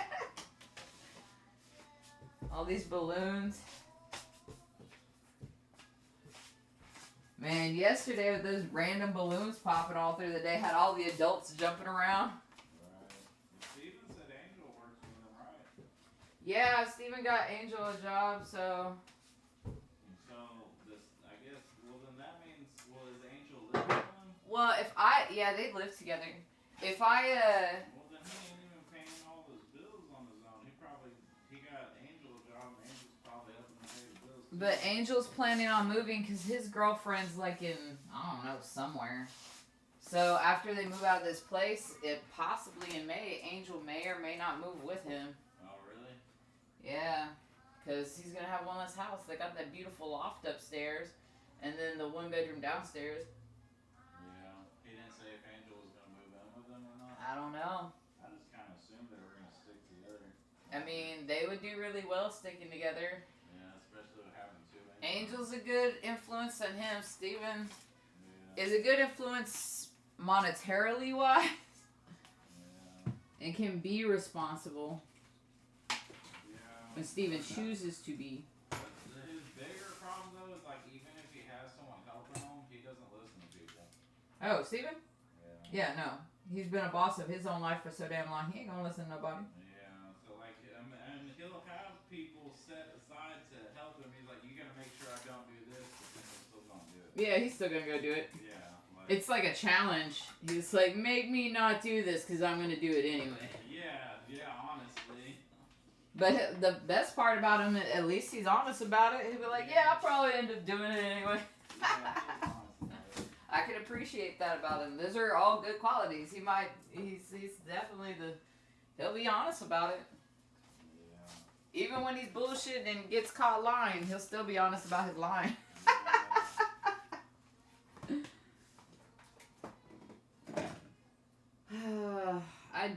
I do need a pair down. I'm gonna have a yard sale soon. I wish there was more thrift stores so I could just drop this shit off at this thrift store. Yeah. That's what they got Goodwill for. That Goodwill over there is not a drop-off Goodwill. Oh, it's not? No, they only take small amounts of donations, which they do have some nice stuff over there because it's right next to Shadow Glen. Oh, that Goodwill warehouse thing you went to that one time. Oh, off of Burleson? Yeah. I like that one. Should probably go there and try to find baby boy some pants over there. $1.39 per pound. Yeah, that shit was crazy.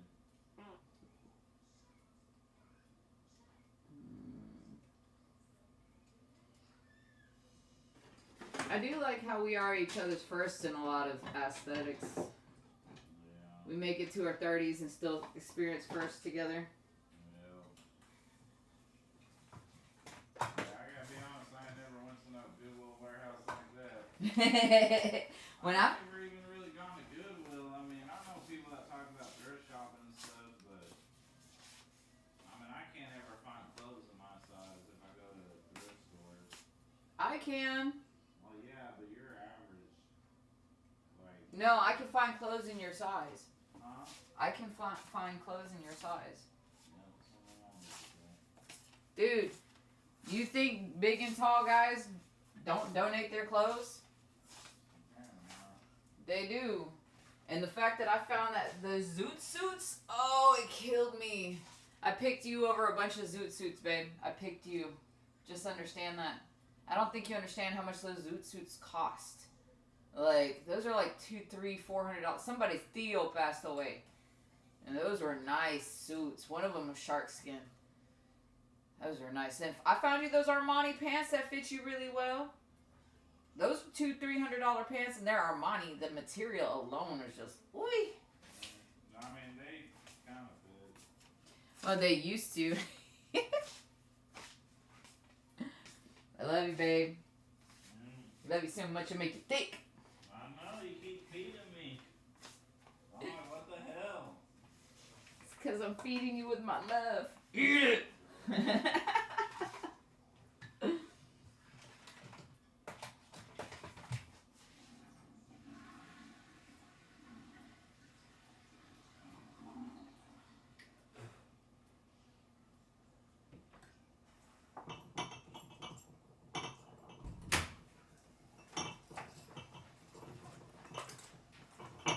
So this ain't too hard, really. It's just kind of using stuff I already know how to do, but then, like, having to learn the different syntax. Syntax is what they call it, like, how to incorporate the language correctly so it can know what you're saying. Yeah.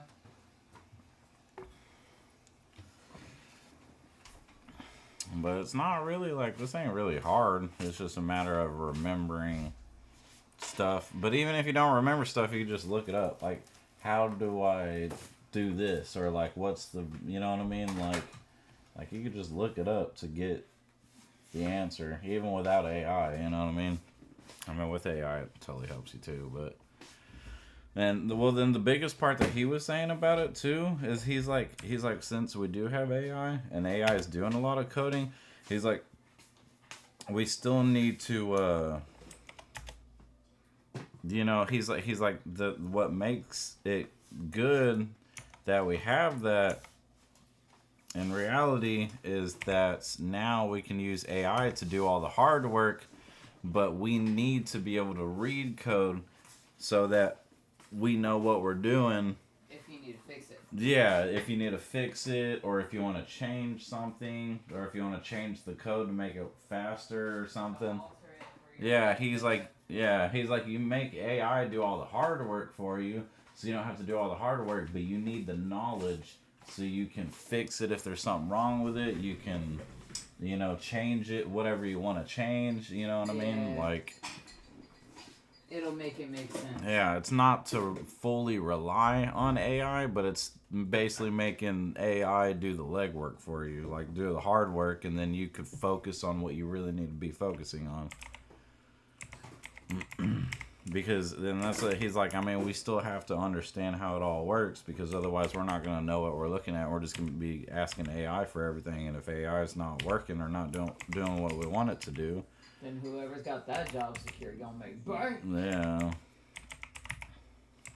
And especially the way everybody's kind of relying on AI now, like a lot of people are just... Kids are getting in so much trouble for cheating in school. Oh, yeah. Yeah, because that's kind of the problem is whenever everybody relies on AI too much, then no one's going to be able to do anything or fix anything. You know what I mean? Like, it's just everybody's just going to rely on that. And you still have to understand how to fix things even without it.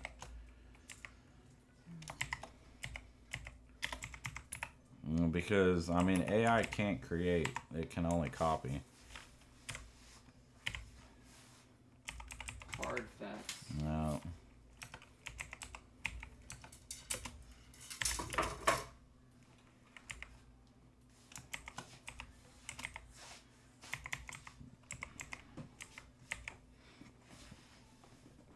Okay. There are a couple of ways you could do this, and you could even simplify this a little bit, but this is closest to what you might be familiar with like for loops over an array in C, for example. But for each of these incorrect options, we're going to do something very similar. We're going to add an event listener. When that incorrect... Oh, wait, I don't think I put that. No, yeah, I did. It's right here.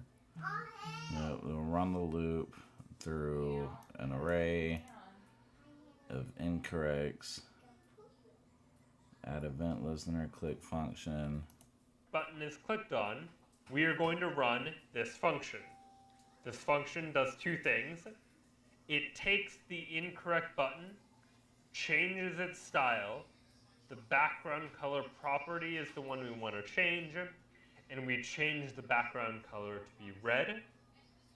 And then we get access to feedback 1. Oh my god, why do I got that paragraph. And we change the inner HTML inside of that paragraph to say that the user answered the question incorrectly. That then will handle our multiple choice question, dealing with both the correct answer button and also all of the incorrect answer buttons. But now, let's take a look at the free response question.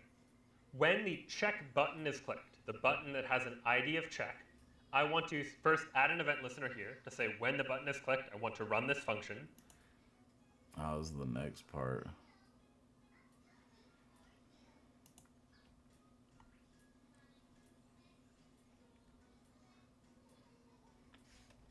Alright.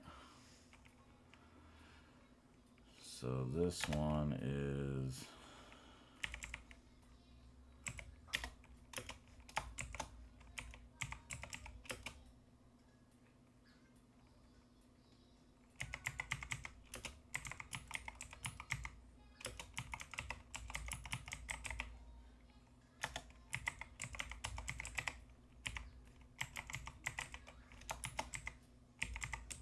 query selector.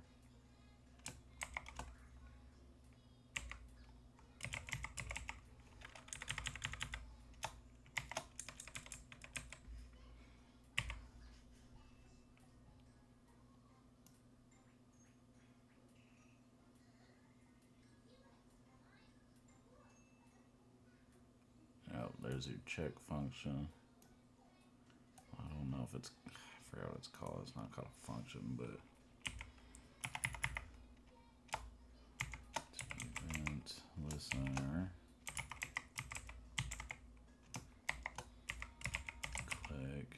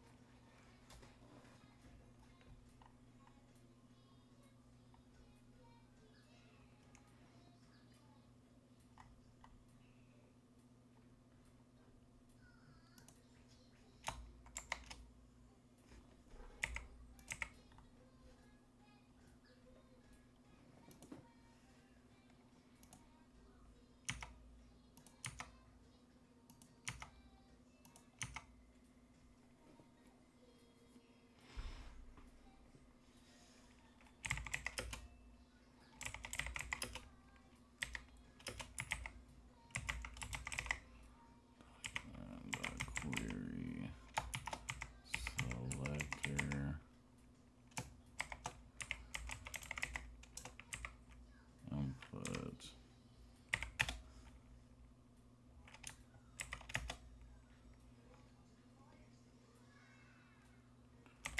Okay.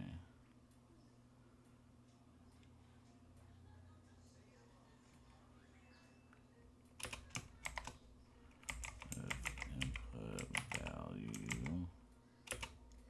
Oh, you gotta put 3 equals. That's what I remember seeing a video about that, because 3 equals doesn't just match the, but it matches the type and what it is. Because if you put double equals for an integer, it doesn't always mean it has to be an integer. Let's see. Input style don't.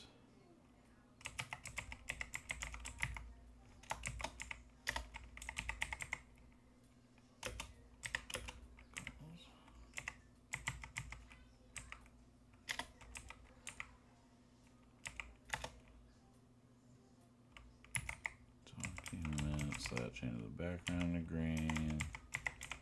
If the input value is Switzerland, I don't want the input value to be Switzerland. It's what is Python.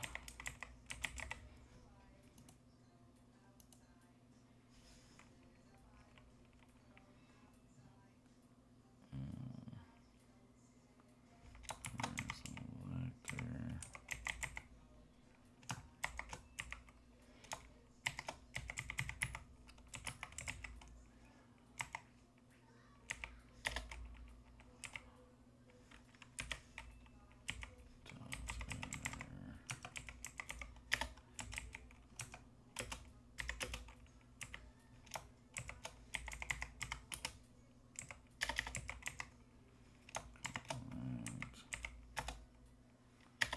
Alright. No, wait.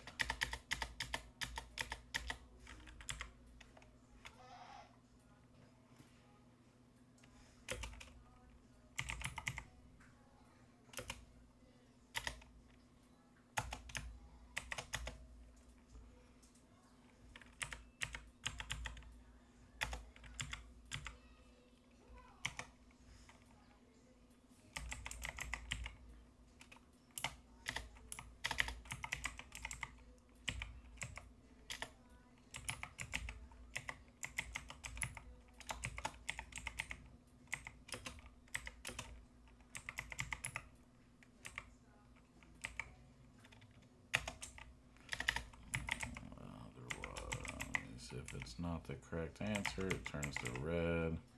Is it case sensitive though, or do I gotta put a code in for that? I don't know.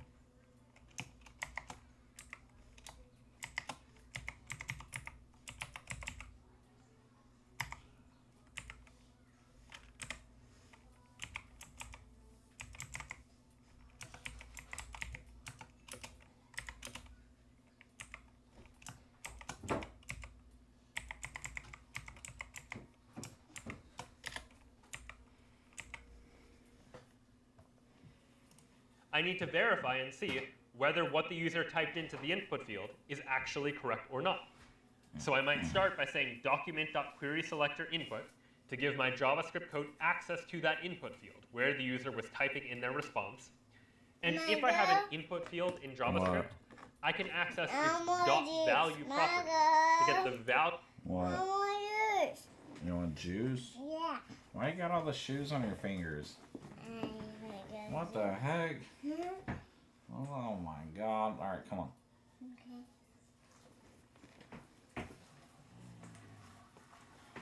Get out, Pepper. Get out, Big Pepper. Get out, Big Pepper. Ow.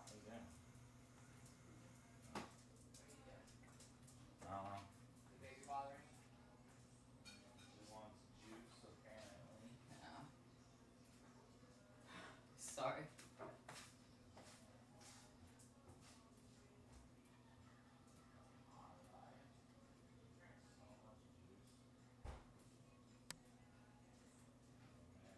Diaper.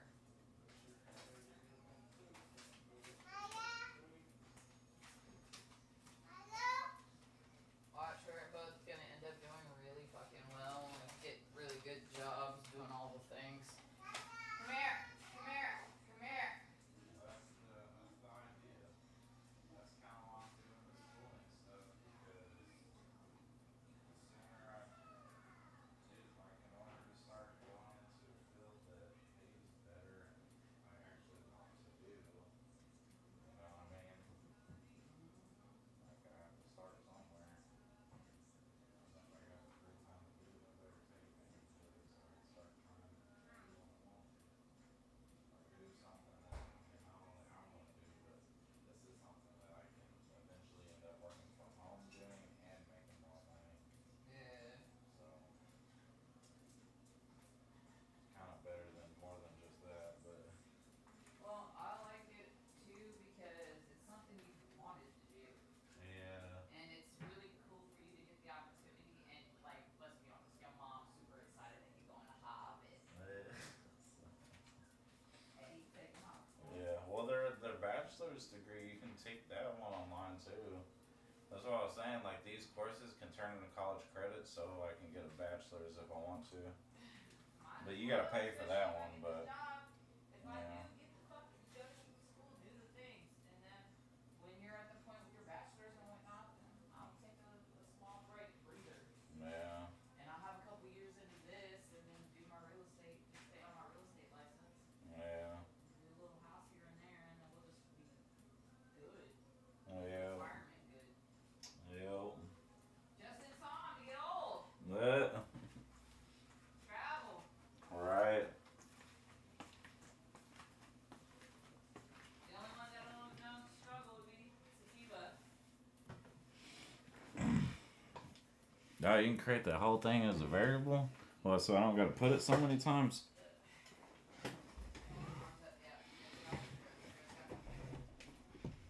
Oh, so I can make this a variable like up top or something? Like up here, so I'm gonna type it so many times? Let's see.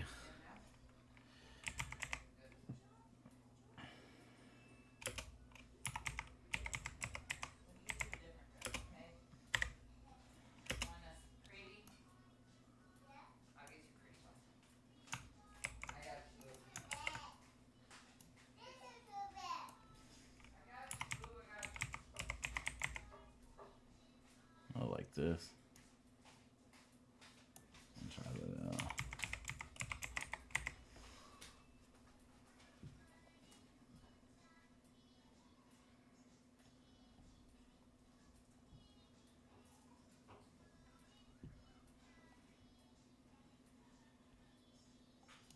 Value of the input field. In other words, what the user typed into that input field.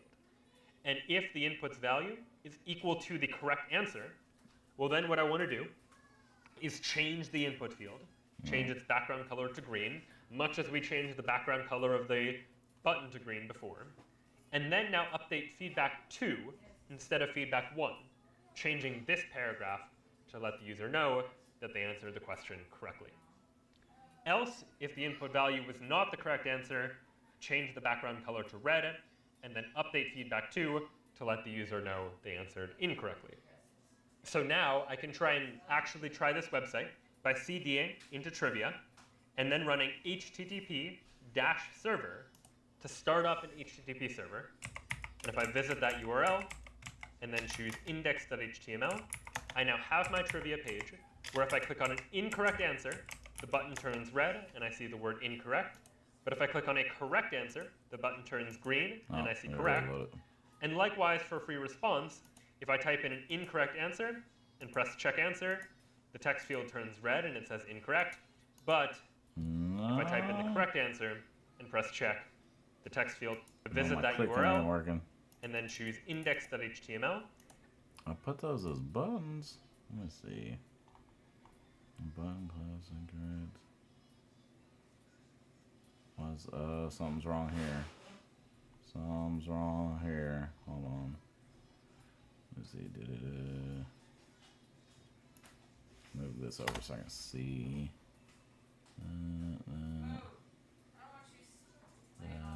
Yeah, I messed up somewhere here. Here, get up. Get up. Too much of something or not enough. What is it? Probably, no, wait, that's that.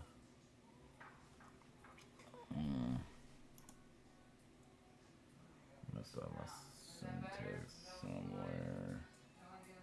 I got something wrong.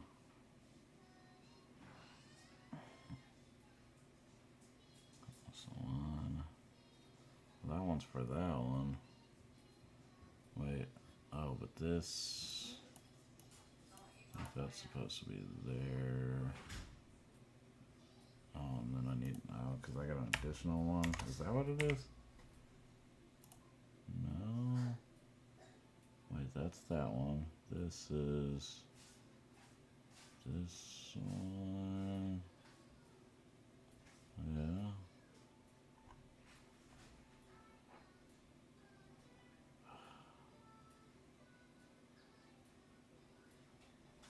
Wait. This one doesn't need parentheses.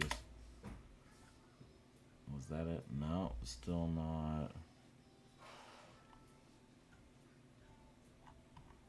Dang it. Got something going on. Okay, that one does need that. And the only other one is this one, and that does need that. But I think that's it, right? Oh, crap.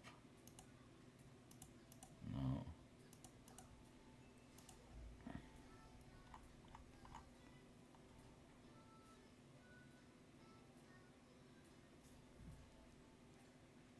That closes that. Or do I not need one of these unless...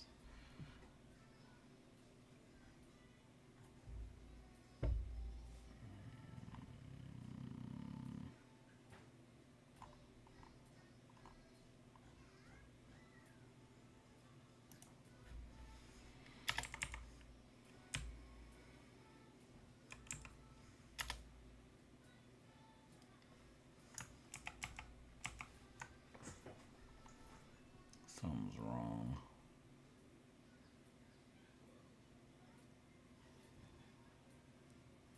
Oh. Script. That's good all the way up until here for some reason. Oh, crap.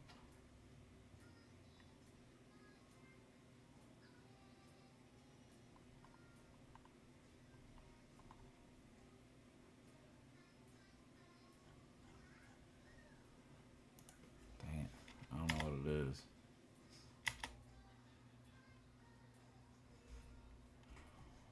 I have to have that. Right. Yeah, see? Unless I'm missing semicolon somewhere.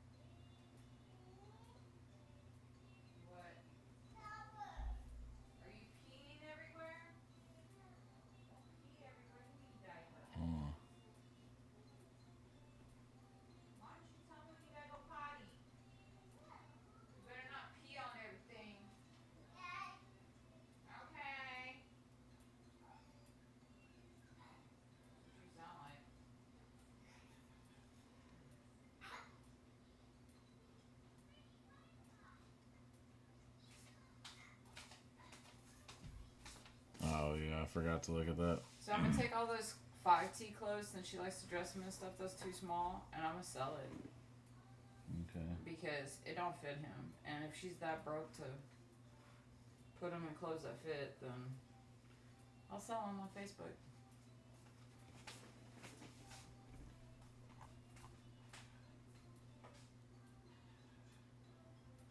See.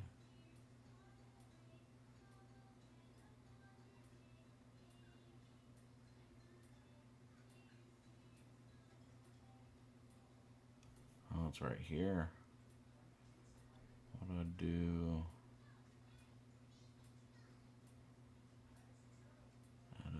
What's this there in comma? Expected comma, line 15.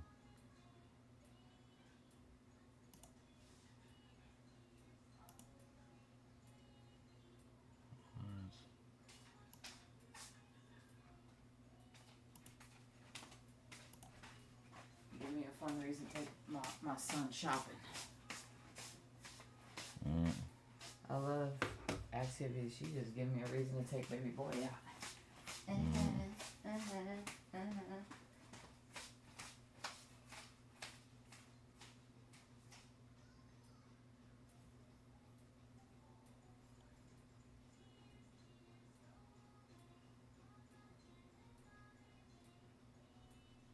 don't understand. You have a typo, view the typo. Should Like this function, one of the not things she sent function. him in is 4T, dude. There's no way that fit him. Huh? Oh. Jeez, a freaking typo. One little typo ruins the whole I thing. recycled this because it's unisex and baby girl could fit into this. Pants is unisex. Now she got some new pants. Look at that. Those are cute too. Little acid wash jeans. Let's see. Oh, there it goes.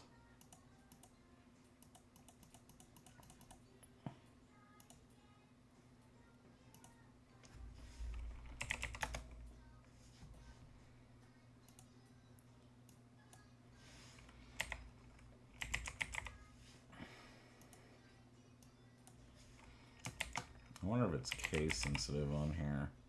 Probably not. Yeah, it's not. Okay. Okay. Well, that's interesting. That URL. If I type in the correct answer and press check, the text field turns green and it displays the word correct for my questions. And if you do the same, it'll do that for your questions as well. My name is Brian, and this was Trivia. Wait. I think this is supposed to say correct somewhere, and I don't see it saying correct. It's turning the color, but it's not saying correct or incorrect.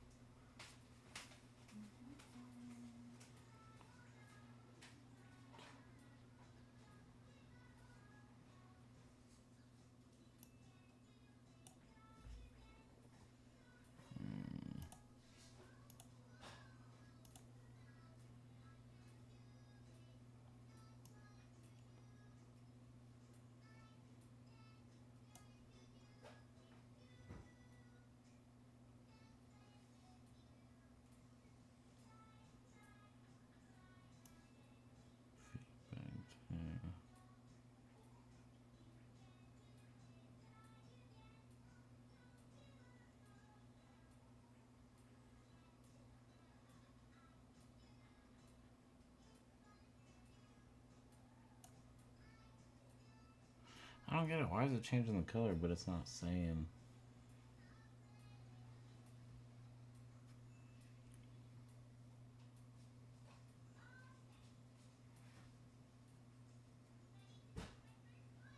Or maybe it's because, oh, I can't equals probably, right? Maybe just do this. Yeah, I think that's what it was. No? Oh. Crap. I think I got this written wrong. No, it's the equal sign.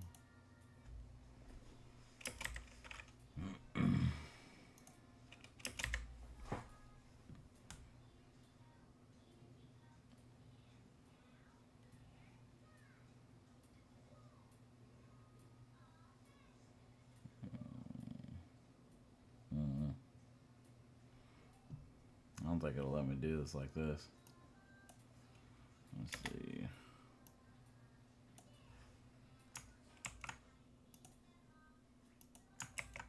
Dang it. God, I just lost. I pressed the wrong button. Oh no. What to type about?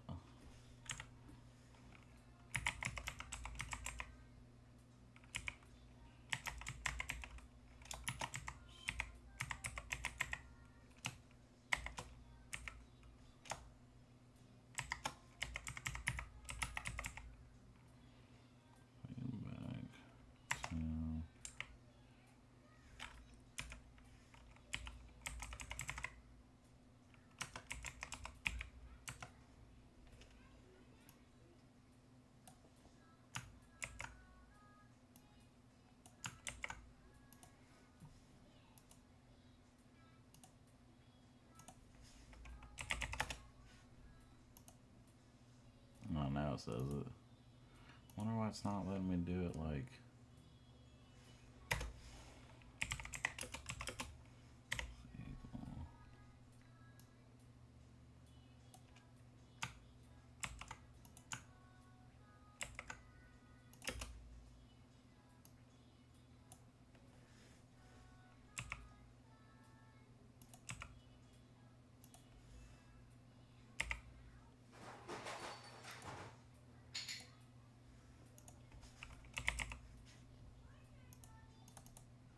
Nope. Won't let me do it like that for some reason.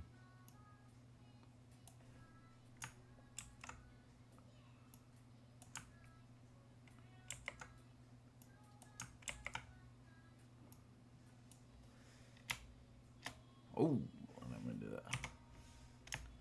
There.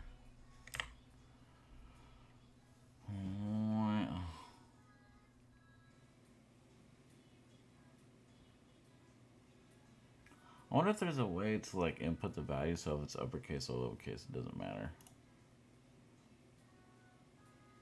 Like how I did in Python, there was like a where you switch it to you switch the input value to lowercase.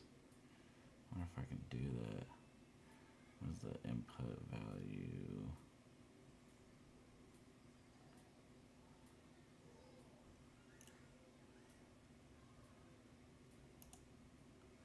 I wonder if I can do that. URL.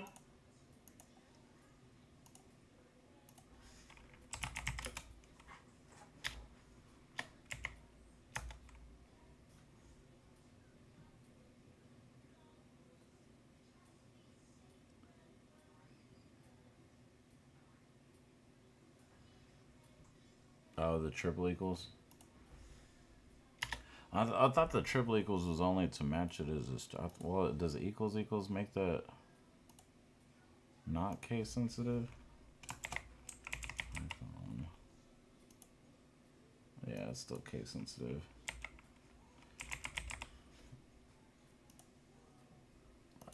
So maybe if I bet like, let's see.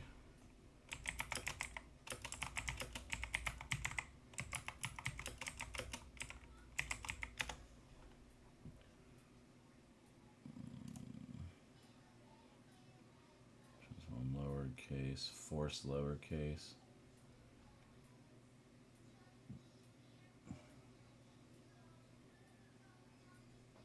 Or does it only work in style? This dot value equals this dot value lowercase.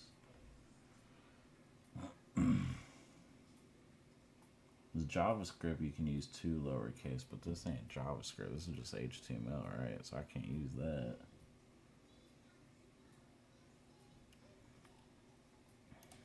I don't think so.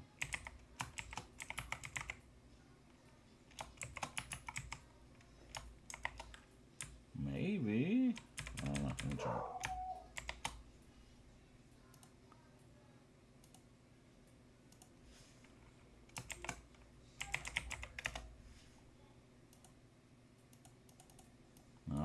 No, it don't even work. Nope. I didn't like that. Let's see.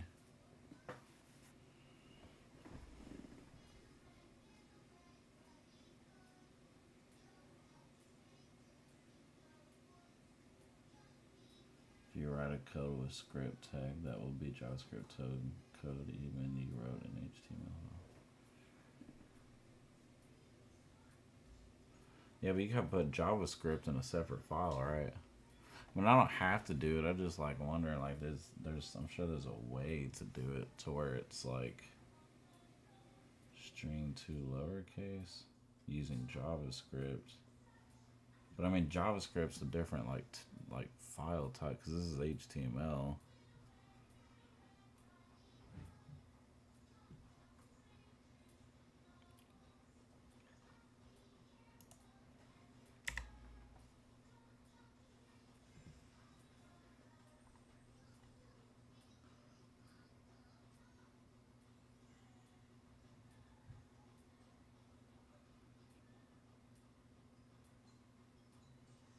That just different approach to write JavaScript. So can you write JavaScript in HTML? Like I thought, is that not the, is HTML, like if this, like can I write JavaScript in here?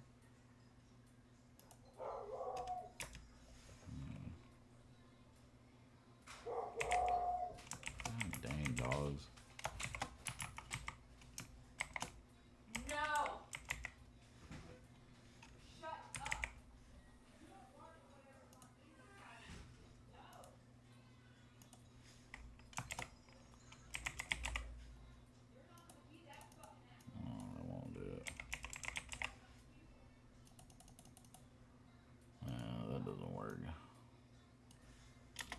Oh God, jeez, I didn't mean to do that.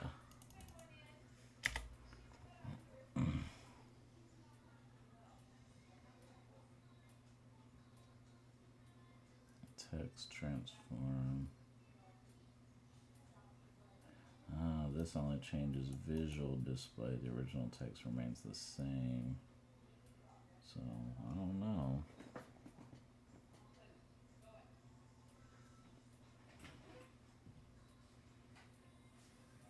So you can transform it to make it look lowercase, but not change the actual property. To go shopping with baby boy. A little special timeout. Yeah. Shit, call her ass out. Tell her, be like, hey, look, you know what? Obviously, you can't see how tight those clothes fit. But we got photos. And don't worry about it, because you're going to keep doing what you do. But my wife is super excited to take him shopping. So, thank you for making that happen. Yeah. And, low key, I just needed a reason to have a yard sale. Hey. Some of those things will get good resale value. I'm bugging you. I know. I'm sorry. Well, I know you're doing it on purpose. I swear you keep coming in. Sorry, I'm excited. I'm excited to take him shopping. I bet you I are. love taking him shopping. He has so much fun with me. He's mommy's baby.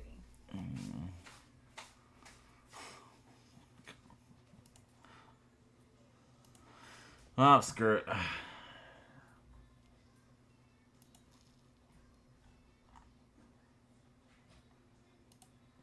And then choose index.html. I now have my trivia page, where if I click on an incorrect answer, the button turns red, and I see the word incorrect. But if I click on a correct answer, the button turns green, and I see correct. And likewise, for free response, if I type in an incorrect answer and press check answer, the text field turns red, and it says incorrect. But if I type in the correct answer and press check, the text field turns green, and it displays the word correct for my questions, and if you do the same, it'll do that for your questions as well. My name is Brian, and this was Trivia.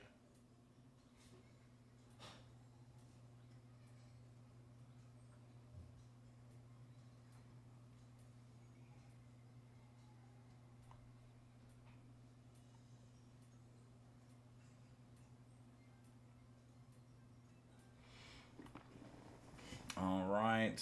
Oh, so I just... What is this? Want to see the staff solution? You can find 2 ways of solving the problem here. Oh, wait. Huh? Oh, look at this. Let correct.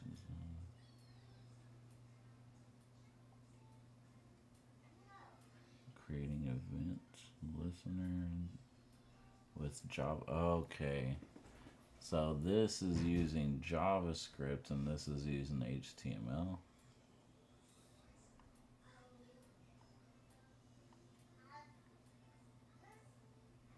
I don't. This is what confuses me. So like, I thought JavaScript was a different like language, but is it like? But like, I thought it was a different format too. So I'm like, can you just write in JavaScript or write in HTML and like it's the same file? Like it's still HTML? Like I'm so confused. Is it just to write JavaScript? But JavaScript's, it's still HTML?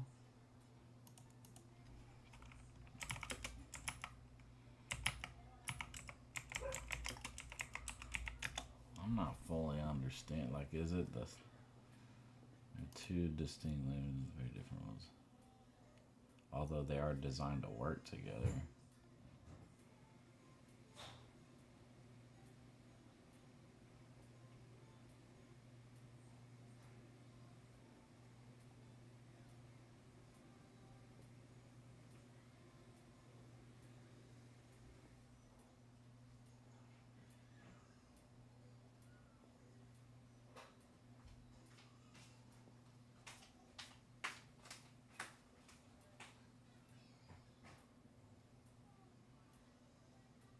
Because, like, I see, like, so you have HTML and you have CSS, which CSS you can put all your extra functions in there or whatever. But if you wrote JavaScript with HTML, that called inline JavaScript. But it's still a HTML format, right?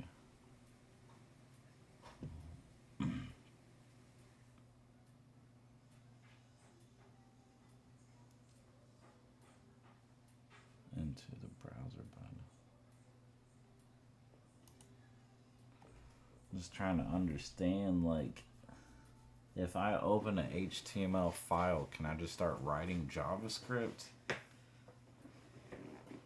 JavaScript is the markup language.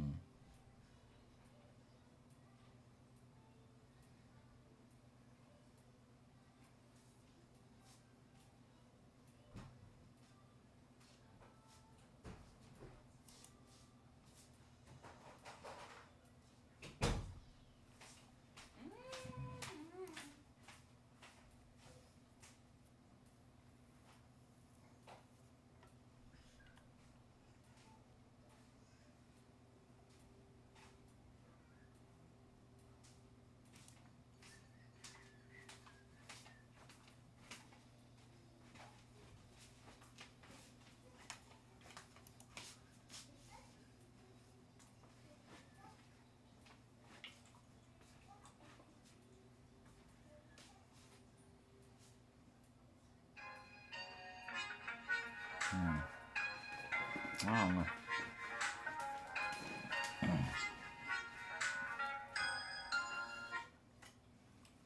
Next is Rose Tattoo Studio. This is she. Tag to manipulate the HTML elements. Is it to book a tattoo? Hmm. No, thank you. Have a wonderful day. Because I know you can do more with JavaScript, but okay, so JavaScript is only in the script part, but then this has to remain like normal HTML. That was the politest marketing call ever. Different approach to write JavaScript codes.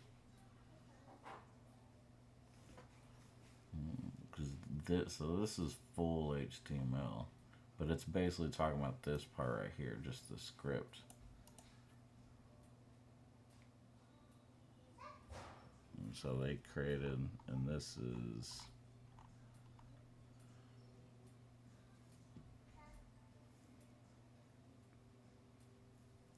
but this one that he showed me how to do, this one isn't HTML, this is JavaScript. But it's only in the script part. And even I can take this and put this in another file and just have it pull from that file. Or you can write directly into HTML. But this is the part that's just JavaScript, technically.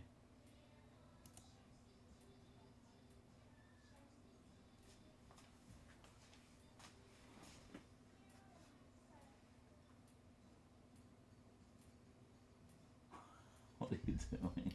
Thinking. You don't know what to do with yourself. Oh no, I know what to do. I'm trying to figure out the furniture out of your space situation into my space to utilize my small square footage for my best benefit. My office is gonna do me no good over there, so I'd have to scoot it over. If I scoot it over, then I have space for my vanity. Yeah. Then I have my office, which gives me more space. It's under here, so I can't put a bunch of shit under here because it's already gonna be in the space. If I make a vanity over there, then I can move all that shit out of that corner, scoot it over. Yeah. Just you picking what I'm putting down? No. Do you want your garage back or no? Yeah. Okay. I thought you were getting rid of stuff. Dude, I got a whole trash bag full of clothes I just pulled. Oh, I don't know. Every outfit I'm trying to understand what you're I saying, literally but I have don't know. over a month's worth of outfits she just sent him in back to back to back that don't fit him anymore. You know what that means? I can go shopping with him. So now I pulled all that. He's good. She'll keep sending stuff, but we'll just instantly throw it in the yard sale. And then I'll continue to have my little yard sales for a weekend or two. And then that should take down some of the stuff. And you worry about you. I got this. This is why you love me.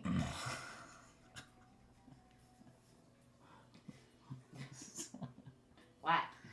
I mean, I can move my desk if you want. Your desk is amazing there. It prevents glare. It's just... it makes a great backdrop for all your books and manga and stuff and video games. I mean, we can move that stuff. I don't care. That stuff is fine there. Yeah.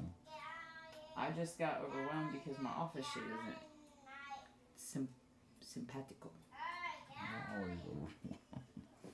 You got ADHD. I got ADHD like a You're motherfucker. always overwhelmed. And underpaid. Underpaid. Yeah, like I need an assistant for what? Life? Come on. Fuck yeah, dude. Jesus.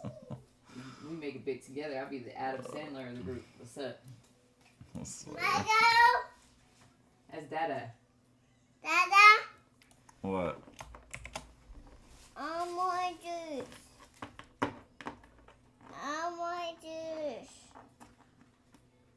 Then let me get you juice. Come here. No, not you. Let me get you juice. Oh, yeah, I'm putting comments in here. Can I put it? Yeah. Is that how you put comments right here? Taking my chair with me. Oh, that's so weird. Oh, So the way to make comments in HTML, what you have to use, he didn't even talk about this. That's kind of wild. breaking my stuff. Okay. So, god dang it. Ooh. Fine, I'm gonna go pour you juice. Oh, that's so weird. And then I have to, and here you can't make comments like that because it's a different language. Dude, this is so weird. This is like a trip. What is it? This and then that. Yep. Expression expected JavaScript. Oh my god, that's so it's literally just forced in JavaScript right here. Dude, that's so weird. That's kind of cool. That trips me out. That's so weird. All in one freaking. That's, man. That is so weird. Wow. That's kind of cool.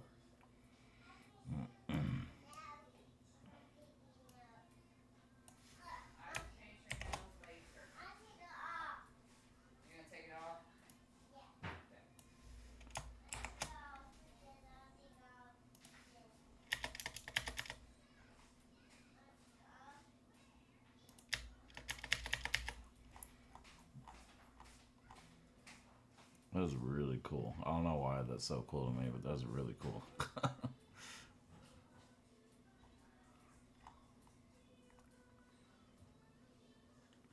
Dang, so if I just start writing in HTML like this, then, well, it's still got the, so whenever you're in script, you have to, it's like a completely different language within here. It's so weird.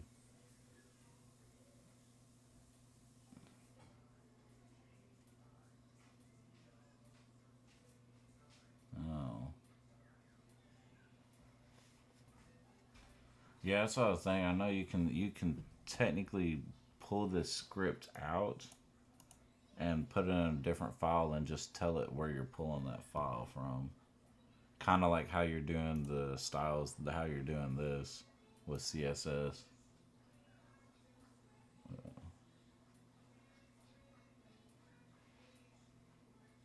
Dang, that's so cool.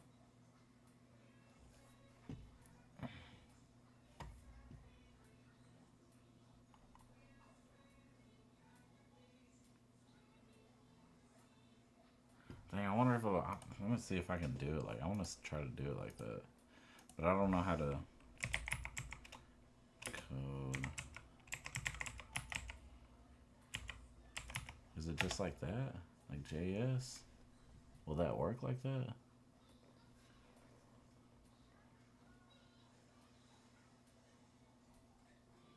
Yeah, source, and then I want to try that. Because he was talking about that earlier, but I want to like put this in action. Okay, let's do.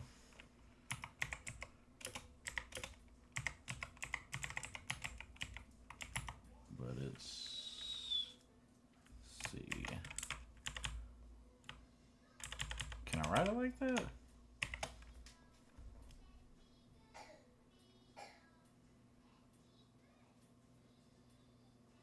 I thought I had to write it like this or something. Like the reference. I don't know. Let me try that.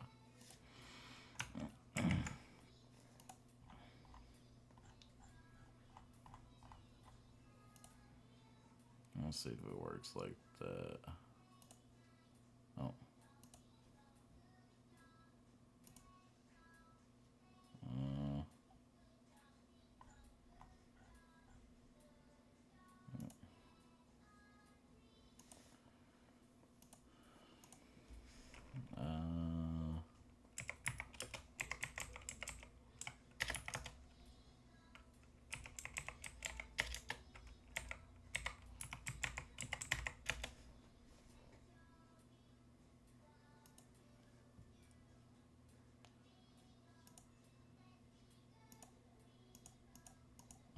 that's not working. Let's see. No, that will occur.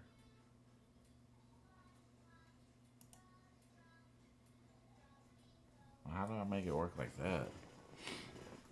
Or did I gotta put like link or something? I think I had to do like like reference. I don't.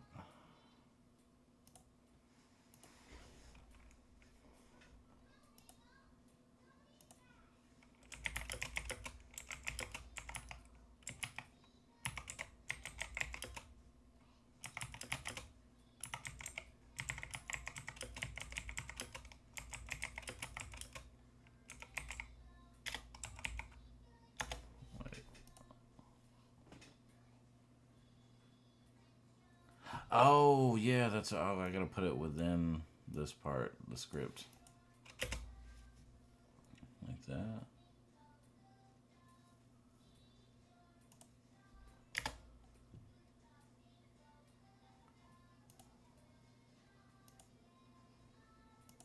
Oh, dude, that's so cool.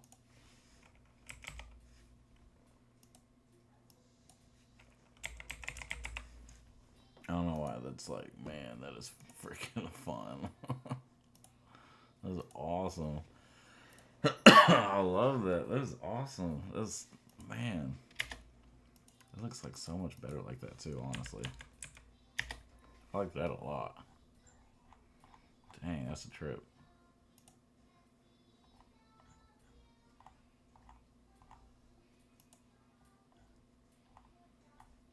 That is so cool.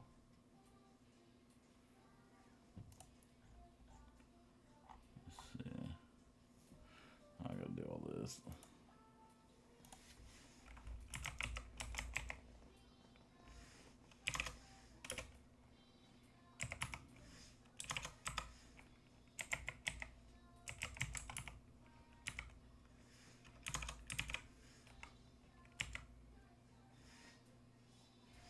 I already put that thing.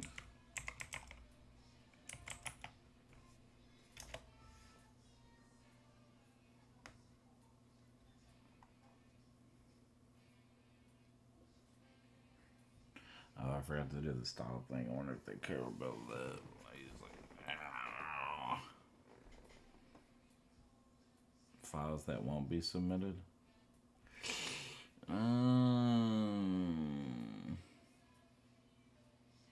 Crap.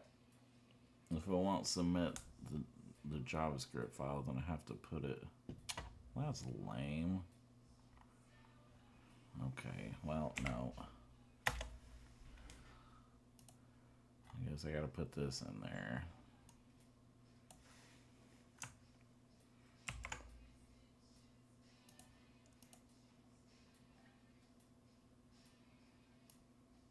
That is cool, because I'd like rather write it like that. But I guess I gotta do it like that.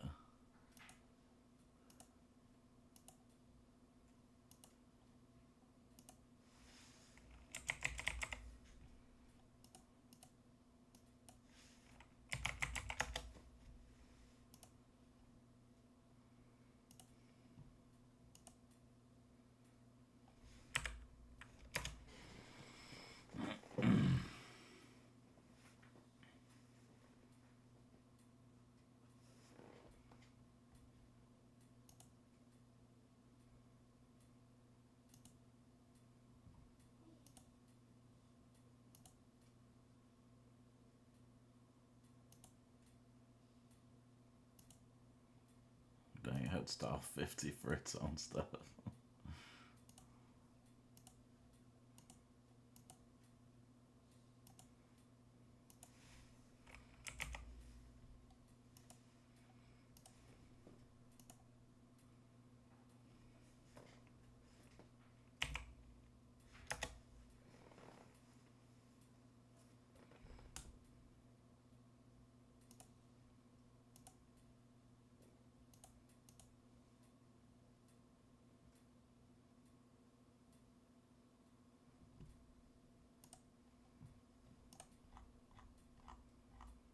In real case, developer mostly wrote their JavaScript code as an external JavaScript. It contains complex handling.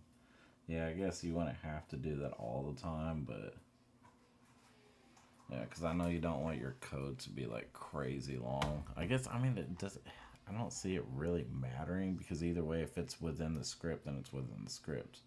But it does make it easier if you can just skip over this real quick, not look at it, and just look at, you know, this part. But then if it's a small file, then I guess, you know, you can just scroll down past it. I don't know. I guess it really don't matter, but it's just kind of neat to me.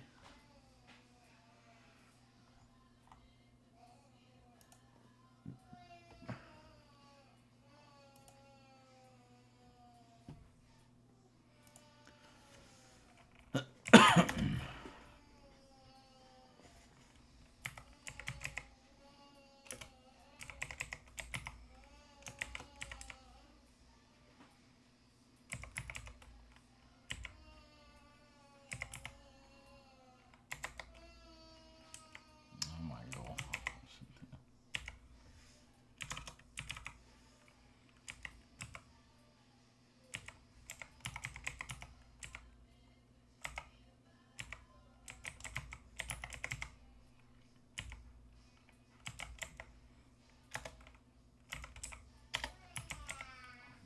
I keep putting sit for some reason. Jesus.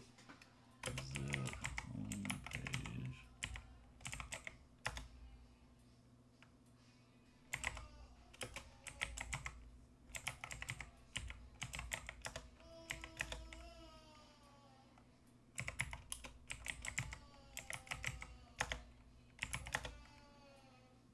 Okay, so we got two just like we had before.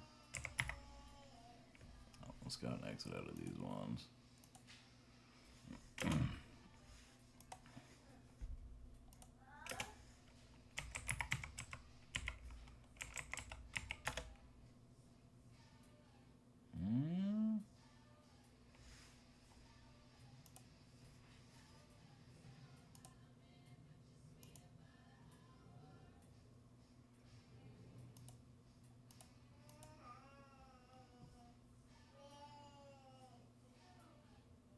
Oh, did I accidentally put that?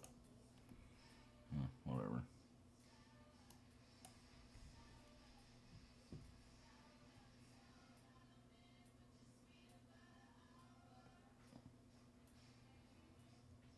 That would be a issue when you have worked as a team if you put too many lines. Yeah, I guess it would be like it.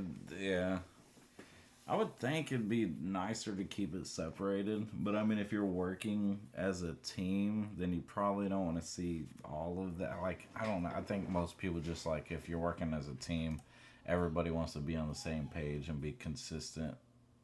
You know what I mean? Like doing the same kind of stuff. But like if everybody was doing it that way, they'd probably want to keep it that way.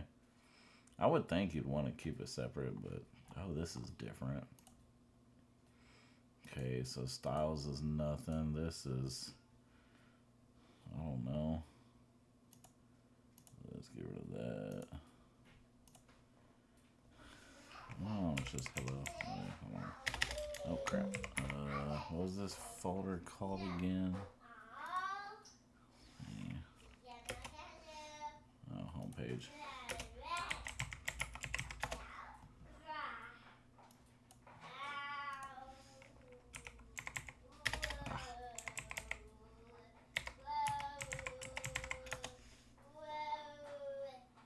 I don't even know.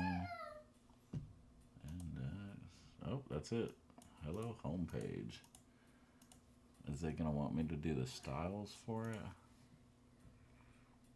CSS. There's no video? There's been a video in every single one. They're not gonna make a video for this one. It's so lame. Okay. Build a simple homepage using HTML, CSS, and JavaScript. The internet has enabled incredible things. We can use the search engine to search anything imaginable. I don't even know what all they have here. Like, what is up with these?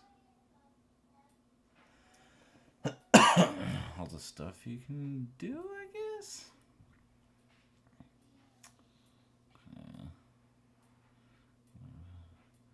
Play games, take courses, and so much more, but it turns out that nearly all pages we may visit are built on 3 core languages, each of which serves a slightly different purpose. HTML, which is used to describe the content of websites, CSS, which is used to describe the aesthetics of websites, and JavaScript, which is used to make websites interactive and dynamic.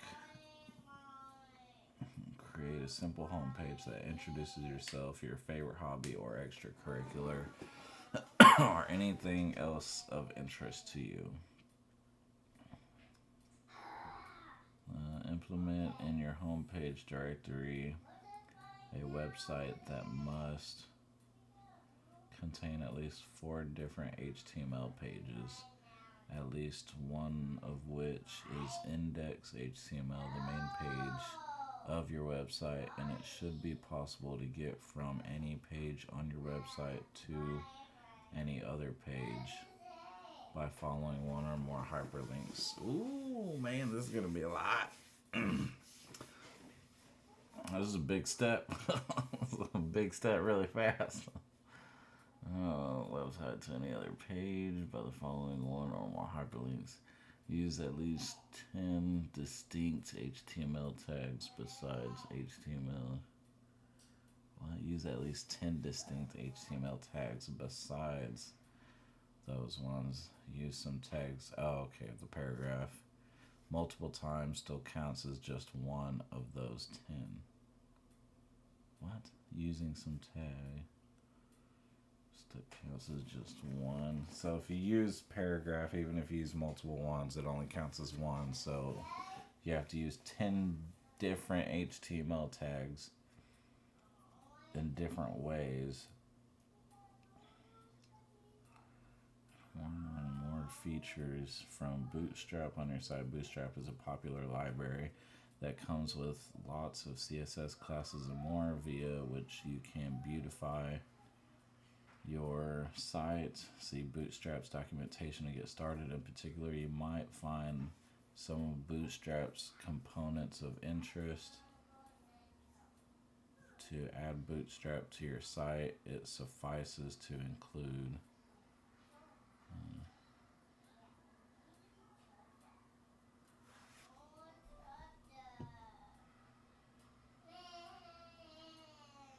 so if you put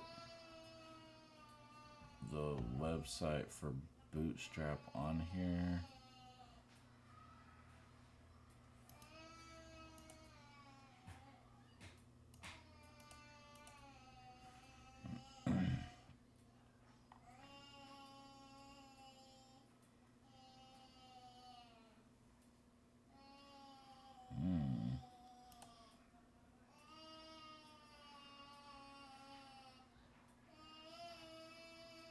so in order to use stuff that Bootstrap has, I guess you have to enter it in, which they already did for me. In your page's head, which you should also include.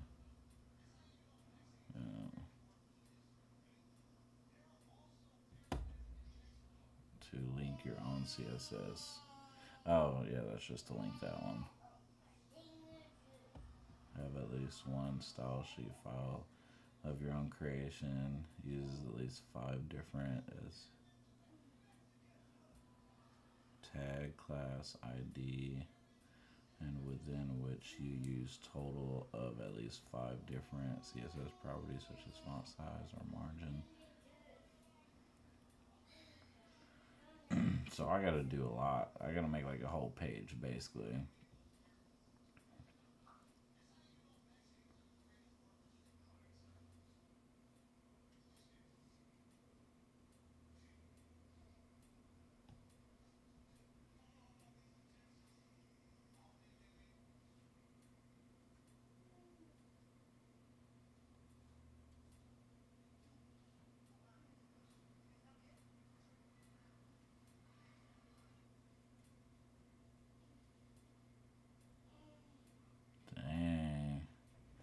So there's no checking or styling or anything. I just have to, I gotta create a web page that has, what, 4 different other pages linked to it with the home page.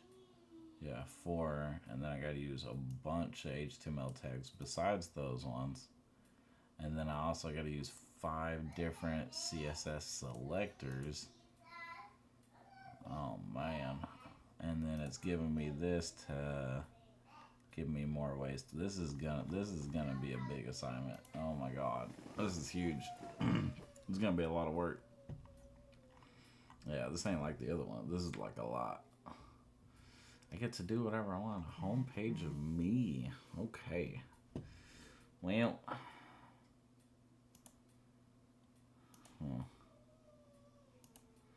I'm probably going to start on this a little later. Not going to start on it just yet because I kind of got to call my grandma real quick, so.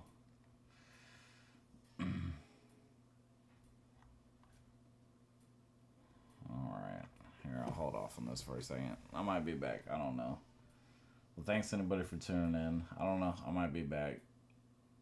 I'll see.